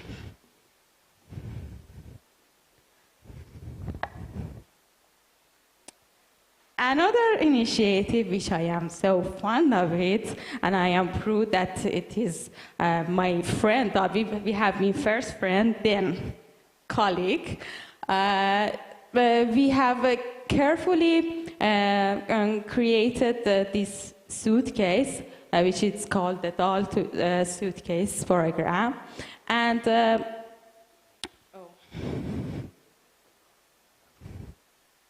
okay. These were supposed to change, I don't know why, but through the doll suitcase program, in order to break the barriers, whether geographical one, whether social one, we try to travel across Iran and bring these narratives to different children. I wish I could show you the other images, but we have gone through, we went to community spaces, remote areas, and I am so proud to say that after 1 year, we just celebrated 1 year anniversary of doll suitcase. We have organized more than 60 programs, went to 25 locations and 10 provinces of Iran. it is so interesting that after that our initiative have been well known, museum community, those who are supporting us, they donated some money to us to go to remote areas and to be able to organize those activities. Because as a private museum, sometimes we can think of, okay, I don't get any money, but I will definitely would like to go there and organize this activity for children.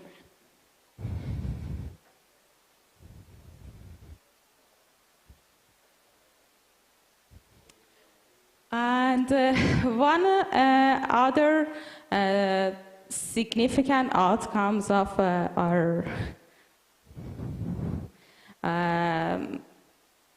project was that through creation of new dolls for audiences whoever wanted to buy them, we try to empower women, especially in remote area, connect with them, and now their dolls becomes a part of museum shop items.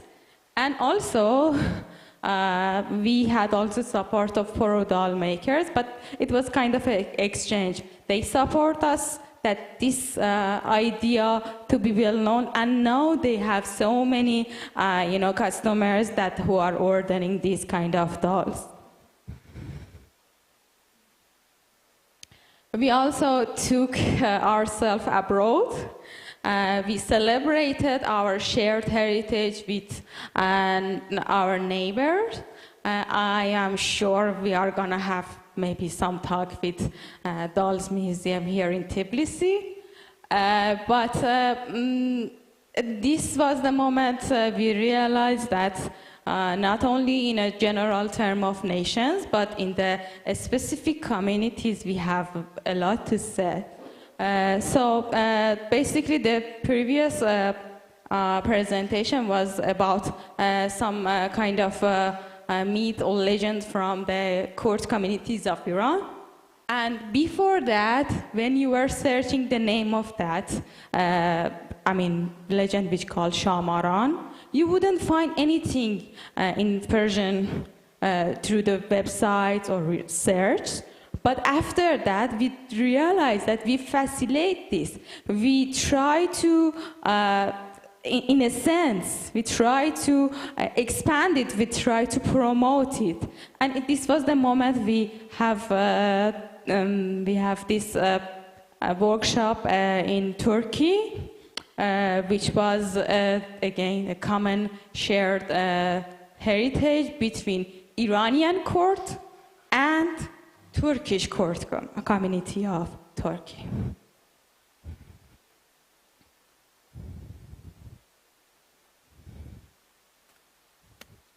Doesn't switch.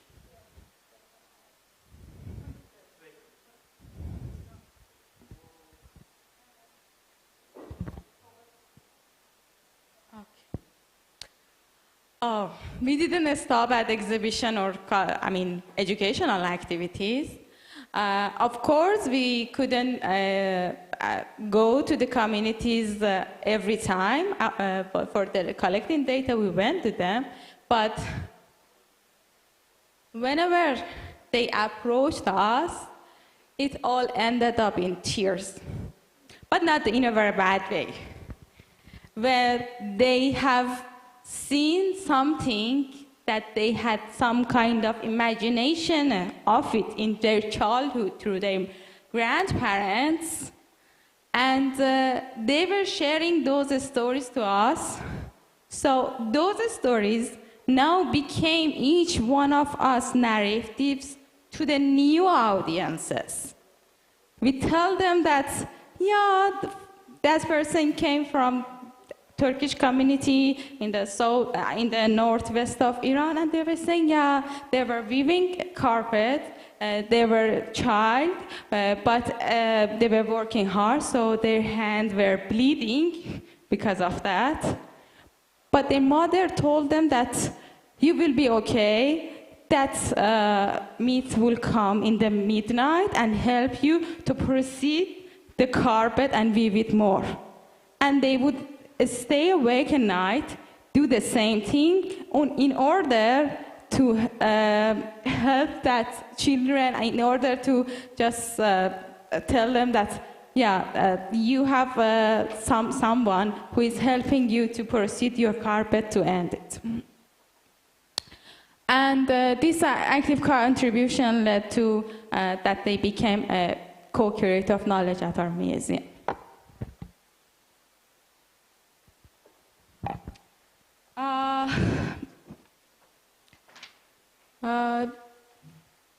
As part of, I can say we had some kind of essential outcomes and impact, and we try to, as you may be aware of, Iran news and this kind of things, we try to amplify women's voices and their role in a modern society, and by promoting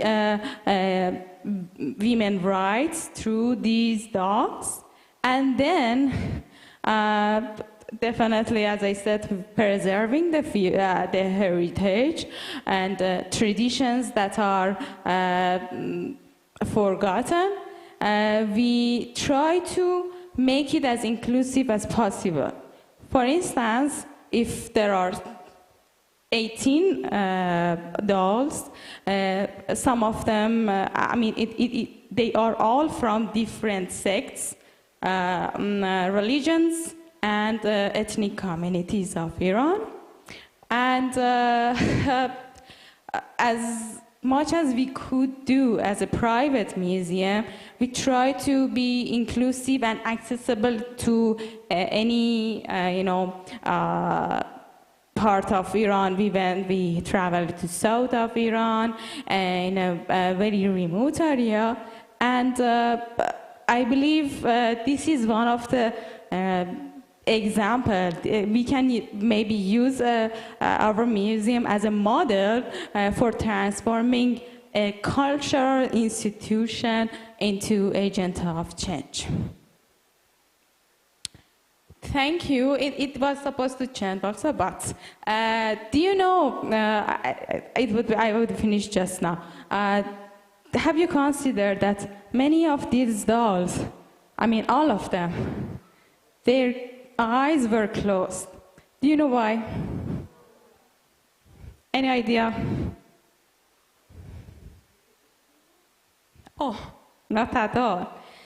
We hope someday that everyone remember those narratives.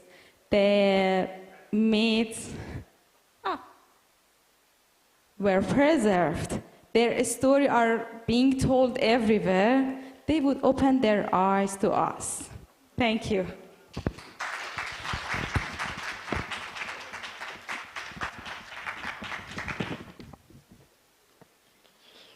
Well, I think that the Iranian Dolls Museum is really, opening its door to the public, but also taking the museum out to the public. And I think that the gamified tours that you are doing is a great idea to empowering our visitors to, walk in the feet of somebody else. And that's, what we really need to do in this historical moment. Okay, our next contribution is Arafat Ali, and he will be connected to us online. So we will see a video presentation, and then I will ask everybody to join me on the stage for a quick session of question and answer, and then we will move for a short break before going to the next session. So be with us. Thank you. Assalamu alaikum. Greetings of the day, everyone. Thank you for joining me for this presentation on empowering communities through sustainable museum practices, a response to global challenge. This is MD Arafat Ali, and today I will explore how museums can adapt to have the involving social and environmental challenges they face.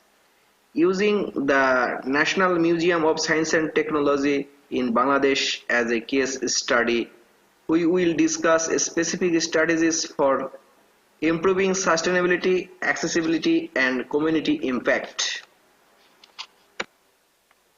Next slide, agenda.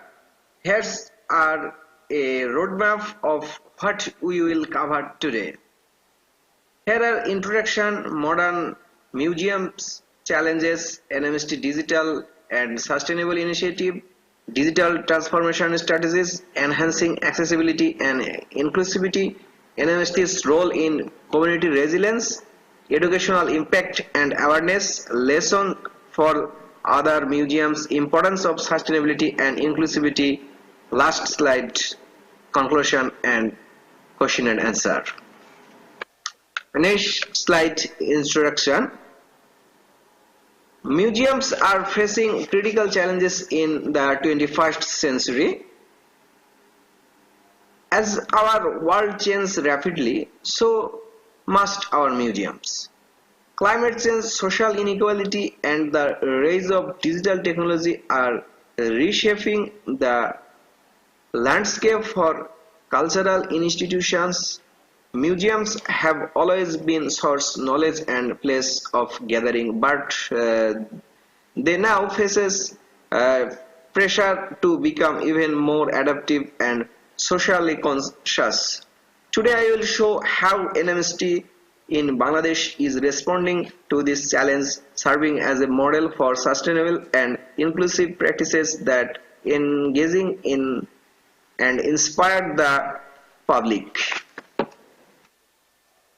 Next slide, modern challenges for museum. The museum faces a rapidly changing the world, face many challenges such like as climate change, impact on preservation and energy use, demand for inclusive experience for all visitors, adapting digital trends to expands, and crucial challenge is financial pressure and sustainable funding models. My next slides, NMST's digital and sustainable initiative. NMST in Bangladesh is a model for sustainable museum. NMST implemented 2 open source applications for this reason, reducing physical resource. A person easily can visit our museum. NMST also add leveraging digital resource to cut energy because nowadays a lot of visitors wants leveraging digital resource. Next that means NMST add a virtual library or a visitors easily access in NMST online library. For this reason, decrease travel needs and emissions. NMST reaches 20% more visitor online than in person. Next slide, digital transformation strategies. Steps NMST took in its digital transformation. NMST shifted exhibit online to adapt remote audiences. NMST works on online exhibit content, optimize energy use, serves and data management, develop mobile apps for virtual tours accessible anywhere. When a person want to visit or desire to visit a museum, that time if he or Bangladesh or other countries, no problem.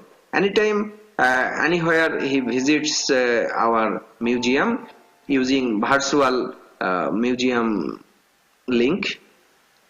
NMST invested in cloud solution, reducing on-site and energy demands. NMST works in cloud solution. NMST's data center is very modern. In next slide, enhance accessibility and inclusivity. NMST's inclusive approach includes NMST take a decision. Every exhibit has digital content including Bengali and English language. NMST add assistive tools like screen reader, magnification and voice recognition. NMST imagine a person, when a visually impaired person came to a museum, that time he wants screen reader, he wants voice recognition.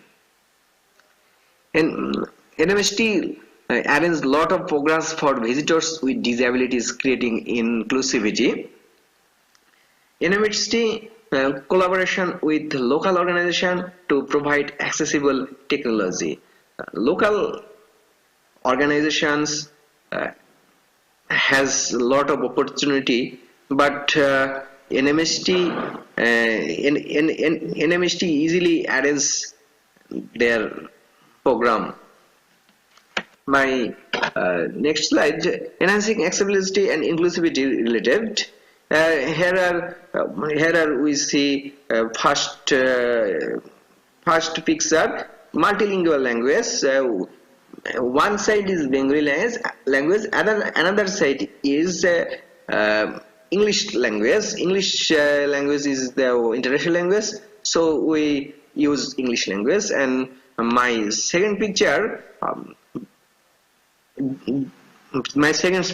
is diverse visitor. Here are children, guardian, and all classes of students. My next slide, NMST's role in community resilience. NMST building community resilience through NMST initiative. NMST arranges a climate change awareness program for youth and adults. Interactive exhibit focused on sustainable practices, workshop on environmental challenge in local and global context. NMST involving local community in disaster preparedness and discussion. The picture, a child picture speaks about climate change. NMST's role in community resilience. Here we watch two pictures. The NMST arranges a lot of science related seminar, workshop, such. Next slide, educational impact and awareness. NMST key education initiative at NMST. NMST NMST arranges a lot of educational program, digital platforms reaching over 70,000 students annually, collaboration with school for environmental education, a special exhibition on climate change, energy and sustainability. NMST arranges a lot of virtual workshops open to local and international participants. Here are our students visits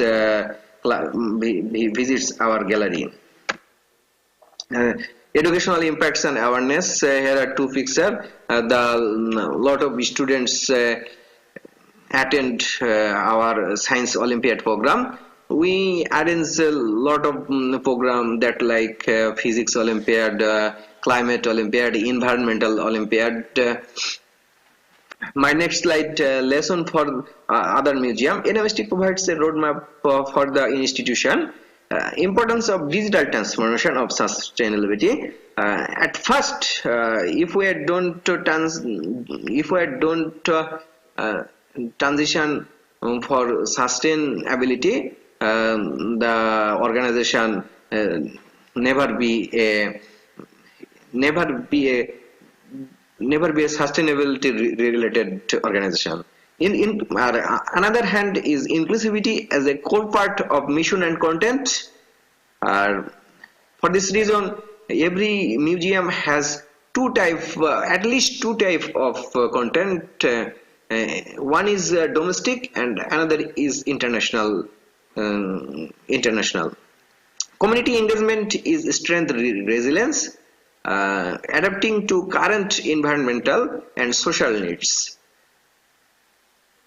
My next slide is importance of sustainability and inclusivity. Sustainability initiatives. University has implemented various green initiatives such as energy efficient lighting and waste reduction program. Inclusivity exhibits, the museum freezer exhibits that highlighting the contribution of different cultural and ethnic groups, field science and technology. NMST has educational program. NMST offers educational program that emphasize that importance of sustainability and inclusivity, aiming to inspire future generation. In NMST, one kind of informal education center. Sustainability and inclusivity related to picture. Here are multilingual content display board. At first our Bengali language, then we display English language. Another picture has a wheelchair ramp. If a physically or handicapped person when use wheelchair, he or she uses the ramp. My next slide, conclusion and question and answer. NMST exemplifies the transformative potential museum to drive social and environmental awareness, inspire the institution to innovate inclusivity, foster resilience and sustainability within communities. By communities, NMST provides a roadmap for the other museums seeking to become more impactful, accessible and sustainable. Thank you for your attention, and I look forward to hearing your thoughts, questions and insights on this topic. Lastly, my contact information. If you want to communicate with me, my WhatsApp and email, this is for you. Okay, thank you everyone. Thank you. And can you ask Nilo and Mohammed to join us on the stage? And I'm on the wrong page. Arafat should be with us through Zoom. Oh no, I yes. can't see you now. Okay. Hello. Yeah. Hi. Nice to see. Hello. Nice to meet you. This is Arafat from Bangladesh. Yes. Thank you for being with us. So our last our session was about building community resilience, and we saw this through initiatives and projects from local and also faraway institutions. And I hope all these projects have inspired you. So if you have questions for our speakers, this is the moment.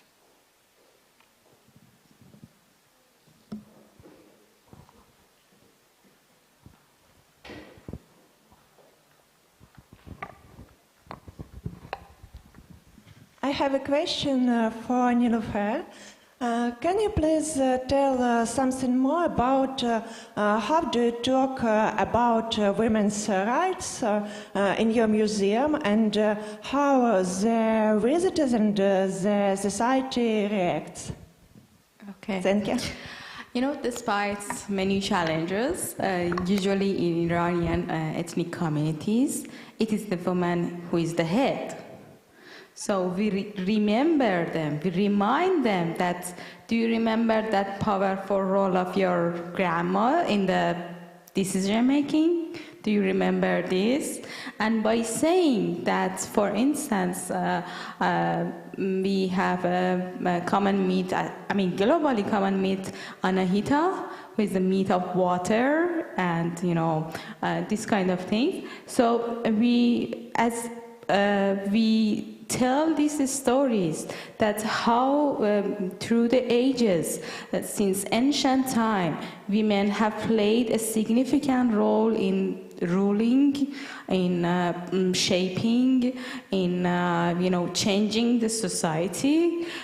You shouldn't also forget that if today there is something that is suppress you are still at your focal point are powerful enough to fight for yourself. And we are together, we can do this. As Maria said, I think solidarity is one thing that we can rely on it at this kind of time. And apart from that, I can say it is just not like something, just message that we make. In a sense, it happened in Iran. How it is like for instance, if I want to say something like maybe 75% of college students are women. And we are in a society are not there to fight with other women. We are there to fight our position and make a balance by being together with other, gender there. And speaking of that, one of the, things that's in a very, as I said, through the soft power, we try to emphasize on it, is that we make some, better to say, raising awareness, not only to women, but also men. Because these are the ones that need to be known more about us. I hope.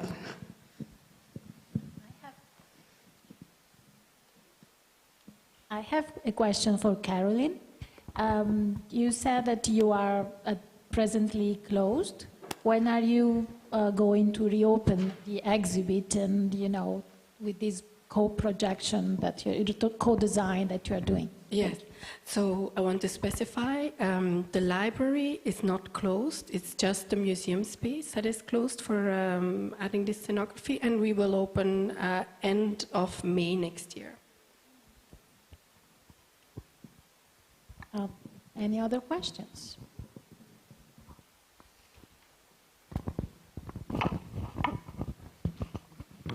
My question's for the team from Georgia and from Exeter. Sounds like you've been doing phenomenal work. What is the next thing that you've got planned? That's why we've spent a lot of time in a huddle, the three of us. This visit is because, well, it's great. This was a bonus for me. Darajan and Misha would have done it without me, except that we have a conference next week for Georgian school teachers to discuss the first phase and basically workshop with them what they'd like us to do next, what resources, what support they think they need to continue this. That means we'll be at the end of our current grant, and so we're basically at the stage of looking to see where we can get money for the next stage, because when we started this, I don't think we were quite sure how many people will be interested, but we've basically been deluged with requests from everywhere in the country now. Every region would like a visit and would like us to work on materials for their particular context. And so at the moment we're kind of firefighting, aren't we, going with the most urgent situations. I don't know if you want to kind of follow up on that. Yeah, as Emma said, we would really like to expand in many regions of Georgia. We did work in Ajarian region in the past, but there's still a lot of work to do there. Actually, our most current plan was to move to maybe to eastern part of Georgia, Kakheti area, maybe work with Bankisi area. We have like a Chechen, people of Chechen origin living there, okay? Which are also Muslims, and they're in some ways not very much included and integrated in the life of our country. So we're thinking of bringing them maybe to Kakheti area and also work with some other teams working in Kakheti. So this is one of our main interests. Plus, of course, Western Georgia. We usually focus on the areas where we have the our national museums, okay, as we said, union, but not necessarily. For example, when we worked in southern Georgia last year, of course, in Akhaltsikhe, the museum called Rabat, it belongs to us, but we also worked very closely with the Akhalkalaki Museum, okay, which has like a 98% of Armenian population in that area, and there was a very high need, and they were very happy to work with us. We developed for them special materials for the, first of all, like curatorial resources for the museum, plus how to teach Georgian language in their museums, okay, both in Akhaltsikhe and Akhalkalaki. They can use the collections for local people not speaking Georgian to pick up certain words, phrases, etc., you know, which is very good thing. So we are very anxious, you know, also to continue in other areas. So, but yes, for Jomi, yes, yeah, and so we would really like to expand in many areas. It all depends on the funding and our capacity also, because as you all know, we did have an institutional crisis, you know, first pandemic, then, you know, these changes in the country, even now we have a lot of unrest. So if we have peace, then we want to, and with the help of our Western partners, we hope to expand to many other areas. Yeah, and one more thing, as we discussed with them, and maybe we would focus more on natural sciences, right? This is something that we would really like to push, you know, in Georgia. This is why I was asking our colleagues from India, like natural science museums are something very important, you know, to promote science among young people. And yes, I was going to say, I'd like a chat with you, if I may, later, please, because we're thinking and working on something to do with climate change and sustainability. If we can work that into our next proposal, we're thinking that's the next direction to go in. Well, so I hope you got inspiration from our last speaker. Do we have one more question? Yes, please. For Caroline, how do you decide to do these accessibility renovations in the library? It was something that you decide, or it was norms that you have to develop? A mix of both. So some of the features that you saw, the projects that you saw, were a decision of us, of the library, that we funded with our own budget, and others were a requirement by the government that handed out funding for example, this new museum space that you saw. So it's really a mix of both. But the audits that were done, they were all either on voluntary basis of the groups concerned or ordered by us. Arafat, it's so nice to meet you online. This is Deborah Ziska. I'm very impressed with your museum's expansiveness in terms of what you're doing in inclusivity, in environmental programs, in education, in digital communications.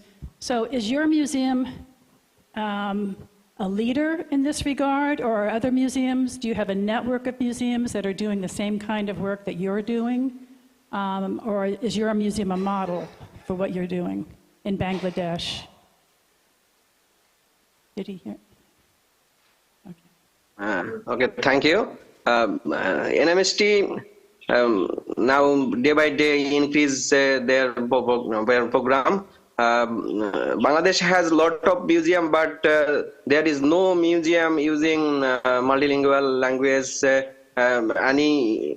any ability for disabled person. Like as there is no museum create wheelchair ramp, any screen reader or voice recognition exhibits, but NMST include voice recognition and screen reader for visual impaired person, and NMST arrange lot of programs for physical disabilities person and visually impaired person, and some program for handicapped person.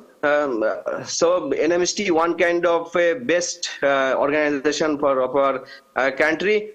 Maybe global south some lot of museum, but there is no museum all kind of service for all kind of people. Thank you very much. Enjoyed your presentation. Okay. Thank you. Thank you. Okay, thank you all for being with us. I would like to add a comment related to heritage as a holistic concept that I mentioned in my presentation. You know what? This happened at least in Iranian museum, that in the life, the experience that people had in the real life, the daily life, we don't have separate anything like the heritage has two divides, tangible and intangible. This is not for our culture. So when you are talking about the heritage, means all aspects of the heritage altogether. But when you are following this kind of things through the international conventions, first they emphasize the tangible. Then in 2003, they found out, oh, yeah, we have also intangible heritage. So the result of this in museum is like that. For example, the curators take care about the tangible aspect of the collection in museums. Then the museum organizes some cultural festivals like traditional dance or music or this kind of things separately with the collection as a safeguarding of intangible heritage. This is the issue that we are facing in Iranian museum, at least. Thank you. I think it's a problem of, all the museum actually, and this is something that will be also discussed next year in the ICOM General Conference, that one of the topics is really intangible heritage, and we were already starting discussing this, but what really is intangible heritage? So I think we will leave with this question and we can go on a break for a coffee. We thank you for joining us for this discussion, Arafat, and see you in half an hour after the coffee break. Thank you. Okay, thank you. Thank you.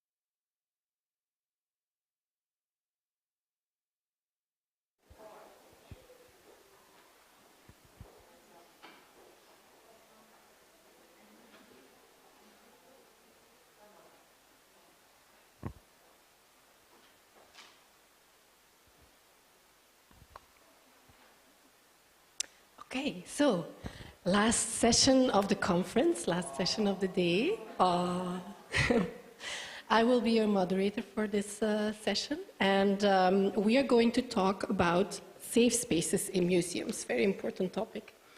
And our first speaker is Jessica Ramirez Rivera from Mexico. Jessica, please come on the stage. Here she is.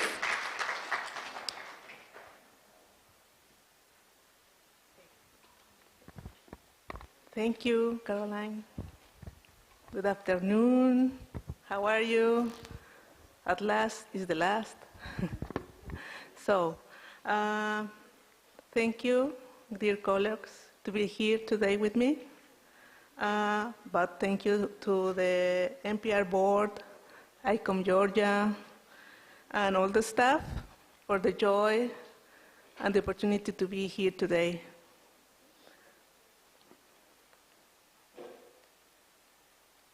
To start, I invite you to think about your safe place, please. And to do this exercise is called personal mimic map. You can jot down, or in your head, or maybe in your cell phone, do it, and put your thoughts about what is your safe space looks like, what it feels like, what it takes like, and maybe who is it. And at the end of my presentation, you can write your final thoughts to complete the exercise. So, is it your safe place, your house, a specific place in your city, maybe your parents' house, a friend, a song, a movie, maybe comfort food, a book? And with this in mind, I ask you, our museums are safe spaces?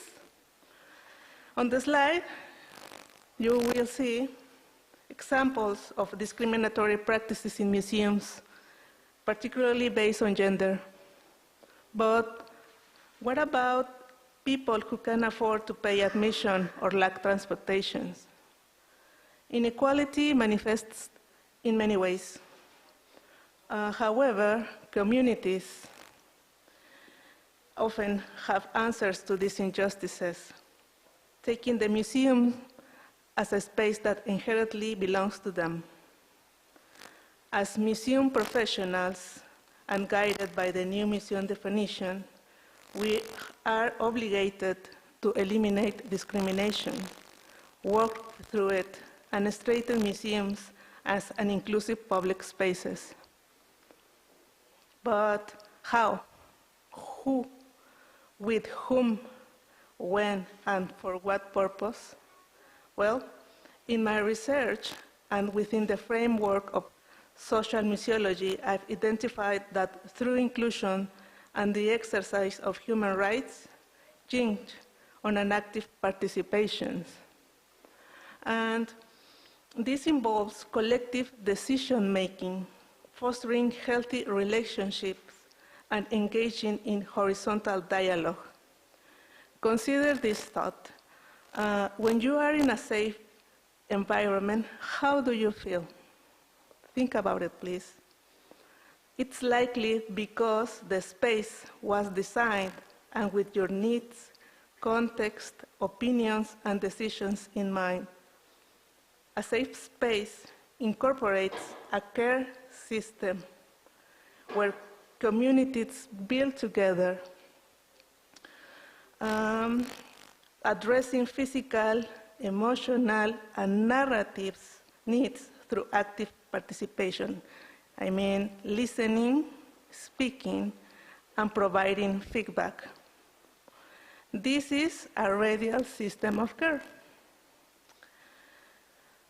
An interconnected web that, sorry, I got lost.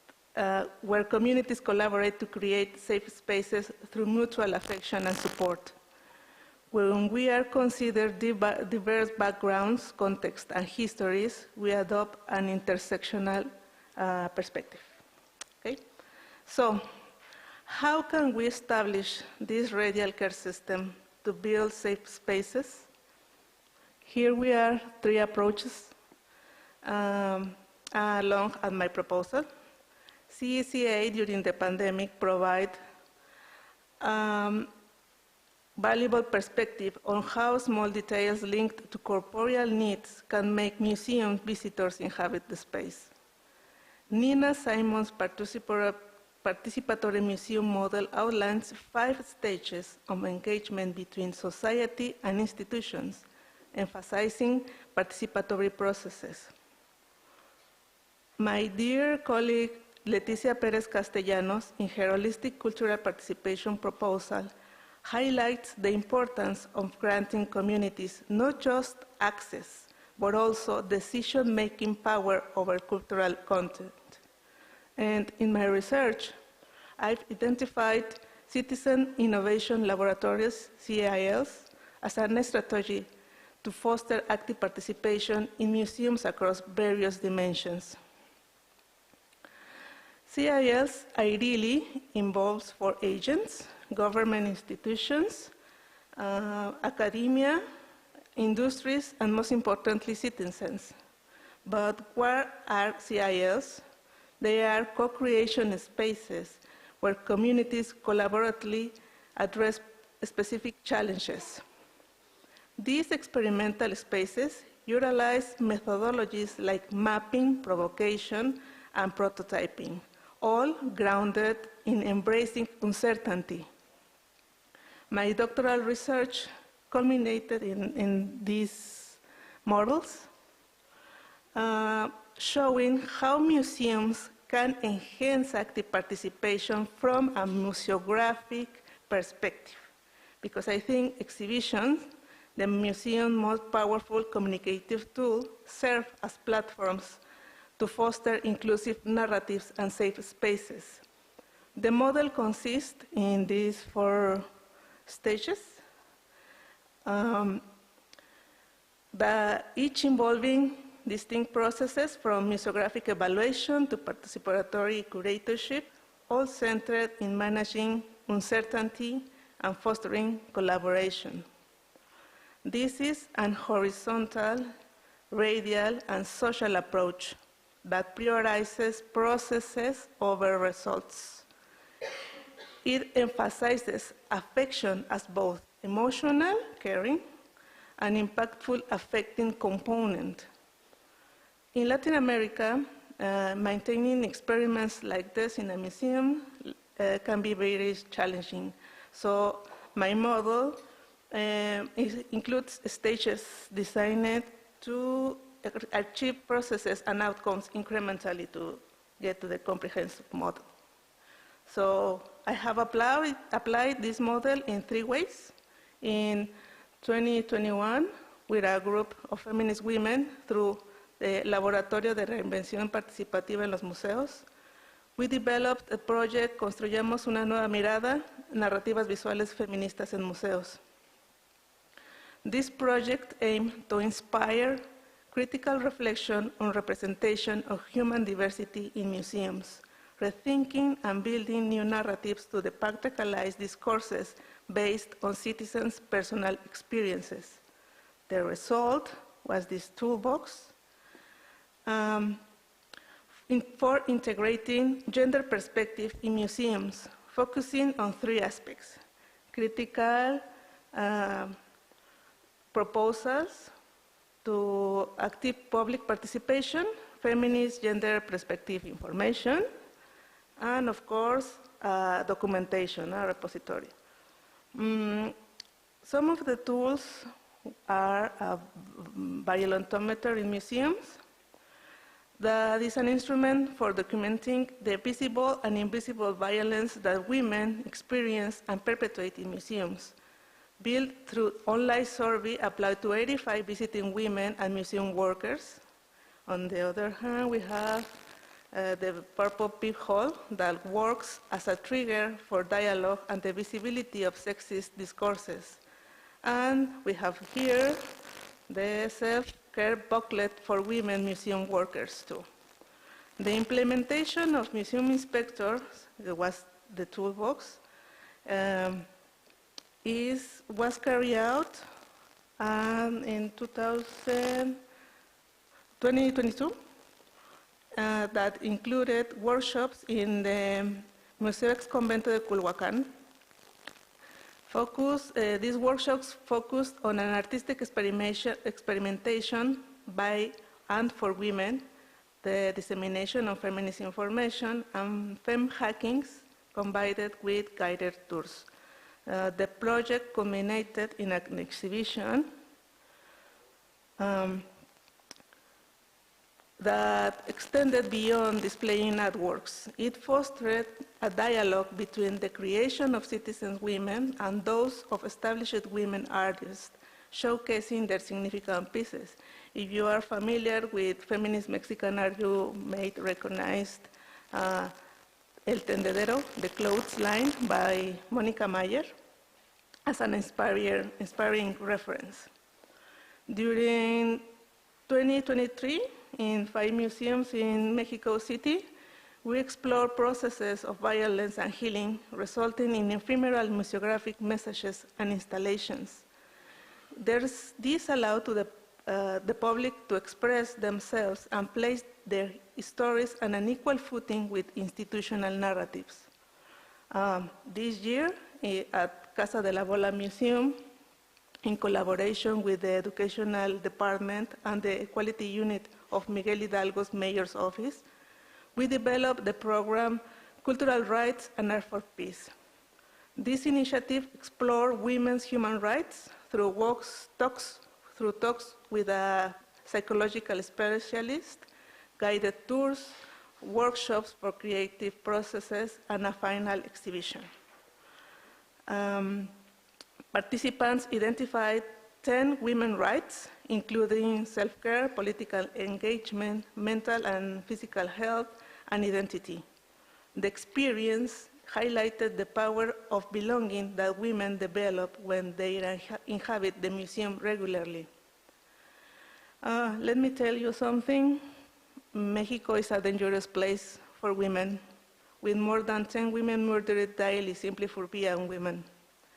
By integrating equality and intersectionality onto our museums, we can help build a powerful care system that fosters positive change in society. Through this small contribution, I hope to do my part to the museums will be spaces for peace. Thank you.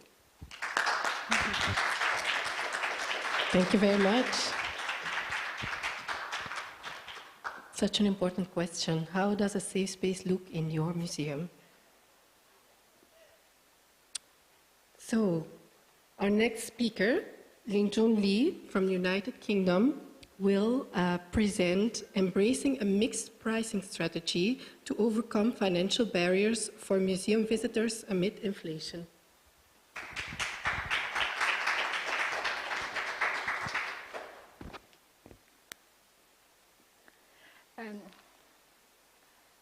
Good afternoon, everyone. Ni hao. My name is Lingjun Lee. I'm a PhD student at the University of Birmingham. Today, I'm going to introduce part of my PhD program regarding the impact of COVID-19 pandemic on the independent museum in the UK. I'm going to talk about how some of the case study museums in my research program embrace a mixed pricing strategy to overcome financial barriers for museum visitors amid inflation. This topic is particularly relevant as the museums worldwide are facing significant financial challenges. Let's begin with my motivation behind this study. The museum sector in the UK has facing a bundle of challenges from the perspective of cultural policies, the UK government has conducted austerity measures in the cultural sector, which further tightened the governmental investment, and COVID-19 and Brexit obviously caused a substantial decline in visitor numbers and in the past 3 years. And now the ongoing cost of living crisis has increased operational cost for the museums in the UK. So these challenges have made financial resilience a top priority for the museums. At the same time, according to the latest definition of museums, we museums must be inclusive and accessible to diverse audiences, including those from disadvantaged background. The tension between the financial sustainability and inclusivity inspired my research. So the core question for today's topic is, how can museums generate revenue while remaining inclusive? Before sharing the research, it's vital to give the research context of my research. This chart shows the changes in museum charging strategies in the UK between 2016 and 2023.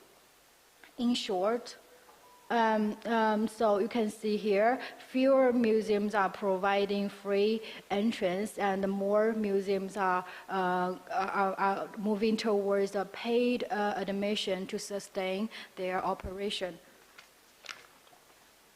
So, in the meantime, the UK has faced rising inflation. This has led to higher living cost and pressure on UK citizens' leisure and entertainment budget.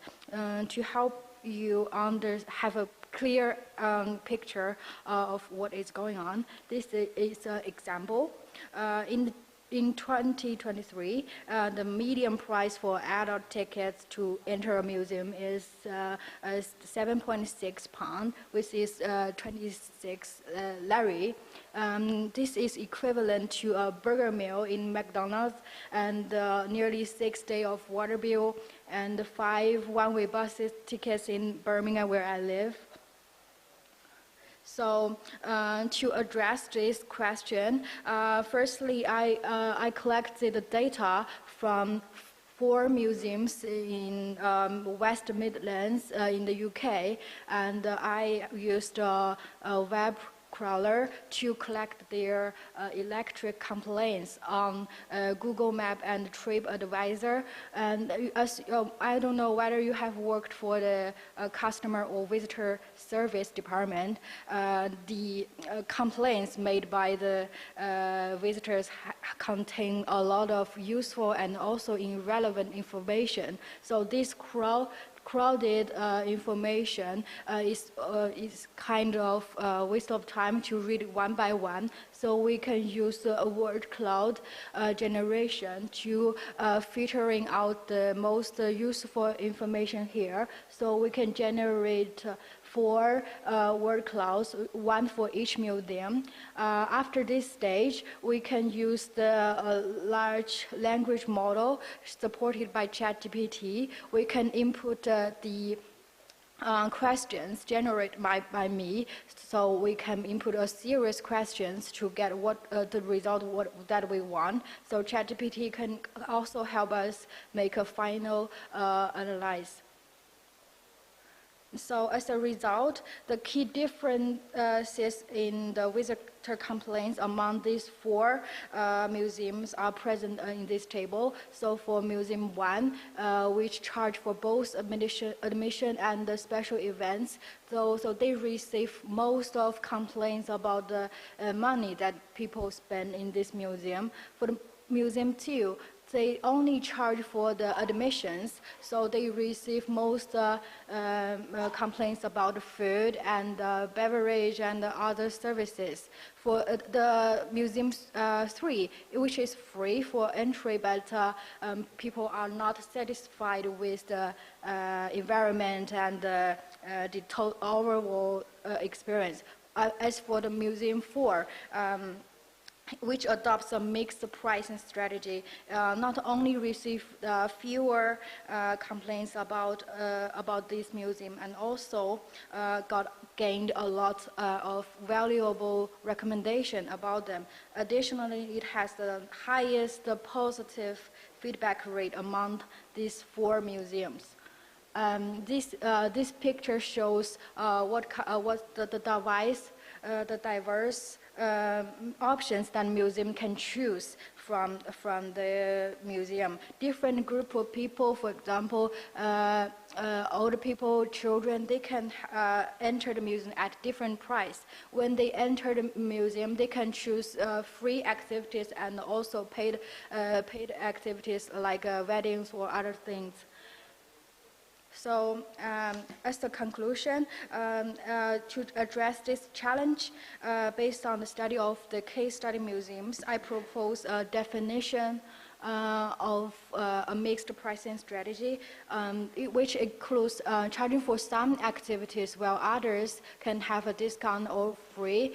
You can also provide free access to specific audiences like students, seniors, or other people who receiving government assistance. And you can also offer free or discount admission during the particular times, such as off-peak hours, tickets, and special community days. As this strategy, it has a lot of benefits which can help the museums enhance their flexibility, inclusivity, and also by increasing the overall museum numbers, museums can also boost revenue while remaining accessible.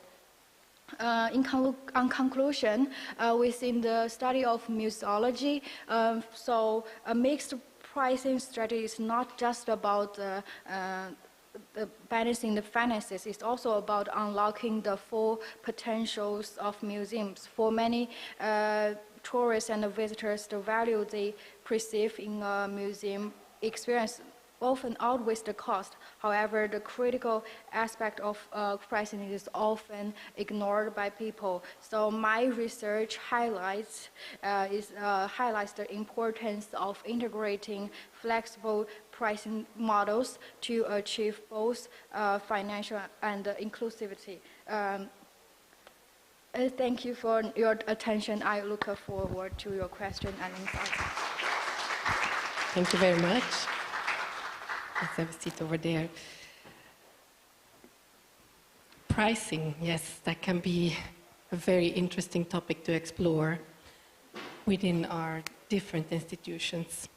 So now I would like to invite Maria from Paraguay, and she is going to present about environmental education.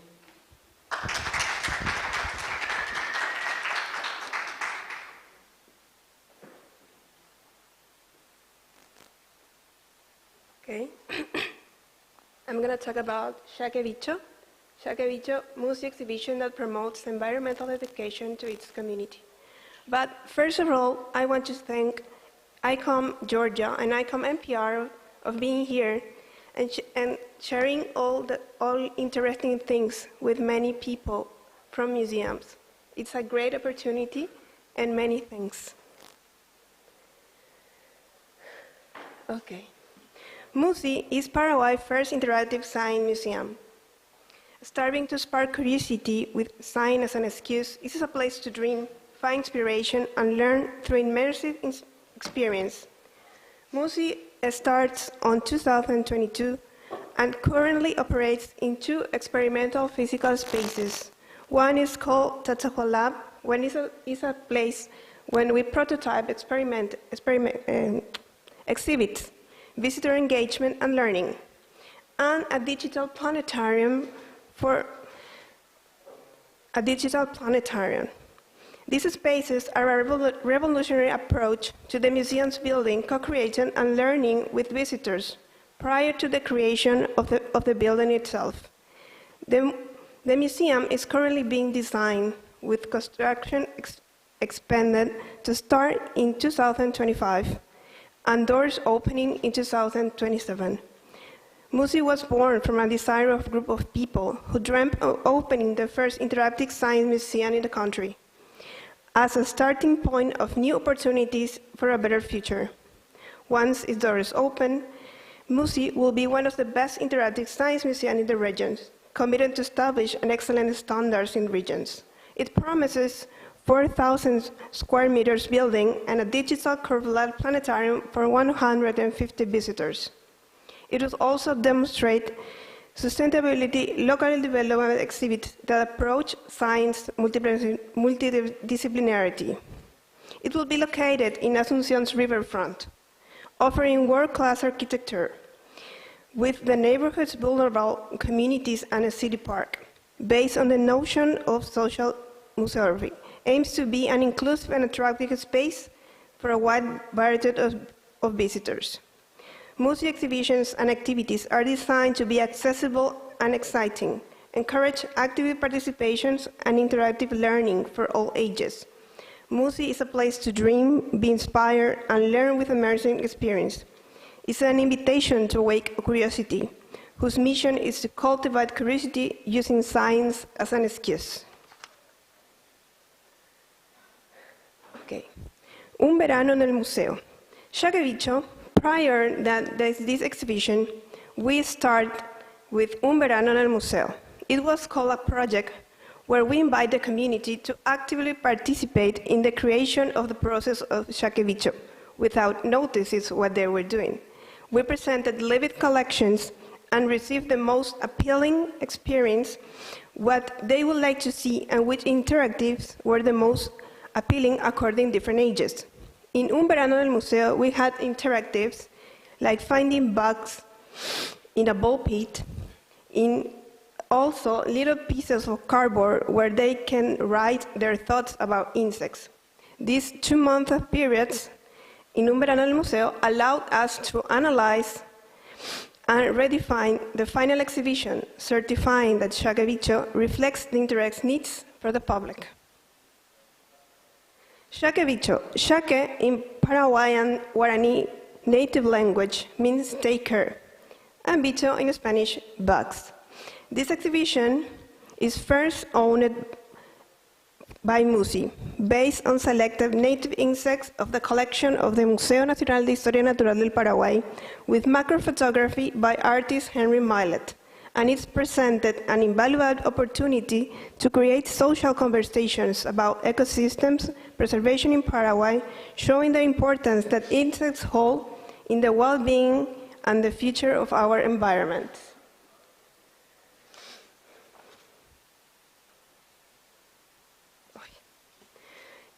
Macrophotography. Insects of the Museo de la Historia Natural del Paraguay were photographed by Henry Millet with microphotography style, amplifying each photo in a huge picture.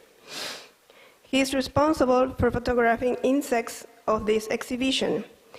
He is a photographer, storyteller, and explorer. His mission is value natural resources, to promote collaborative campaigns for the conservation of South America and most valuable resources. But the thing that is very important is that we took Museo de Historia Natural del Paraguay collections and show it to the public, a public that may never have contact with this collection. These insects show us that greatness is not measured by size, but the impact we have in the world around us, changing the negative prejudice toward insects that were inherited by folklore or popular culture. Our objectives are promote conservation, highlight the importance of conservation of Paraguay ecosystems and the preservation of biodiversity, reflecting the importance of insects that are part of the exhibition. Also, appropriation and awareness to provide the audience with an immersive and enriching experience about the world of native insects in Paraguay, so that they can feel connection and ownership with the ecosystems that surround them. Also, collaboration with allies. Promote cooperation between organizations, scientists, experts in entomology and other related areas to enhance the quality of the exhibition, conservation, and local research. This image not only celebrates the regions of red, but also supports scientific research and seeks to promote conservation of species. How you see it? The image is a window to the fragility of strength of life in Paraguay, inviting us to reflect on our responsibility in its preservation. These images are 2 meters tall, and they impress, and it invites us to reflect about the importance of insects in the ecosystem. So, the exhibition was developed with 6 interactive stages. We have insects in equilibrium, like it's a Jenga game, that nature is in balance. And if we took an insect and put it on the top, maybe the tower could fall.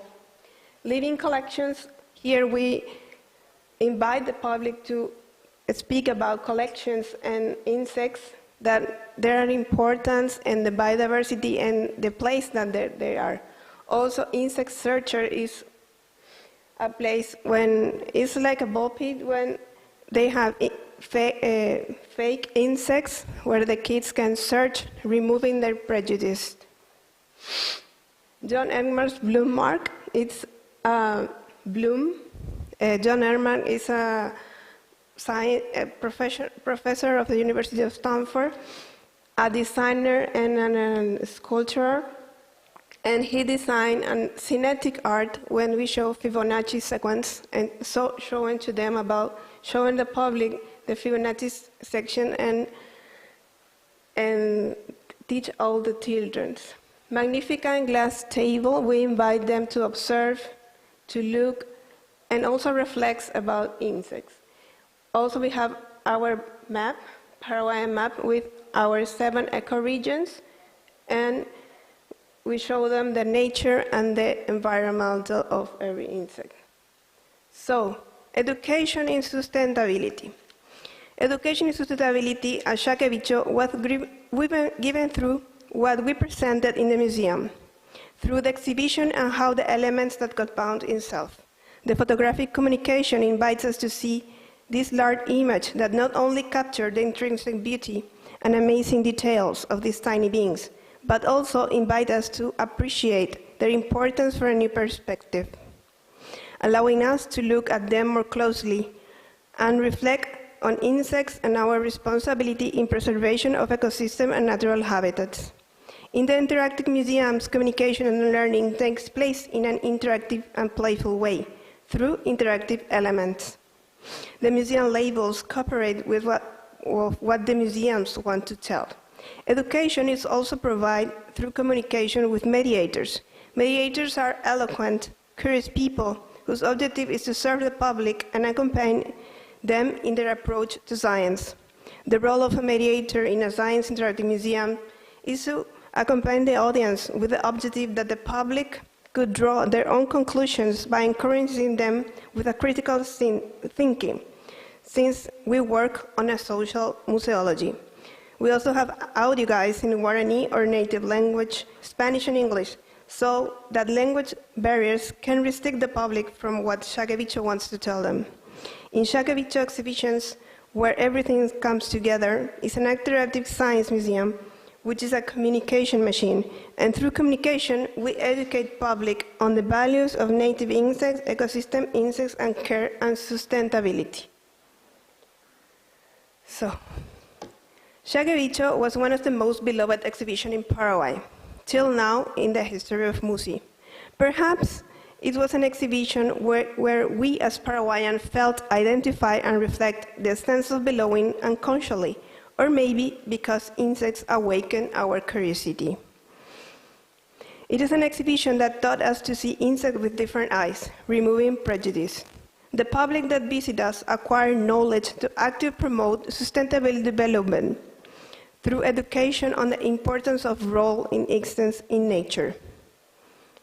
During 4 months of opening, it was visited by 3,000 people, a record for MUSI, highlighting the relevance for an interactive science museum in a country where this type of institution didn't exist before our arrival. In addition, 3,000 students from primary, secondary, and university levels from various places of the country participate in this exhibition. School visits in particular have long-term impact since participate in the exhibitions. Furthermore, but one of the learning experience that contributes to national education. The National Museum, also working with alias with the National Museum of Historia, and open their collections to a wider and more diverse public. Involving, also we use museographic materials that were reused will be reused in future exhibitions with the objective of reducing our impact on waste generation and promoting more sustainable practice with the museum. How you see it? Shakevicho is a great exhibition that promotes sustainability, educational and environment educations. Okay, thanks. Thank you very much, Maria.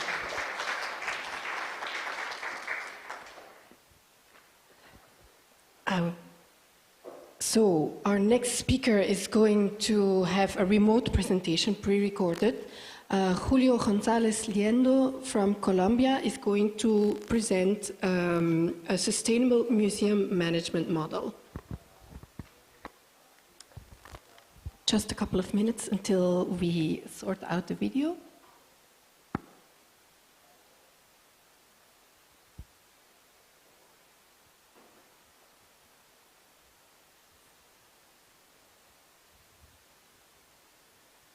Good afternoon. First, thank you very much to the Marketing and PR Committee of the International Council of Museums for allowing me to be present in this important scenario with a wonderful audience reunited here to discuss the significance of communication to museums around the world. Dear colleagues, academics, students and journal people, it's an honor for me to introduce you to the Europaea model, a transformative and strategic initiative designed for me with the support of the Polytechnic University of Valencia, Spain, and the Erasmus University of Rotterdam, Netherlands, to guide museums in their roles as agents of social change in the pursuit of sustainable development. Europaea was created in response to the need to meet the demands of the Sustainable Development Goals and to promote the adaptation of museums to the consideration expressed in the new museo concept. Europaea is far from more than a set of guidelines for museum sustainability. It is a comprehensive and multidimensional framework that encompasses 5 key areas: communication, culture, economics, environment, and social aspects. This model doesn't just establish indicators and strategies. Its purpose is to provide museums with a roadmap that directs their efforts toward achieving the Sustainable Development Goals and meeting the demand of a society that calls for institutions committed to planetary and social well-being. The first dimension of Europaea focuses in communication. And this is a fundamental point. Museum communication is not limited to the press department or promotional campaigns. It is an inherent responsibility of the entire organization. Museums are always communicating through their experiences they offer in their exhibition and even through the messages implicit in their store and services. Every space and activities contribute to a broad discourse that must be strategically directed to generate real impact. communication in the UAM framework emphasizes the importance of a coherent educational narrative not only directed outward to the public, but also inward to the institution itself. The mission is for each aspect of the museum, from the exhibition to the mediator who enhance the visitor experiences, to align with sustainable values and a clear commitment to the positive change. Museums become spaces of dialogue, reflection, and learning about sustainability. Cultural dimension. The cultural dimension of UAM highlights the need for museums to ensure access and inclusion for all communities, regardless of race, beliefs, or unique identities.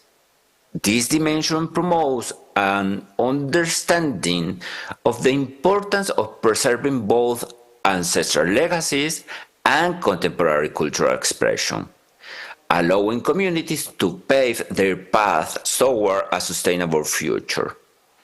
In practice, the cultural dimension requires museums to commit deeply to being spaces of representation and participation, where cultural diversity is valued and celebrated as a vital asset in creating a more sustainable world.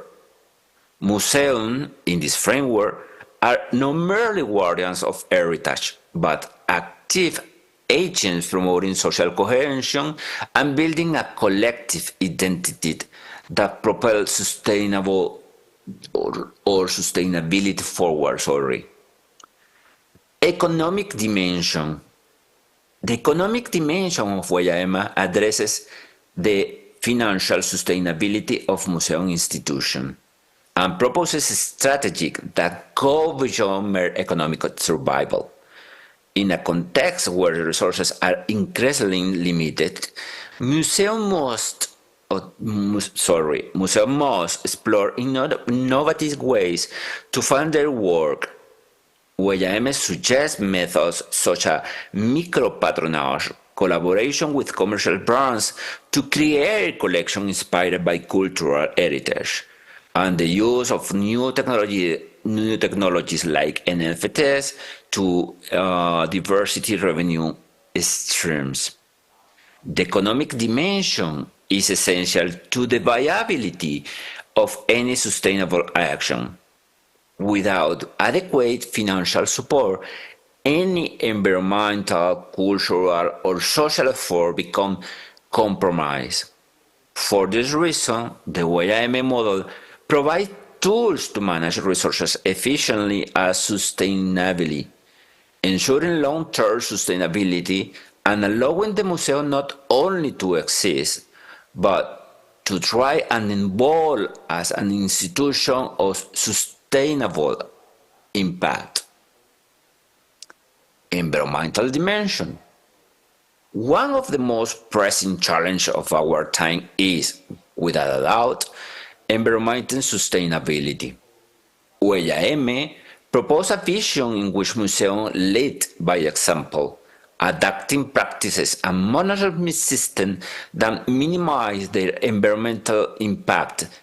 These include the rational use of resources such as water, energy, or paper, and the implementation of recycling and waste reduction policies.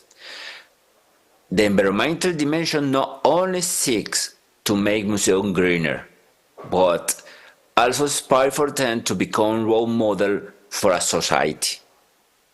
A museum that incorporates sustainable environmental practices transforms into a model for its visitors.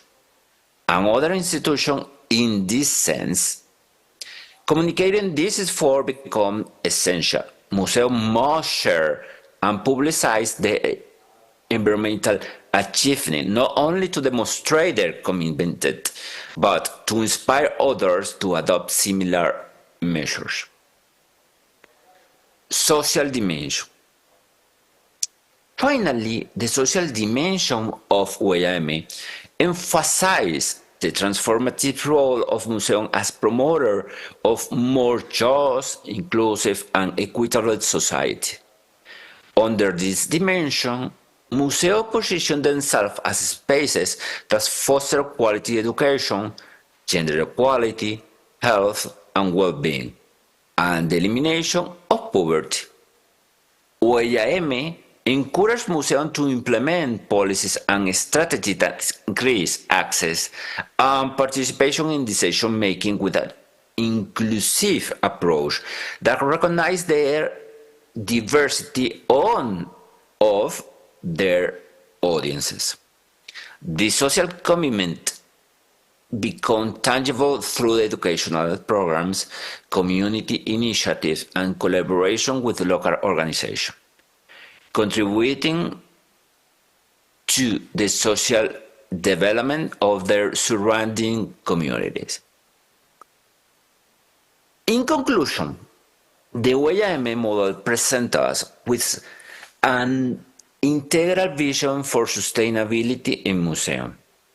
This model enables museums not only to fulfill their mission of preservation and education, but also to become sustainability leaders through each of its dimensions: communicational, cultural, economic, environmental, and social. By adopting and adapting the principle of UAM, museums have the power to transcend their traditional role and take a leadership stance in building a more sustainable future. It is our responsibility as academics, managers, and leaders in this sector to drive this change and ensure that our museum evolve into sustainable change agents committed to build a more just, inclusive, and harmonious society with the planet.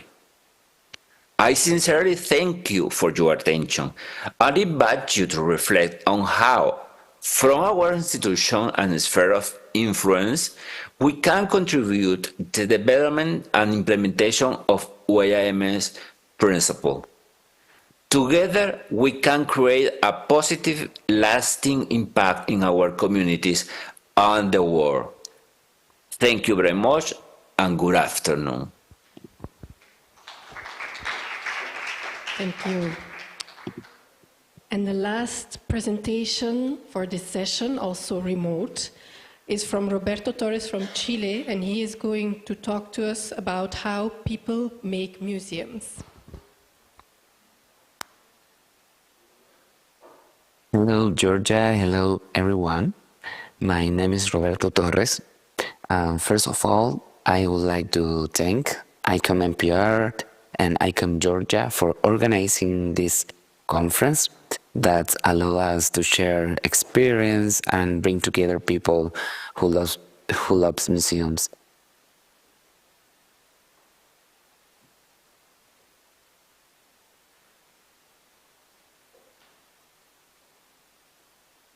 Hello, Georgia. Hello, everyone. My name is Roberto Torres. First of all, I would like to thank ICOM NPR and ICOM Georgia for organizing this conference that allow us to share experience and bring together people who loves museums. I'm very happy to be here with you today, and before starting, I want to invoke this phrase, people make museums, like a mantra. For me, it's kind of spiritual slogan that I use in my work. And in this content, I think it's very important to put people at the center of our strategies. I would like to present the experience Sintoniza con la Memoria, an initiative we carry out to commemorate the 45th anniversary of coup d'etat in Chile. This project has a very special place in my heart. First, because it has a great impact on media and increase the museum's audience in a large numbers. On the other hand, this project create a context to allow many people to dialogue and open their hearts and share memories of the past and present. Talking about coup d'etat in Chile is not easy, and so we contribute some way to open this dialogue about how we want to build our future with pillars such as democracy, respect, social justice, and human rights.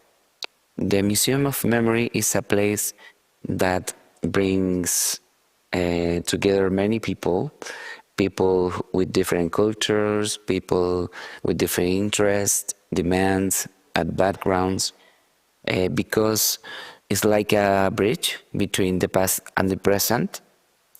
Although it's preserved a specific historical period, it's also part of the actual struggle on human rights and social justice issues. And beautiful things happen, like since a different generation comes together for a common good, democracy.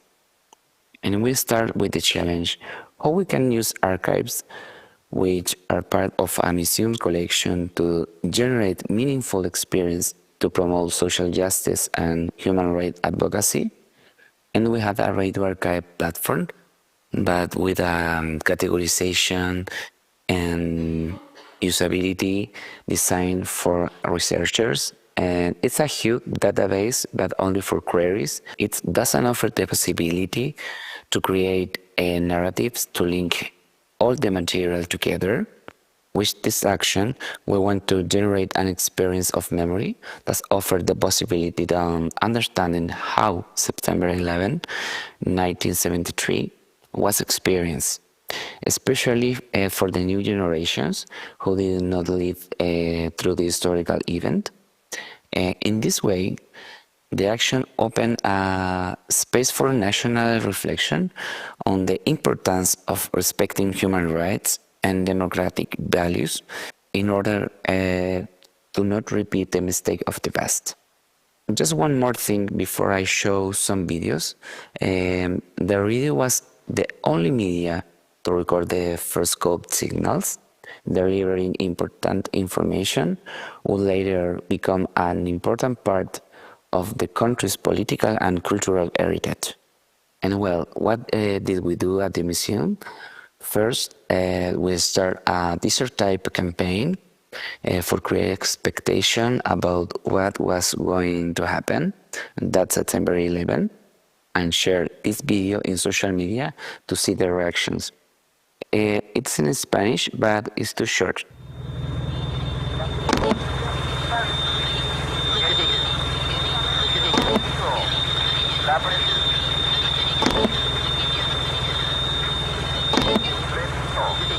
Se advierte que a partir de este instante está absolutamente prohibido la presencia de grupos de personas reunidas o transitando en las calles.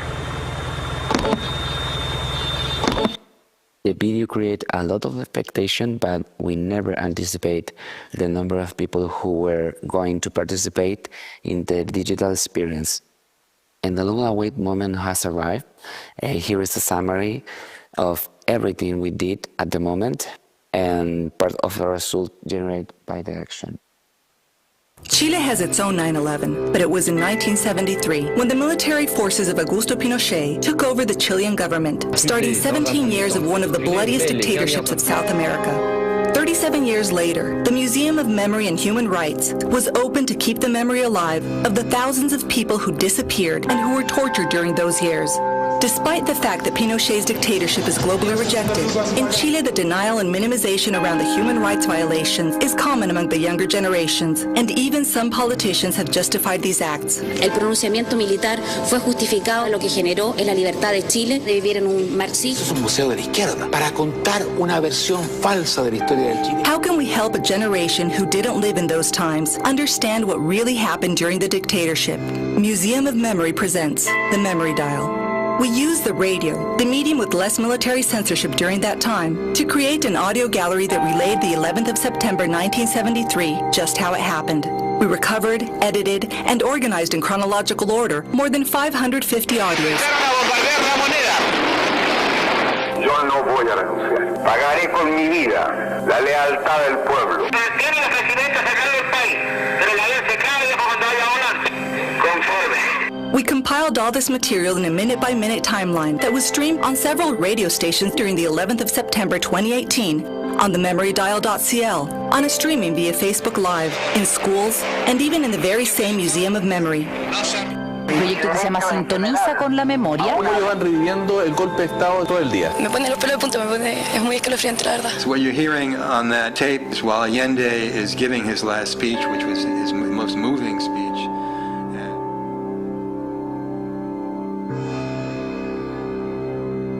El proyecto busca sancionar la negación a las violaciones a los derechos humanos ocurridos en dictadura. Fue aprobado en la Cámara de Diputados. That's how we kept history alive for younger generations, helping them understand that independent of political stance, there's no justification for human rights violations.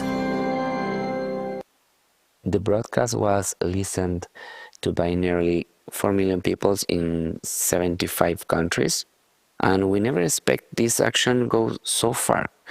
It was shared during the programming and news coverage of important national media who appreciate the emotional and innovative experience. A 45 años del golpe was the trending topic of the day when thrillers still exist. And here you can see some keywords, phrases, organization, hashtag about everything what says on social media during this day. And it's interesting to see it in this way. And finally, the experience was widely commented on and create a space for reflection and dialogue. But my favorite part was that those people were listening to the radio, went to the museum the same day or days later to see live what they had heard in a digital form. And this year, it was 7 years repeating the same transmission. I hope you can hear it too. Muchas gracias, saludos a Brasil, saludos a México y nos estamos viendo. See you.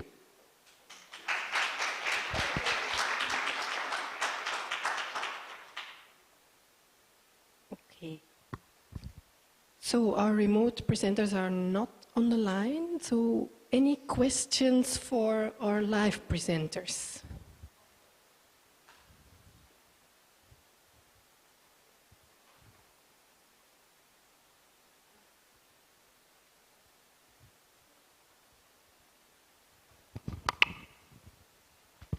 Thank you. I've got a question about pricing. I thought that presentation was so interesting. Has anything in your research showed up examples of museums who are using flexible pricing, so it might be more expensive on different days of the week, for example? So, for example, in my research, we conducted a sector-wide survey across the independent museums in the UK.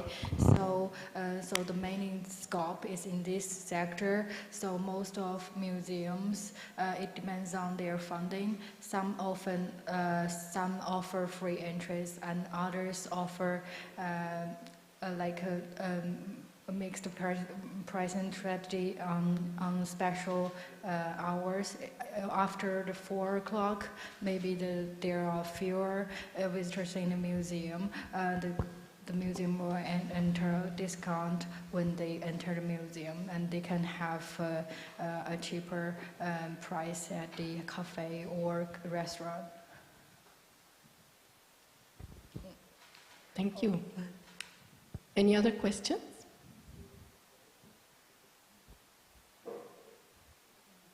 Lino?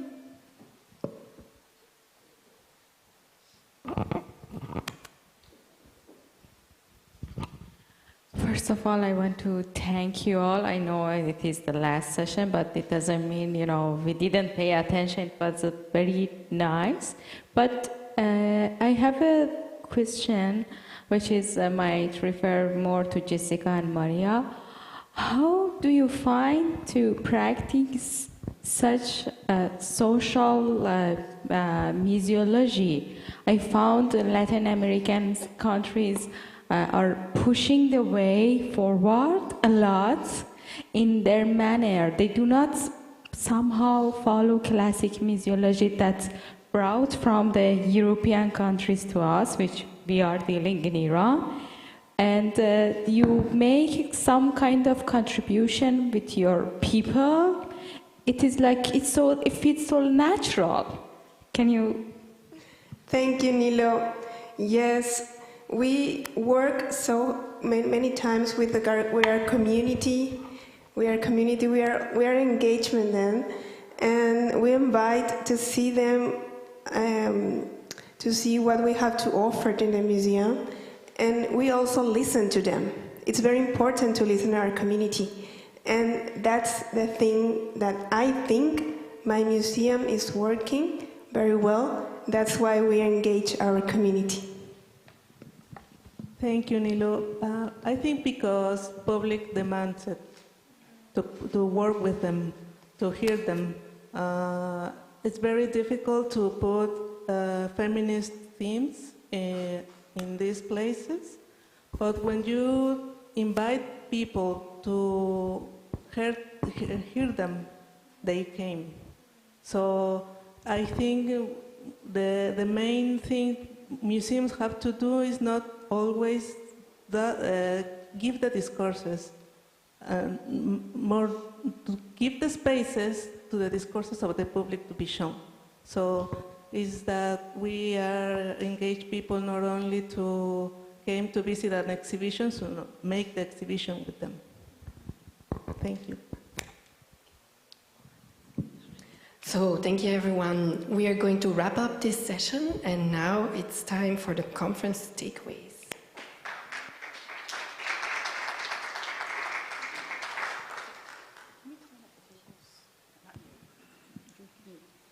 Thank you.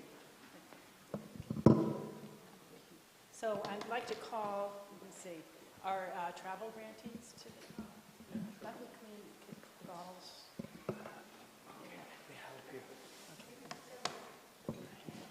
You have to come back, yes.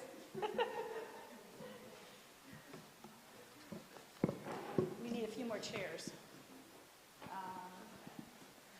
We have 7, we need 8 chairs total. We need 3 more chairs. Thank you. Okay, thank you. All right, a lot of travel grantees. So while we're getting the stage set up, all of the presenters, in the next 2 weeks, we will be sending you instructions on your articles that you're going to write for us, right, for the publication. So wait, just give us a week to get home. And I think our due date we agreed on was end of January. That'll give you plenty of time to write your articles. Because we do want to publish something on your work. It's been so exceptional. And I need 1 more chair for myself. And yeah, thank you. Somebody can, thank you. And the other announcement is we have certificates for you. And so after this session, we are going to go, is Nadia here? Nadia. So we're going to go out in the hallway to the other end for a group photo. And on the way to the group photo, or on the way back, there are certificates on the table. You can just pick your certificate up. We're not going to do a roll call. I'm sorry, no photo with your, you can take some if you want, but you know. Okay, so here we go. You can sit here, maybe. I can sit there, you think? Okay, thank you.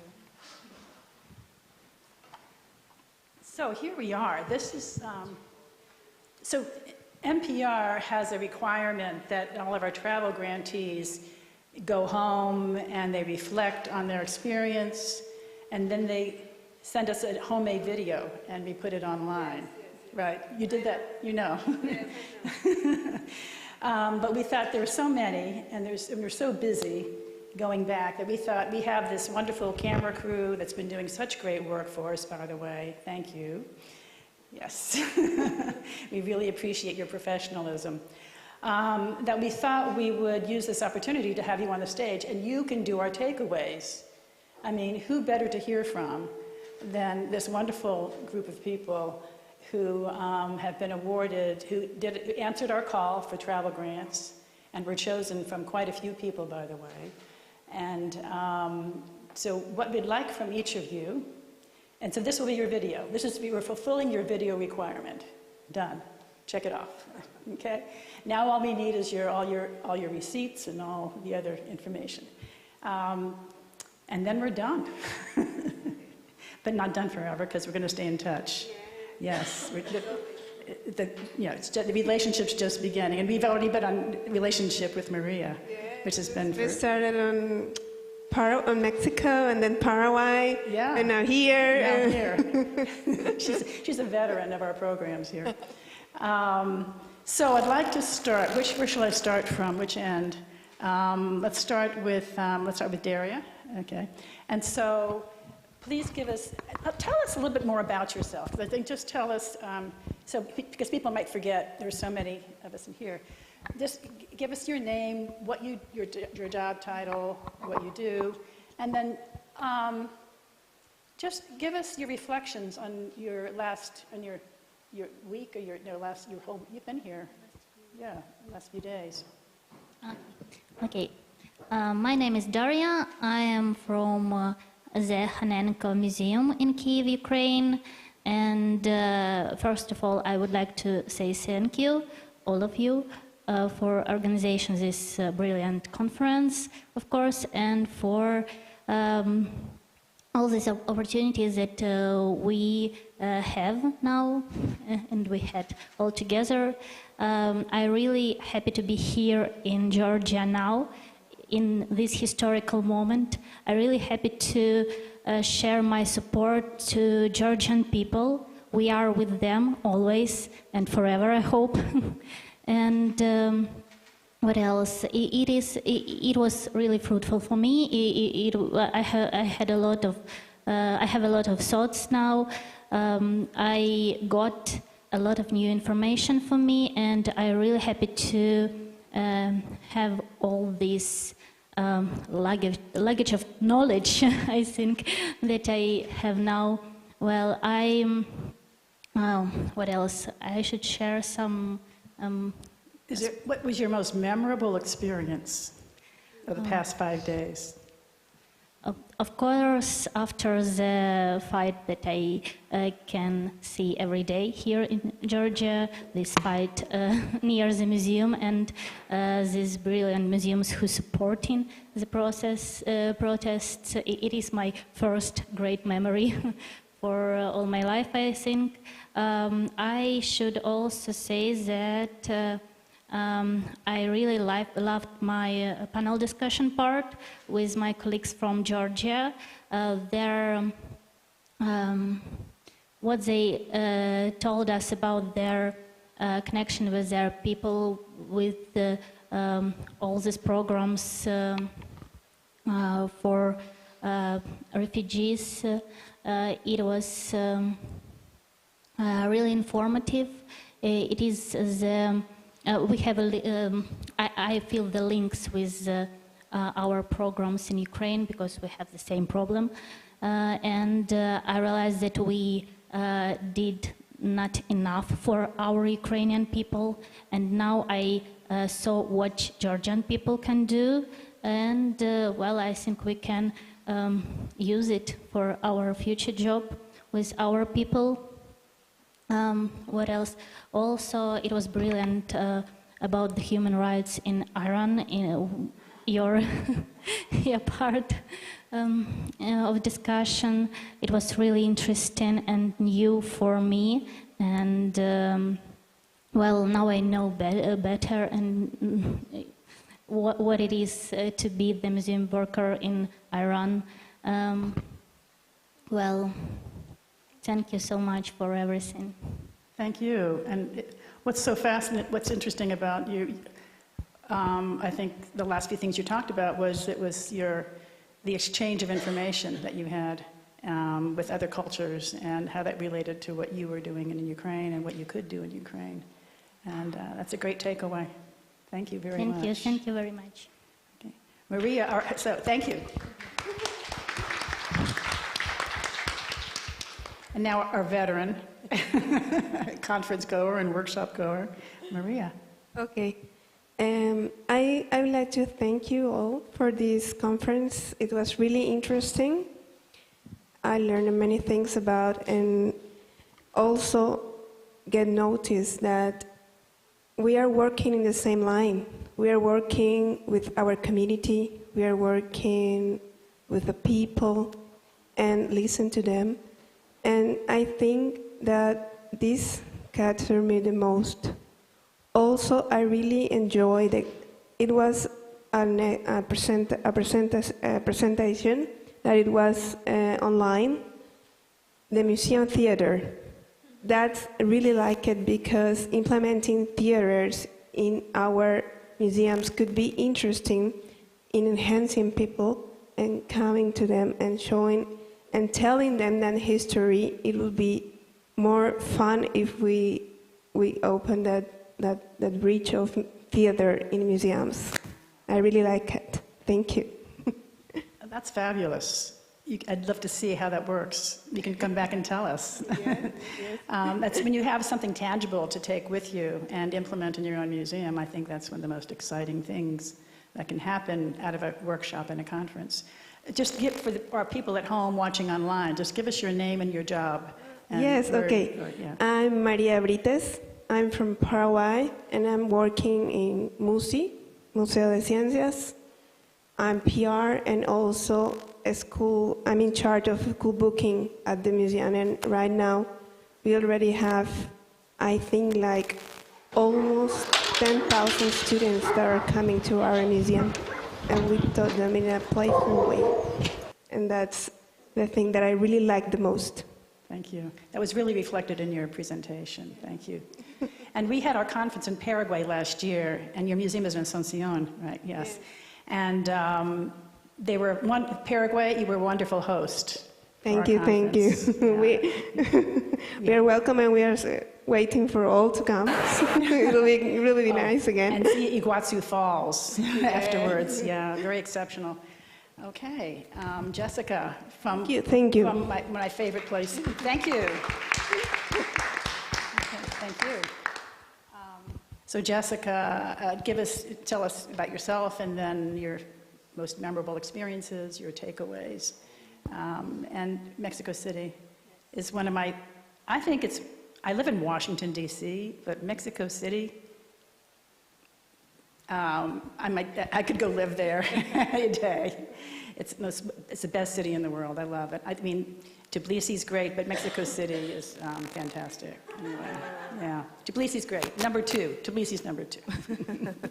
Thank you, Deborah. I'm Jessica Ramirez from Mexico, and I'm working in Cultural Foundation of Antonio Argenbisky de la Lama.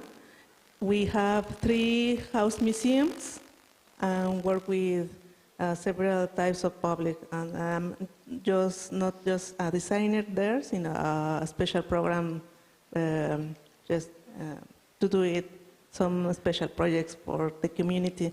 So what I have learned, I learned so much, but I have the opportunity thanks to a fortunate circumstance to be here earlier than I thought. So I have to get to my comfort zone. My comfort zone, my safe place are museums, but this time I choose to go to the streets of Tbilisi, and it was wonderful to have a glimpse to the way of life to this person, to these people that are very, very beautiful and brave to be here. So I always look for similarities to my way of life or where I am, but this time I have to look for the differences, because I think differences make us stronger. So I have listened to you and learned a great deal with this, and so I thank you.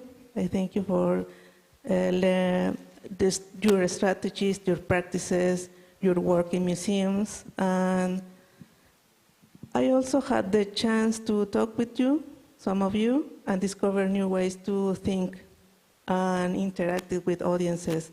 So The process of mutual recognition and respect among peers lies not in these similarities I told you we may find, but in the difference that help us immerse in ourselves in new realities and ways of thinking. I think diversity in all aspects make us stronger.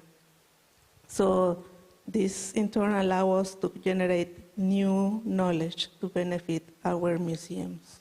So it's that I learned from you.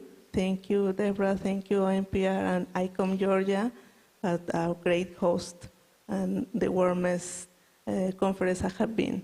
So thank you. Thank you so much. What you said reminds me of a conversation I had in the hallway with another participant about, we read the news, we see the news about countries in Georgia and in Ukraine and whatever, but it's not until you either go to the country or you meet people that you begin to understand that it's not just the news, there's just like the most dramatic thing they can put on the air. There's so many more layers to culture and to when you meet people and the situations that they're in and the history, which is, particularly in Georgia, is so unique in its own way. So I think you were kind of reflecting that it's all about, it's complex. Cultures are complex things, and learning about it's just an amazing experience to be here and to have this much concentrated time, intensive time with other people, learning these presentations, which have been quite invigorating, I think, in terms of new ideas that we're thinking about against the backdrop of this historical moment in Georgia, I think has all made us all reflect in different ways. So thank you for, now Nilo. How to start? I just, first and last for me is people. And networking that I could make through ICOM, it is more affection rather than business. And I was always inspired and impressed by it. No matter wherever they are from, without any, judgments, I try to understand that new culture through that person.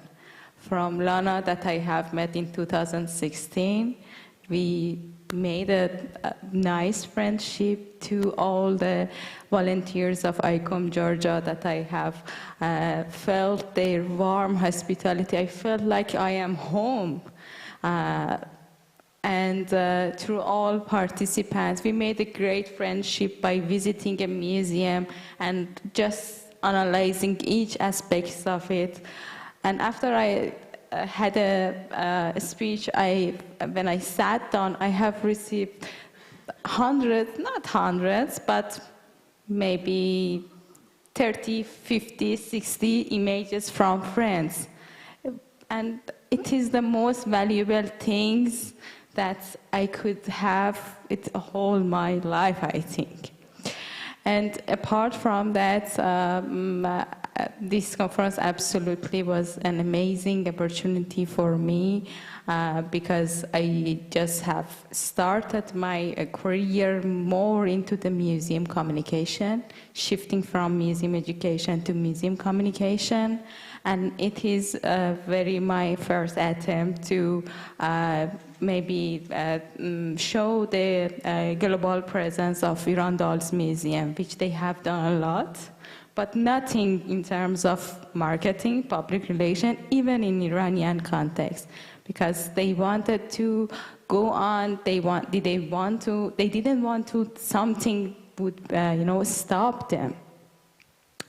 And of course, through the kindness of all members of NPR, and without any doubt, without Deborah's support, I think I wasn't here. I have been trying to become a member of NPR for a long time, and fortunately it happened, and I'm so glad to be here. Thank you.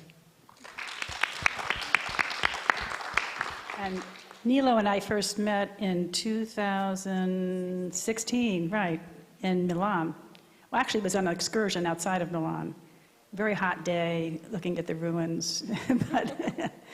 but this friendship has lasted all that time.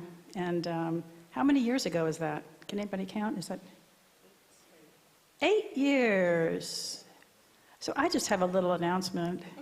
So we have, her husband is here with her, and they have an interesting hobby.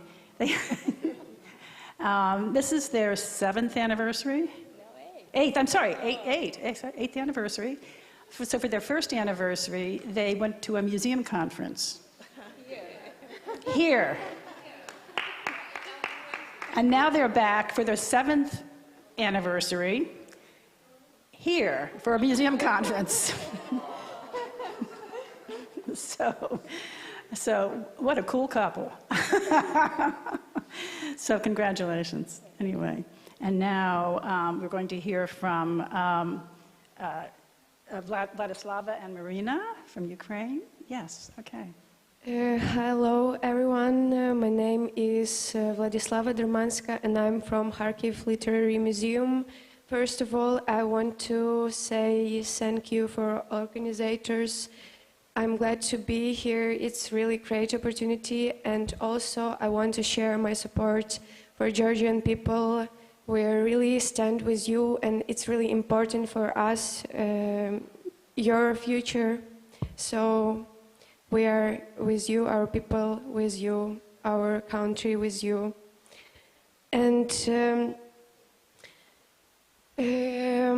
for me, maybe I want to say thank you to our Georgian colleagues who told us about their work and activities with people who displaced by their occupied territory, because actually our museum gave allocation for speaking club for people who also displaced by their homes. And actually in Ukraine now we have a lot of displaced people because of occupation or because of fighting in cities where, thanks to Russia, there is no living anymore. And I don't know, for example, we have a city called Vovchansk in our Kharkiv region. I don't know, maybe someone of you know something about Vovchansk. But if you Google Vovchansk right now, you can see that there is no Vovchansk city anymore. So we unfortunately now have a lot of cities like Vovchansk, and only in Kharkiv we know that we have for now 300 or 400,000 displaced people only in Kharkiv. And after your speech, after your presentation, I really understand that I want to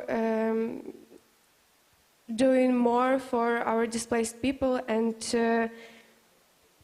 I want to find a way how we can do more for them. And also for me, this conference, the main idea for me of this conference is that we need to stay together in crisis. And I thank you all because I'm happy to see that we are. So thank you very much. Thank you. It's been our honor to have you all here. It's been very meaningful, and it was important to us to have you here, I think, just to hear, because everybody in Ukraine, you've done such, in the most incredible situation that so many of us can't imagine. you have done so much innovation and taken so many initiatives that you are models for the rest of us in many ways. So it's been great to hear from you and to interact with you in this time. Yeah, we really can feel your support, and it's important for us. We want to stay with civilized part of this world. So, thank you. You're welcome. Marina? Yeah. Hello, everyone. I'm Marina Kutsenko, and I work in Kharkiv Literary Museum too. I'm from Ukraine. Actually, my main scientific interest is Ukrainian literature of 1920s, 1930s, and this is a period it's called executed Renaissance. So I learn and speak about artists who were killed at times by the government, nevertheless, I try to talk about such hard topics in different ways, even like interactive programs and even board games, because not everything was so tragic at times. We continue doing it even now when we live in this war situation. I was lucky enough to get this travel grant and to be here in Tbilisi these days. All my colleagues from Ukraine have already said this, but of course I want to share my support to Georgian people too, and because we have so much in common in our political situation, in our history, in our fight for independence, fight for our freedom. It was my first experience in international conferences, and meeting so many people from different countries and conversation with them, and an opportunity to have this experience in exchange. And especially I'm very thankful that thankful for the topics that were raised on this conference, such maybe tough topics like crisis of situation of crisis for museums, like cultural war, borders of maybe borderlines, of our tolerance. How can we be prepared for crisis, or can we be prepared at all for such things? And it was very meaningful for me to hear about experience my colleagues from other countries who work with displaced people, who work with hard topics, and I'm very thankful to have this opportunity. Of course, the conference is about communication, and we already also have a workshop some days before, and this really was about communication, about networking, and this is their main experience maybe of such events. So I want to thank you for this opportunity. Thank you so much. And the literary tradition of Ukraine is deep and rich in its breadth. I mean, it's breathtaking. There's so. I wish more books were translated into English, because I mean the writing is so beautiful, I think, and the poetry and the literature is just so breathtaking. And I think sometimes I shouldn't mention this, but it's complicated because sometimes people, like I know there are works of art in museums in various parts of the world that have been labeled as Russian when they're actually Ukrainian, and I think sometimes the same things happens in the other arts as well. So the work that you do is so important, and to keep that tradition and to keep all of that, the literature, all the volumes, you know, intact, and to digitize everything as much as possible. But thank you for the work that you're doing and the cultural heritage that you're preserving for the world. Thank you. Thank you very much. Okay, and so now we have Mohammed Hekmat. Thank you, the gentleman of the on the stage. Thank you. Hello, everyone. My name is Mohammed Hekmat. My background studies museum studies, and I had the chance to continue my study in India for 5 years in PhD in museology. So recently, I changed my career from working at museum to teaching museology, particularly community engagement in university, the Art University of Isfahan. There is the Department of Museum and Tourism there that I am teaching there. I think the most important outcome of this conference for me is making a dialogue with people and also having conversation. So this is the most important things that I use during this conference and find new friends. So I think this is the valuable things for me.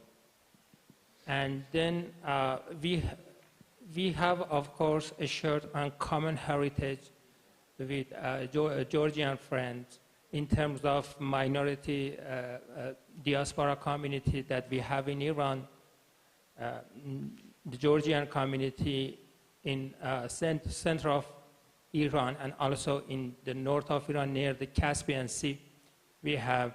So we thought that we can make a cultural program or a museum exhibition related to that community and represent them for contemporary Georgian here. And yeah, that's it. Thank you so much. Most welcome. Fascinating. So I think those are the types of things that can happen when you come to conferences. And so we've communicated at this conference, right? We've communicated, we've connected, we've engaged, and now I feel like we're empowered. We've all been empowered by this experience. And I can't thank you enough for participating in the Travel Grant Program. It enriches all of us. Thank you so much. So I don't know if Lana is here.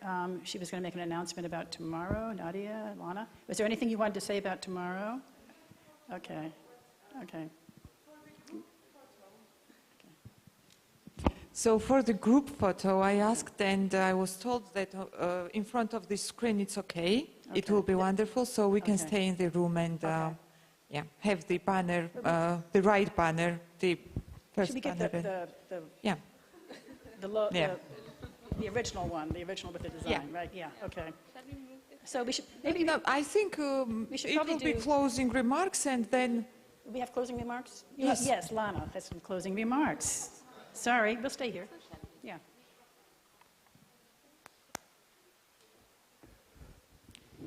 Hello. Hope you are still good and in a closing mood. Thank you very much. Yeah, I will be short, of course. And there are too many sessions over these past 2 days, which really needs kind of time to reflect. And personally, I will reflect it later this week over my post on over our official reports, of course, and that's why I'm not going to make any kind of conclusion of the whole conference now, and I personally think that it needs a little bit time, and it is also the people are coming to us and asking and somehow congratulating that we could make this happen over this crisis time.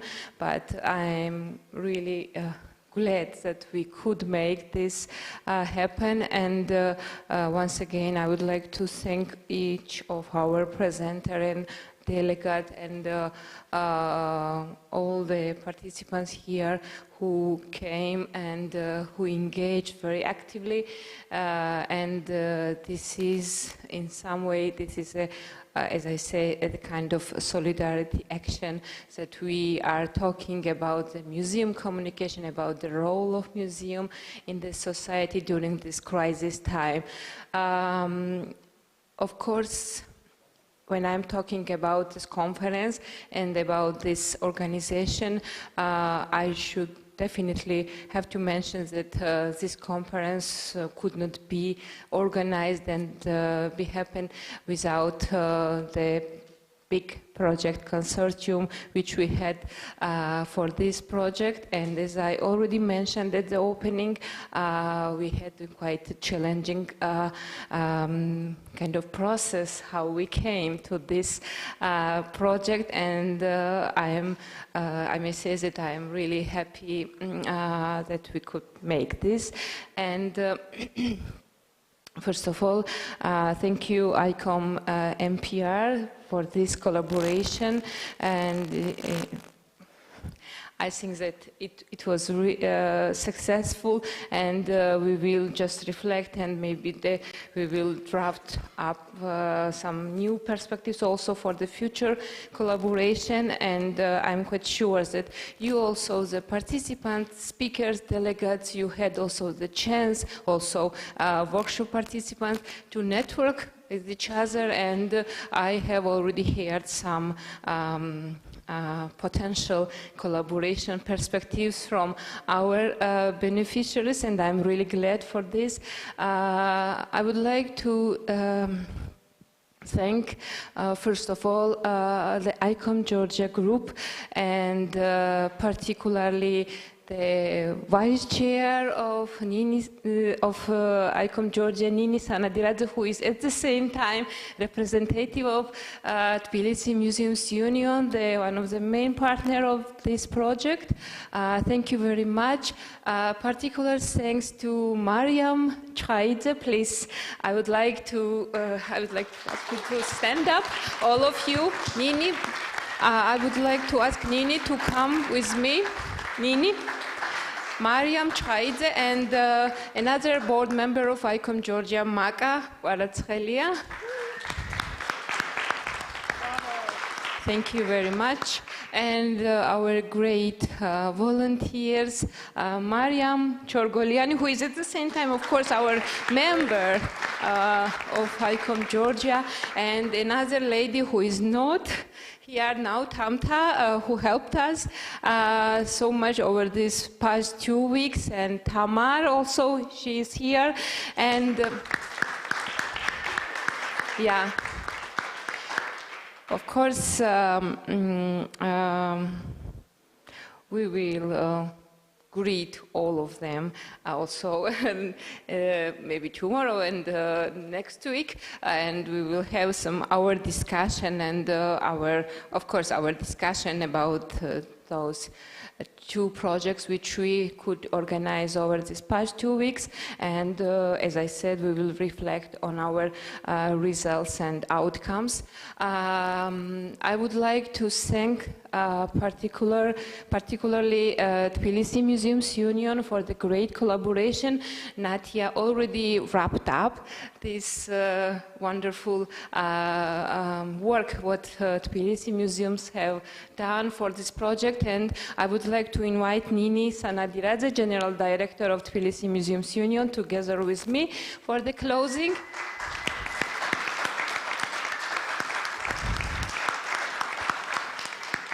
And before I give you the word, I would like to thank also the particular thank to Natia, Kuluzauri, who is the MPR board member.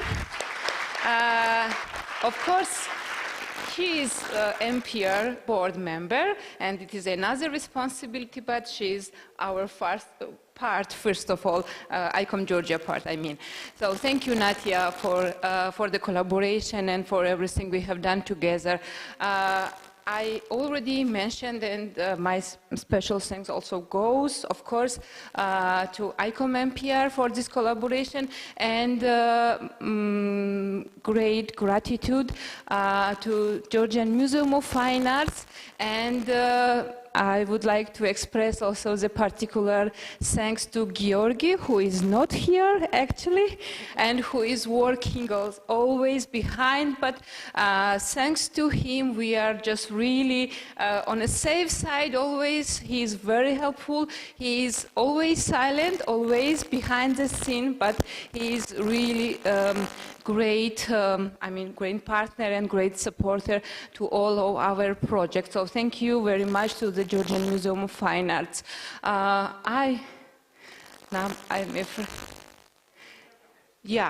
course, I was about, as you mentioned, I was just slowly approaching this part, but yes, thank you very much, our great interpreters, Irakli and Georgi. Our photographer, Vito, and the technical group,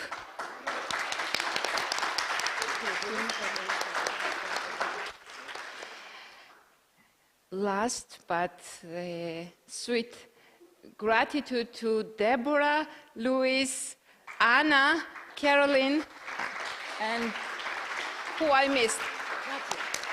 Of course, Natia is particular. She's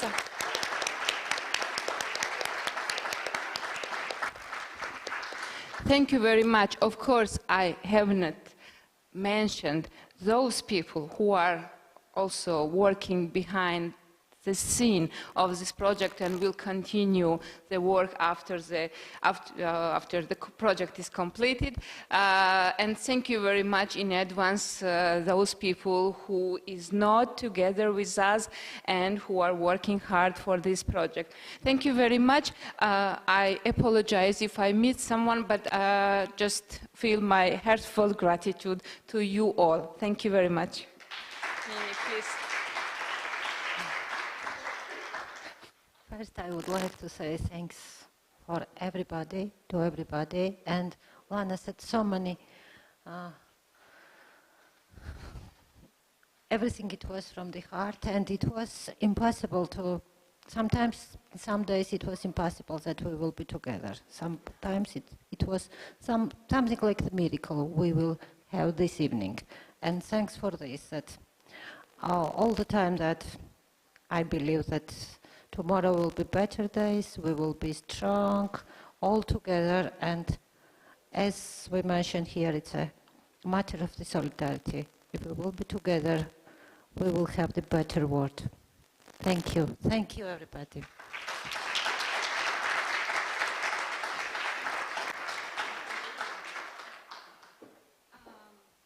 Now we have this nice ending of the conference, group photo, right? Yeah, well, as you know, our conference was live streamed on YouTube channel and on the Facebook also. So as I know, those all recording will be refined and will be put again on the YouTube channel again with all the formatting and so on. And so you can follow our, and of course MPR's social networks and websites to see all the follow-ups and deliverables of this project. Thank you very much. Now we should gather for the group photo where, Natia?